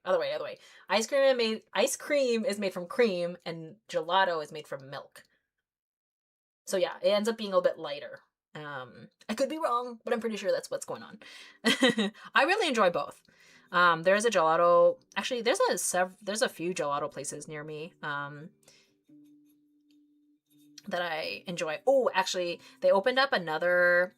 There's like a newer Thai spot that has ice cream, and I love Thai iced tea, and so when I see it in ice cream form, which is not often, oh, so good. I used to not like mangoes growing up, but I was obsessed with a specific brand of mango yogurt, and I forgot its name, so I've just been haunting grocery stores looking for it. Oh my god, manifesting that you can find it. It's so sad. People always say that matcha tastes like grass, so I never tried it because of that. It's so funny, like, I am somebody who likes my matcha sweetened, with like some kind of sweetener. But yeah, I don't know. There's just like, it is a weird flavor to describe. But I really like it.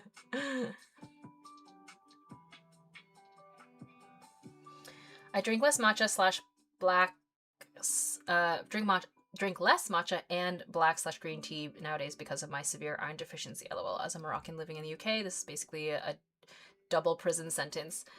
I used to be fueled by Moroccan mint tea for real. Oh, that's so sad. I'm so sorry. Oh my god.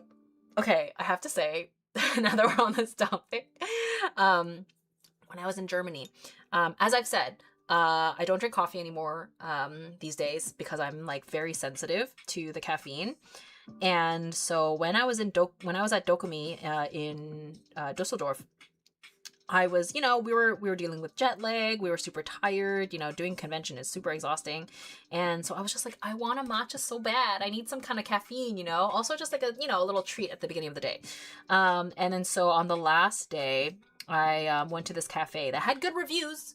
And I probably had like the worst matcha of my life.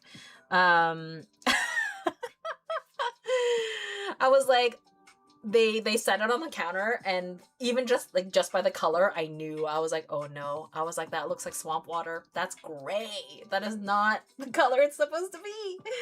Anyway, so it was, yeah, that was really tragic. I don't know if perhaps Germany doesn't have a lot of good matcha options, or if I just picked the wrong place. I'm not sure. But I was really surprised because I remember thinking that they had a pretty extensive matcha offerings on their on their menu. So anyway, it was really bad, you guys. I couldn't even finish it, which is like, that's saying something, because, you know, when you pay for something, you're like, I'm gonna drink it. But no, it was so bad.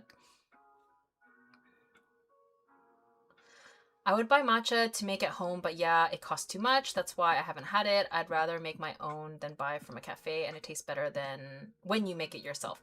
Unfortunately, now that I have been making it at home, I am a little bit more particular now. Like, definitely have hit and misses when I go to get matcha. Yeah, unfortunately, Germany, that matcha that I got was bad. It was really bad. And you know what? That might be something too. I think sometimes when people assume that they hate matcha, it's like, maybe you had a really bad matcha. Or it wasn't prepared in a way that you were going to like. Because you can have matcha in multiple different ways. If you just have it straight up, like matcha water, like matcha and hot water, yeah, that's not something that I particularly love, but I love a matcha latte with a little bit of sweetener in it. That's key for me.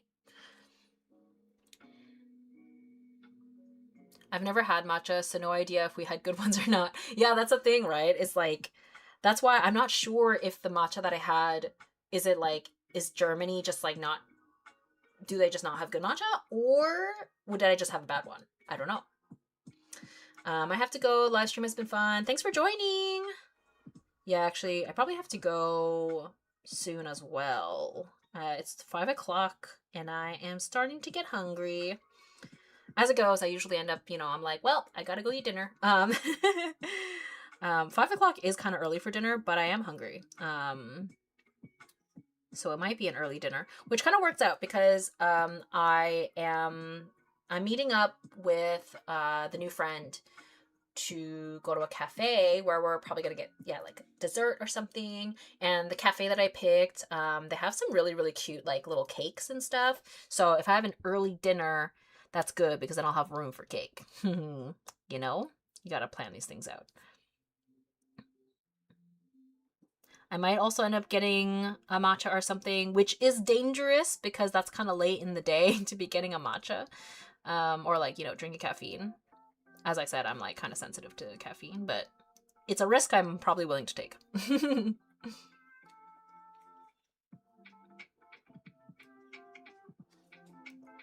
It's 2 a.m. here. I should probably sleep. Oh my gosh, 2 a.m.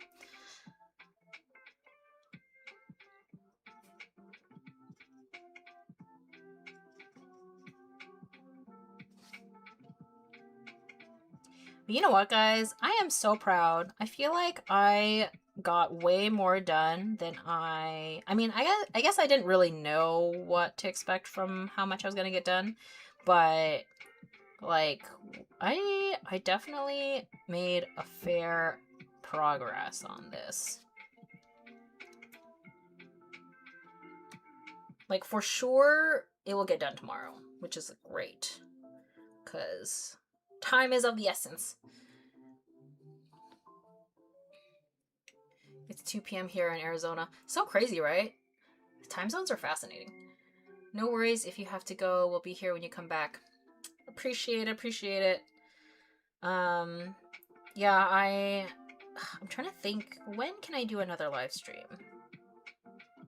It'll definitely have to be after my conventions. After, yeah, I'm doing Montreal Comic Con, and then, oh, actually, maybe I should put the schedule up on the screen for you guys to see. How do I do that again? Hold on.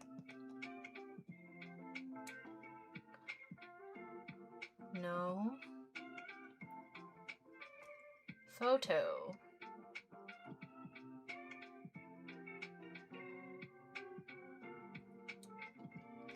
Con.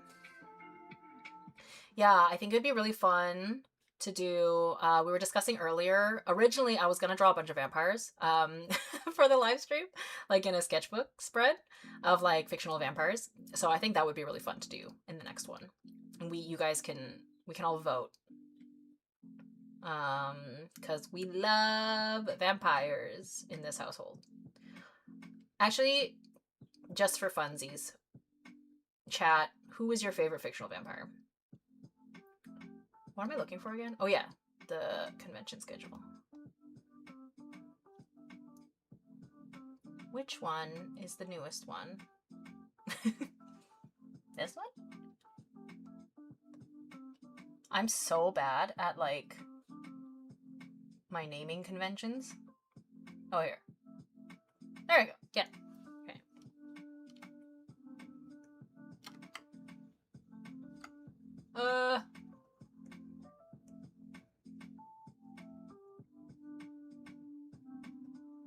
Oop. Hello? Okay. My computer is like really does not cannot handle me doing multiple things at once. Oh my goodness. Okay.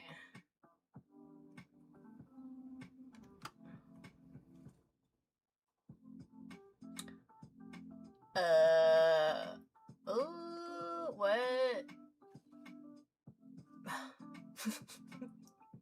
Hello? Oh my god.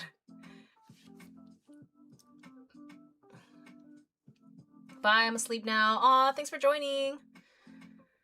Oh, Asterion from Baldur's Gate 3. Oh yeah, people love him. Oh yeah, anyway, but this is my current schedule. Hope to see you there, potentially.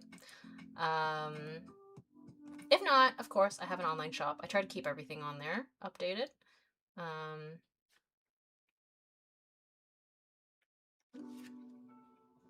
Yeah, every time I try to do something on my computer, the stream or YouTube is like, the stream is in poor connection condition. Hopefully it's okay on your guys' end.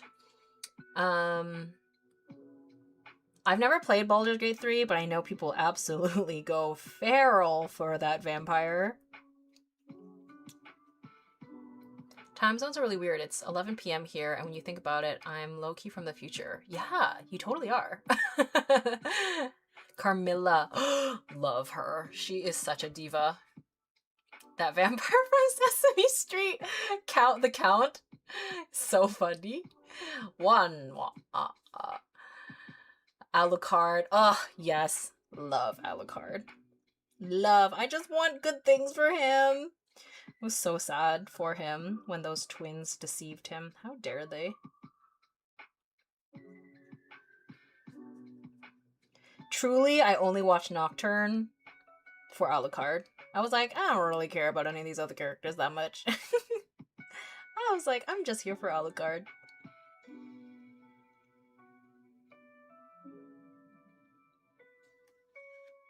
I need him. I just need a show with him as the main character. I don't care about anyone else.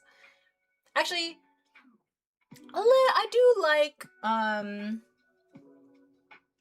the other vampire, I forget his name right now. It's my brain forgot. But he usually wears purple. And he's got long, dark hair. I was watching Sinners again while painting one of the scenes with Remick, and now I need to paint Smoke and Stack too. Oh my god, amazing. Sinners was so good. I'm really, really, really glad I watched it. I was like, oh, I think it's a horror movie. I don't know. But it was like totally fine. I loved it. It was so, so good. Yeah, Michael B. Jordan was so, so good. Also, it was so crazy seeing, Jack O'Donnell? Is that the actor's name? Jack O'Connor or Jack O'Donnell? I forget his name. But like I know him from Skins. So and I have not seen him in anything else since. Like not on purpose. That's just how it happened. So I was like, oh my god. So that was a throwback. Aw, Laura, your sketch looks so cute so far. I love the ball hands. So fun. Also, do you prefer Allura or do you prefer Laura? Or either or.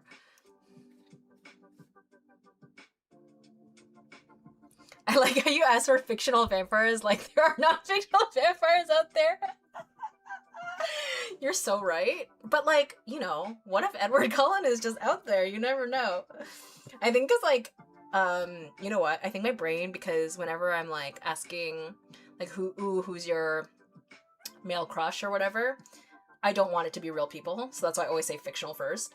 So that's but yeah, maybe there are real vampires out there. I don't know. What if Lestat is just out there?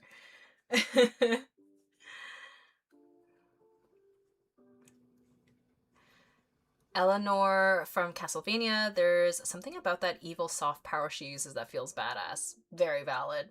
Yeah, like not a traditional, like not what you traditionally think of with a vampire.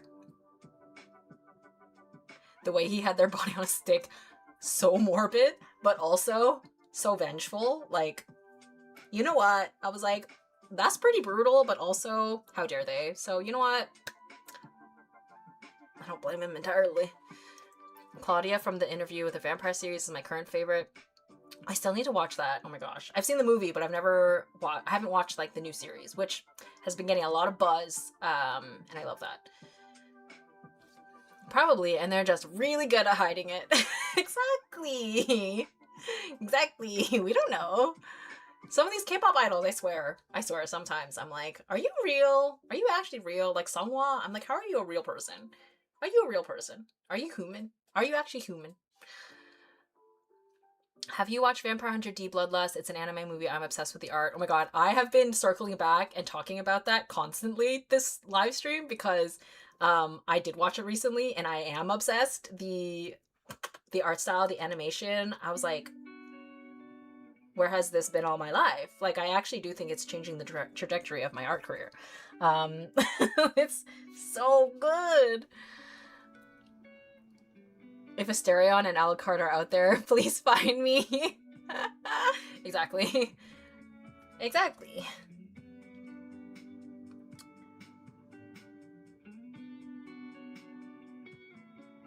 I don't need all my blood. You can have some. It's fine. You love the series. It's actually really funny. Like, I feel like you live for the drama. Oh, okay.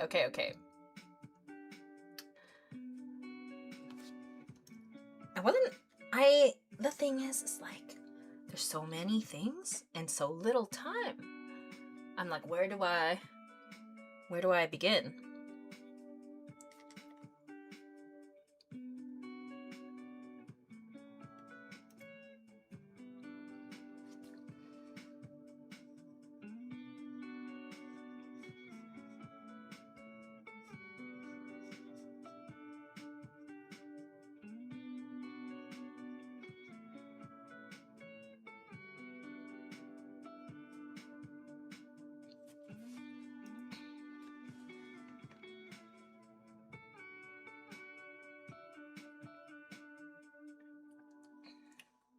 The Interview with a Vampire series had the okay from the author just before she passed. The OG movie is apparently totally different from her vision. Yes, I think that's why a lot of people really like the original, or no, really like the new series, and especially you get way more time with a series to like flesh out the characters a lot more.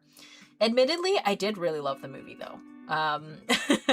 Like, I am not a Tom Cruise fan at all, but him in that role as Lestat, I was like, this actually really works. There's like just something very like unhinged and unsettling, and I was like, this really works. Like, I feel like that undercurrent is always there with Tom Cruise for me, like in any role, and it doesn't work for, you know, a lot of other roles, but it really worked as Lestat, I found. I would hate to be a vampire. I get dizzy when I see other people's blood. That is very fair. That is very fair. Yeah, blood is don't love. Yeah. Not I am squeamish about certain things, which is why I don't typically watch like super gory things, but blood I'm not too bad with. Like in real life, yeah, like that would freak me out. But when I'm watching a movie or something, it doesn't bother me as much.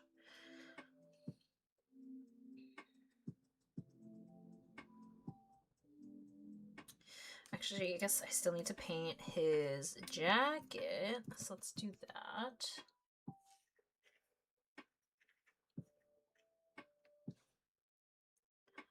I would love to become a vampire, but the thought of never eating garlic bread again would actually send me spiraling into despair. I think for me, I am not interested in living forever. Like, absolutely not. That's my thing.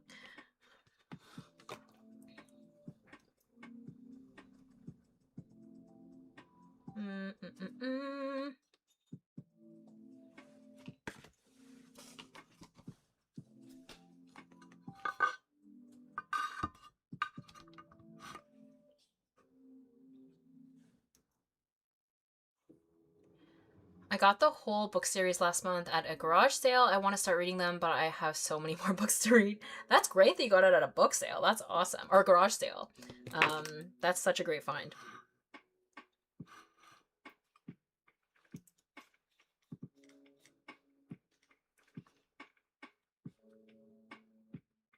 Almost done with the other hand. Just need to wait for it to dry enough to do the top coat. I wish I had more books. I know a lot of people have been really into renting ebooks from like the library or audiobooks from the library. I think that's like such a great option, especially you know, because sometimes it's like, I imagine you buy a book, you read it, and then you're like, I actually didn't like it that much, and then you have to own this book that you didn't like that much. So I feel like being able to rent is like such a great option. Also budget friendly, of course. But I do understand that being able to read a physical book is so much different than reading it on like a digital tablet or whatever. It sounds fun when you're like a kid, but as you get older, you begin to realize being a vampire is actually a nightmare. Oh, 100%. Like, and I guess it also depends on the, you know, the vampire lore that you're following as well. Like someone mentioning, you know, the garlic bread. I imagine it's like, even if you could have garlic, it would not taste the same. It wouldn't be as good because like inherently you want blood. So like even if like you're in a vampire universe where like you can have garlic, it's not going to hit the same.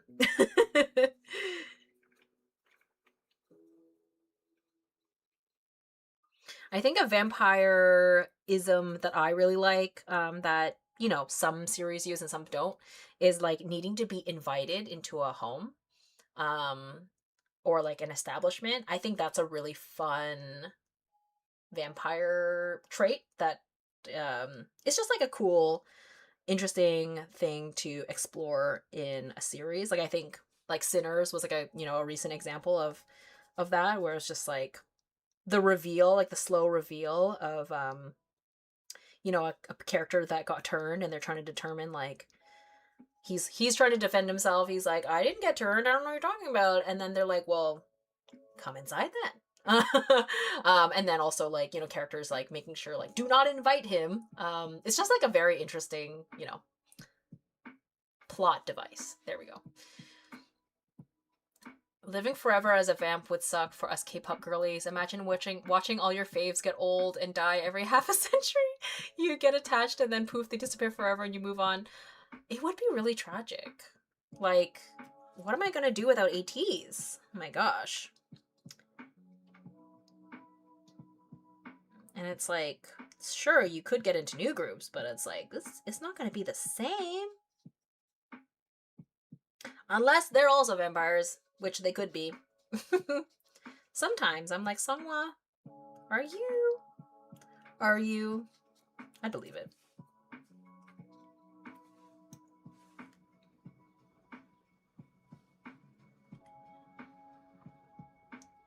Would you rather be a vampire or a witch? Oh, definitely a witch. Oh, yeah. Having magic powers? That'd be sick. And even just for super practical reasons, like earlier we were talking about how, like, we're suffering from ADHD tendencies and we, like, can't clean. Or, like, stay on task to, like, do a chore. Being able to, like, have magic do that for me, oh, that'd be so good.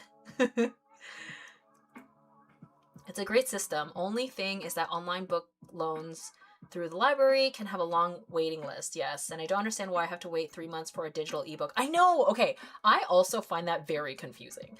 Why is there a wait list for digital things? Like audiobooks and ebooks. Like, that is very, very strange to me.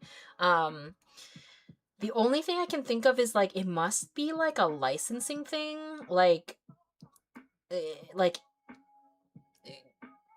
does the library, are they only allowed to license a certain number of, I don't know. I have no idea. I don't really understand. But yeah, that's,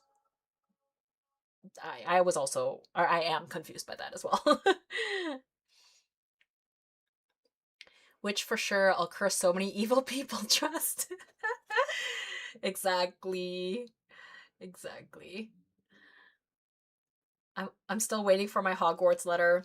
So real. Ugh. So real.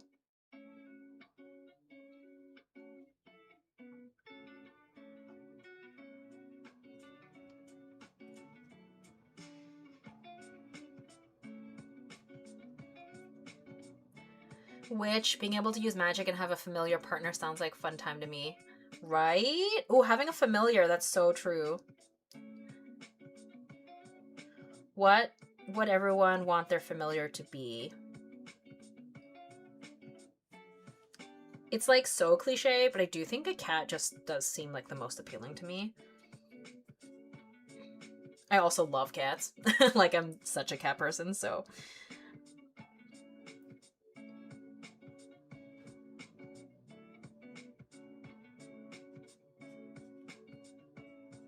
But I'm sure there is a lot of practical uses of having, like, an owl as a familiar. Like, the flying element is handy.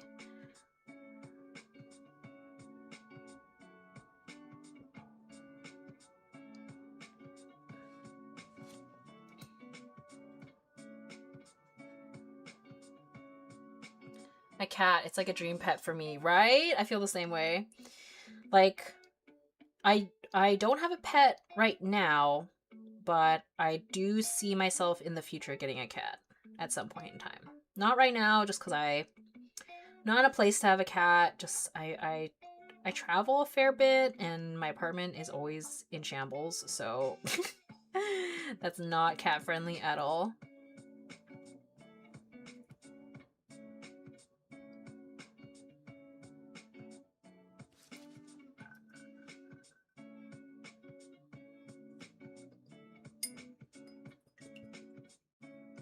Probably a raven and a bunny. Ooh, a raven. Yeah, that appeals. Oh yeah, that really appeals. Oh, you know what? You mentioning two animals, actually, it reminds me so much of the new anime, Demons of the Shadow Realm, which is from the same creator as Full Metal Alchemist. I have been watching that as well, and They essentially also have what you could be calling familiars. They're called daemons in the show, but they also have, like, you know, familiars with them. And I think an interesting thing that the show is doing, or the series I should say, is that they always have two. There's always two, so I think that is really cool. I basically already have a familiar with my cat. Amazing. Love that. I kind of like the vampire over the top aesthetic and existential angst. I'm afraid I have no other choice than to go the emo diva edgy way. I love. That's amazing. I love it. I think that is part of the element of why I just have such an affinity for vampire media, is because it always just inherently has that energy in either like the overall aesthetic of the show, series, or like in the characters. There's just something that really speaks to me. I don't know what familiar I'd want, but I like cats. Speaking of owls though, To Your Eternity has an owl character with poison talons, and it actually helps with a lot of things. Ooh, yeah, I bet. Yeah, owls are, there's sort of like a haunting nature to them, which I find really intriguing. And like snowy barn owls, so stunning. Kind of creepy, but so stunning.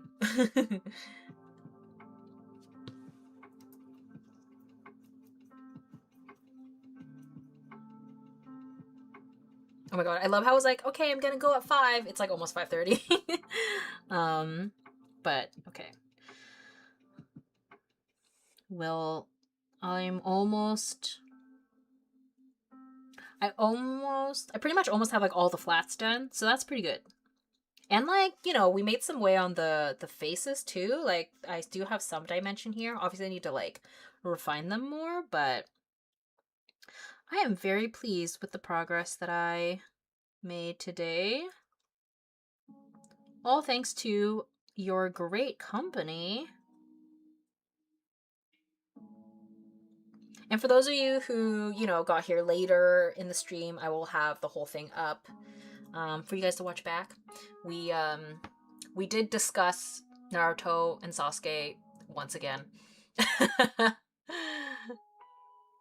I'm waiting for the first season to end so I can binge watch it. I'm really enjoying it so far.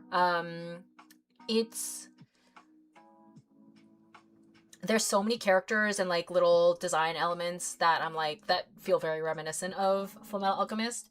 I don't unfortunately, I don't think I feel like it's gonna live up to Fullmetal Alchemist, which is a huge ask anyways. But I am enjoying it so far. Yeah, there's just something about Fullmetal Alchemist that just, she did her big one with that. It's incredible. There's been this story trend going around on Instagram, and it's like select 5 anime, and I'm like, like, you know, obviously everything is totally subjective, but I'm always like shocked when someone doesn't circle Fullmetal Alchemist, and a lot of people haven't, at least on my radar, and I'm like,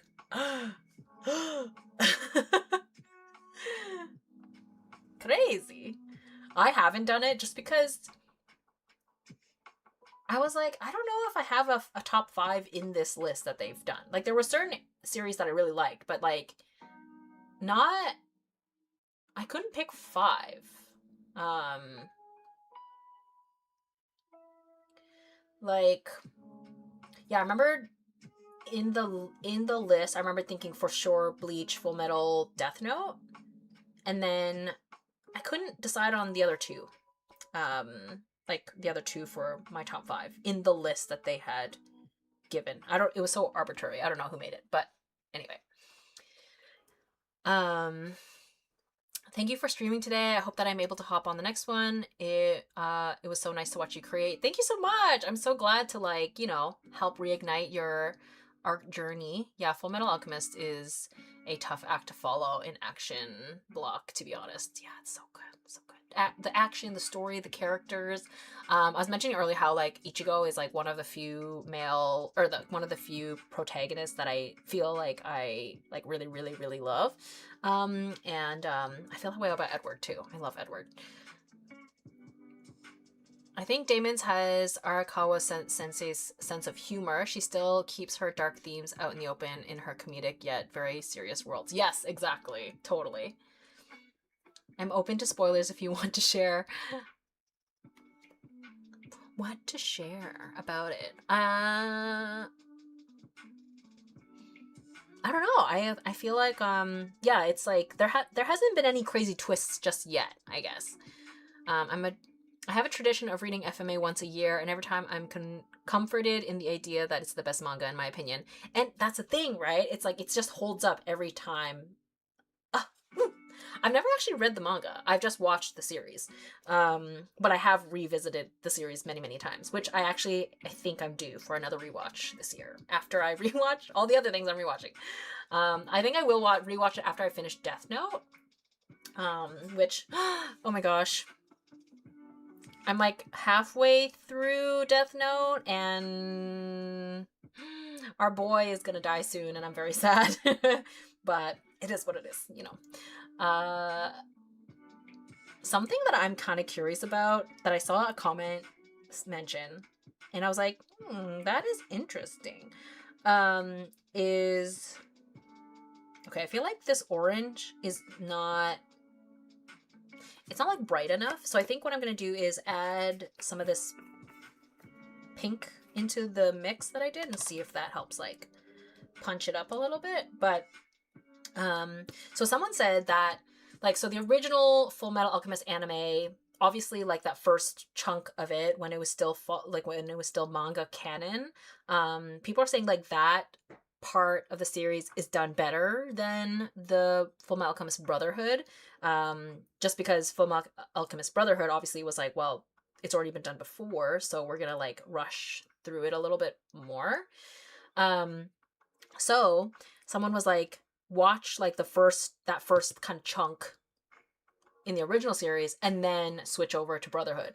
And I was like, that is very interesting, and I've never done that before. I've never watched it like that. Like, I haven't watched the 2003 or whatever year it was, that version in a very long time. Like, basically, I've never watched it since Brotherhood came out. So I'm like, kind of curious.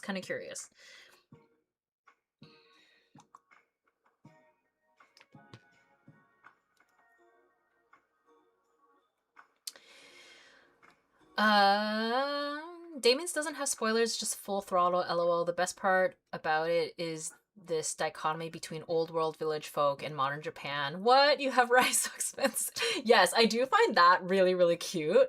Like the main character. So like, yeah, the main character, he lived in this sort of bubble where it was like old world Japan. And turns out that Japan, you know, has over the years been modernized and he had no idea. And so he is being introduced to the modern world, and it is really cute. And he always wants to, you know, revert to a lot of his like old world ways. Yeah, it is really, really charming.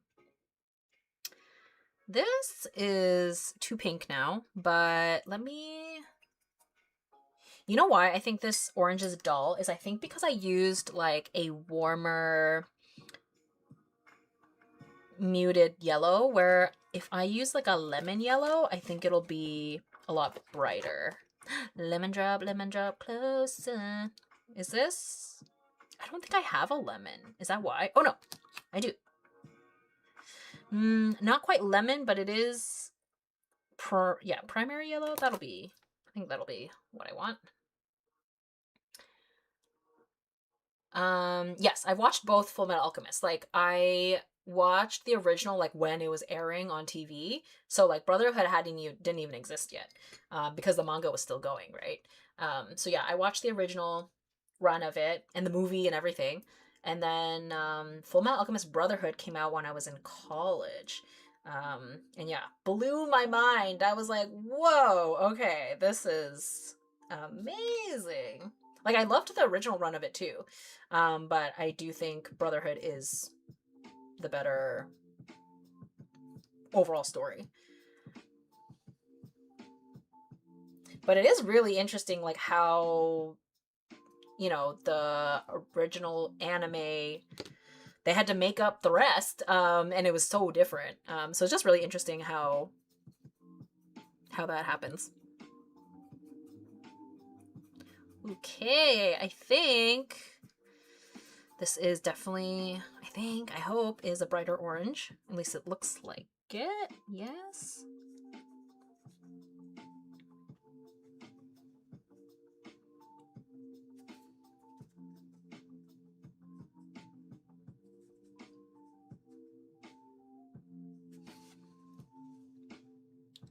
Oh my god, I remember the cliffhanger anime ending and rushing to the scan later sites to slowly wait for the ending years later. So, oh man. Those were the days.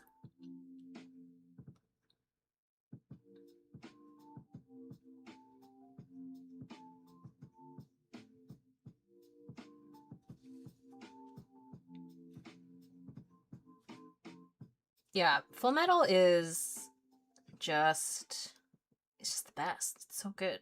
I always recommend it to people who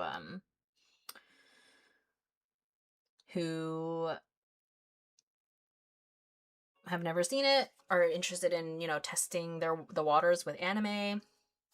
Yeah, I feel like my go-to recommendations for people who have never seen anime before but are like kind of curious about it is Full Metal Alchemist and Brotherhood, of course, and Death Note. Those are my usual recommendations.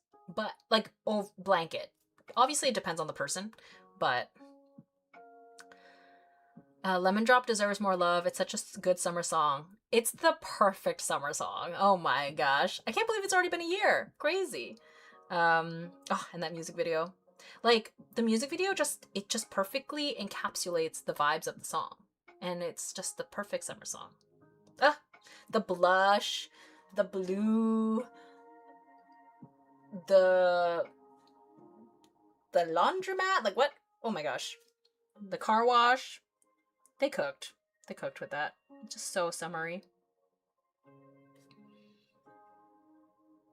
Lemon drop closer. Okay, you know what? Actually, I do have beef with them rhyming sunrise with sunrise, right? Yeah. I was like, come on, guys. That's like my only beef with it. But otherwise, I really love that song. They did that on Ice on My Teeth too. They rhymed. Was it? They did that too somewhere where like tennis. Do they rhyme tennis with tennis? Something like that. I forget. But I was like, you guys. But there are so many worse things in K-pop lyrics. There's much worse out there, so it's fine.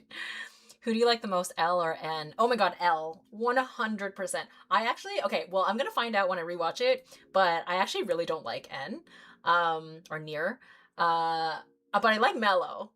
I love L. L is my boy. I don't like Near, but I love Mellow.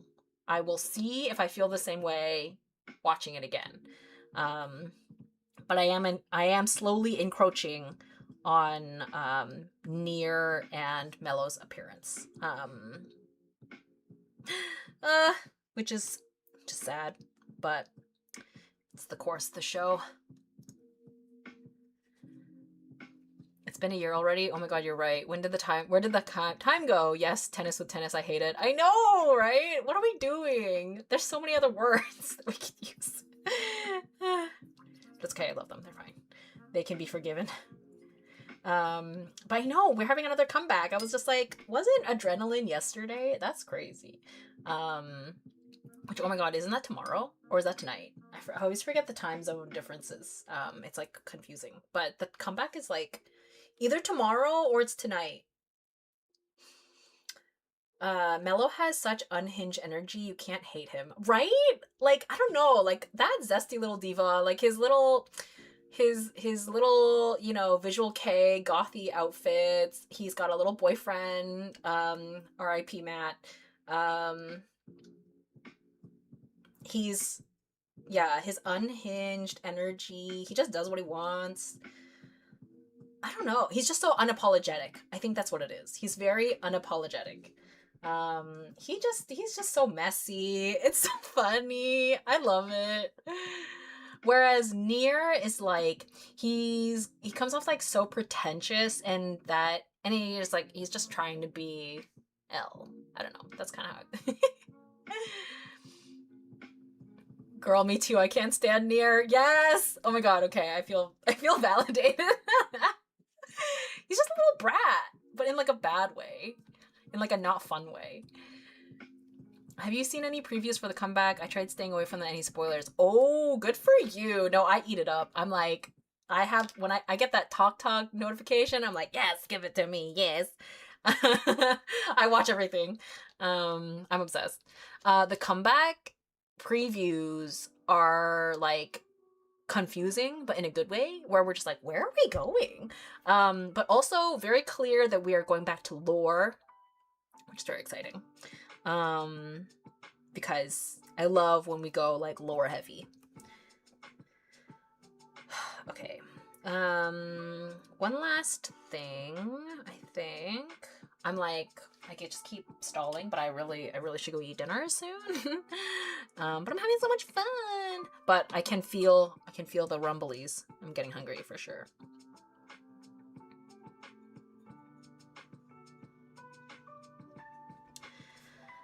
I can just talk. I can just yap about anything. Well, not anything, but like I feel like I can yap forever if it's like the things that I'm interested in. Which I guess is why, you know, these live streams just make sense. I'm so happy to have curated, you know, an audience and a community where we can just yap about all these things that I love. It's great.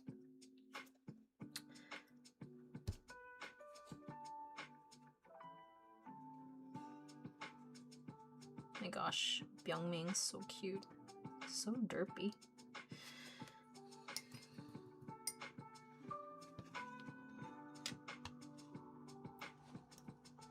I know, I'm kind of like, I'm still like vaguely confused about lore, but I get the gist. And like, you know, the vibes. The vibes are cool. Tina, an anime I think you'll like if you haven't seen it yet is Ungo. It's like a supernatural detective anime, and I haven't met anyone who has seen it yet. Ooh, okay. I'll add it to the list. Hold on. I have to write it down because I feel like whenever I'm like trying to do anything on this computer while we're live streaming, it just like wants to shut down. Even just like opening the document, the Word document. Okay. I don't know when I'm gonna get to that anime because my list is so big already, but I will add it.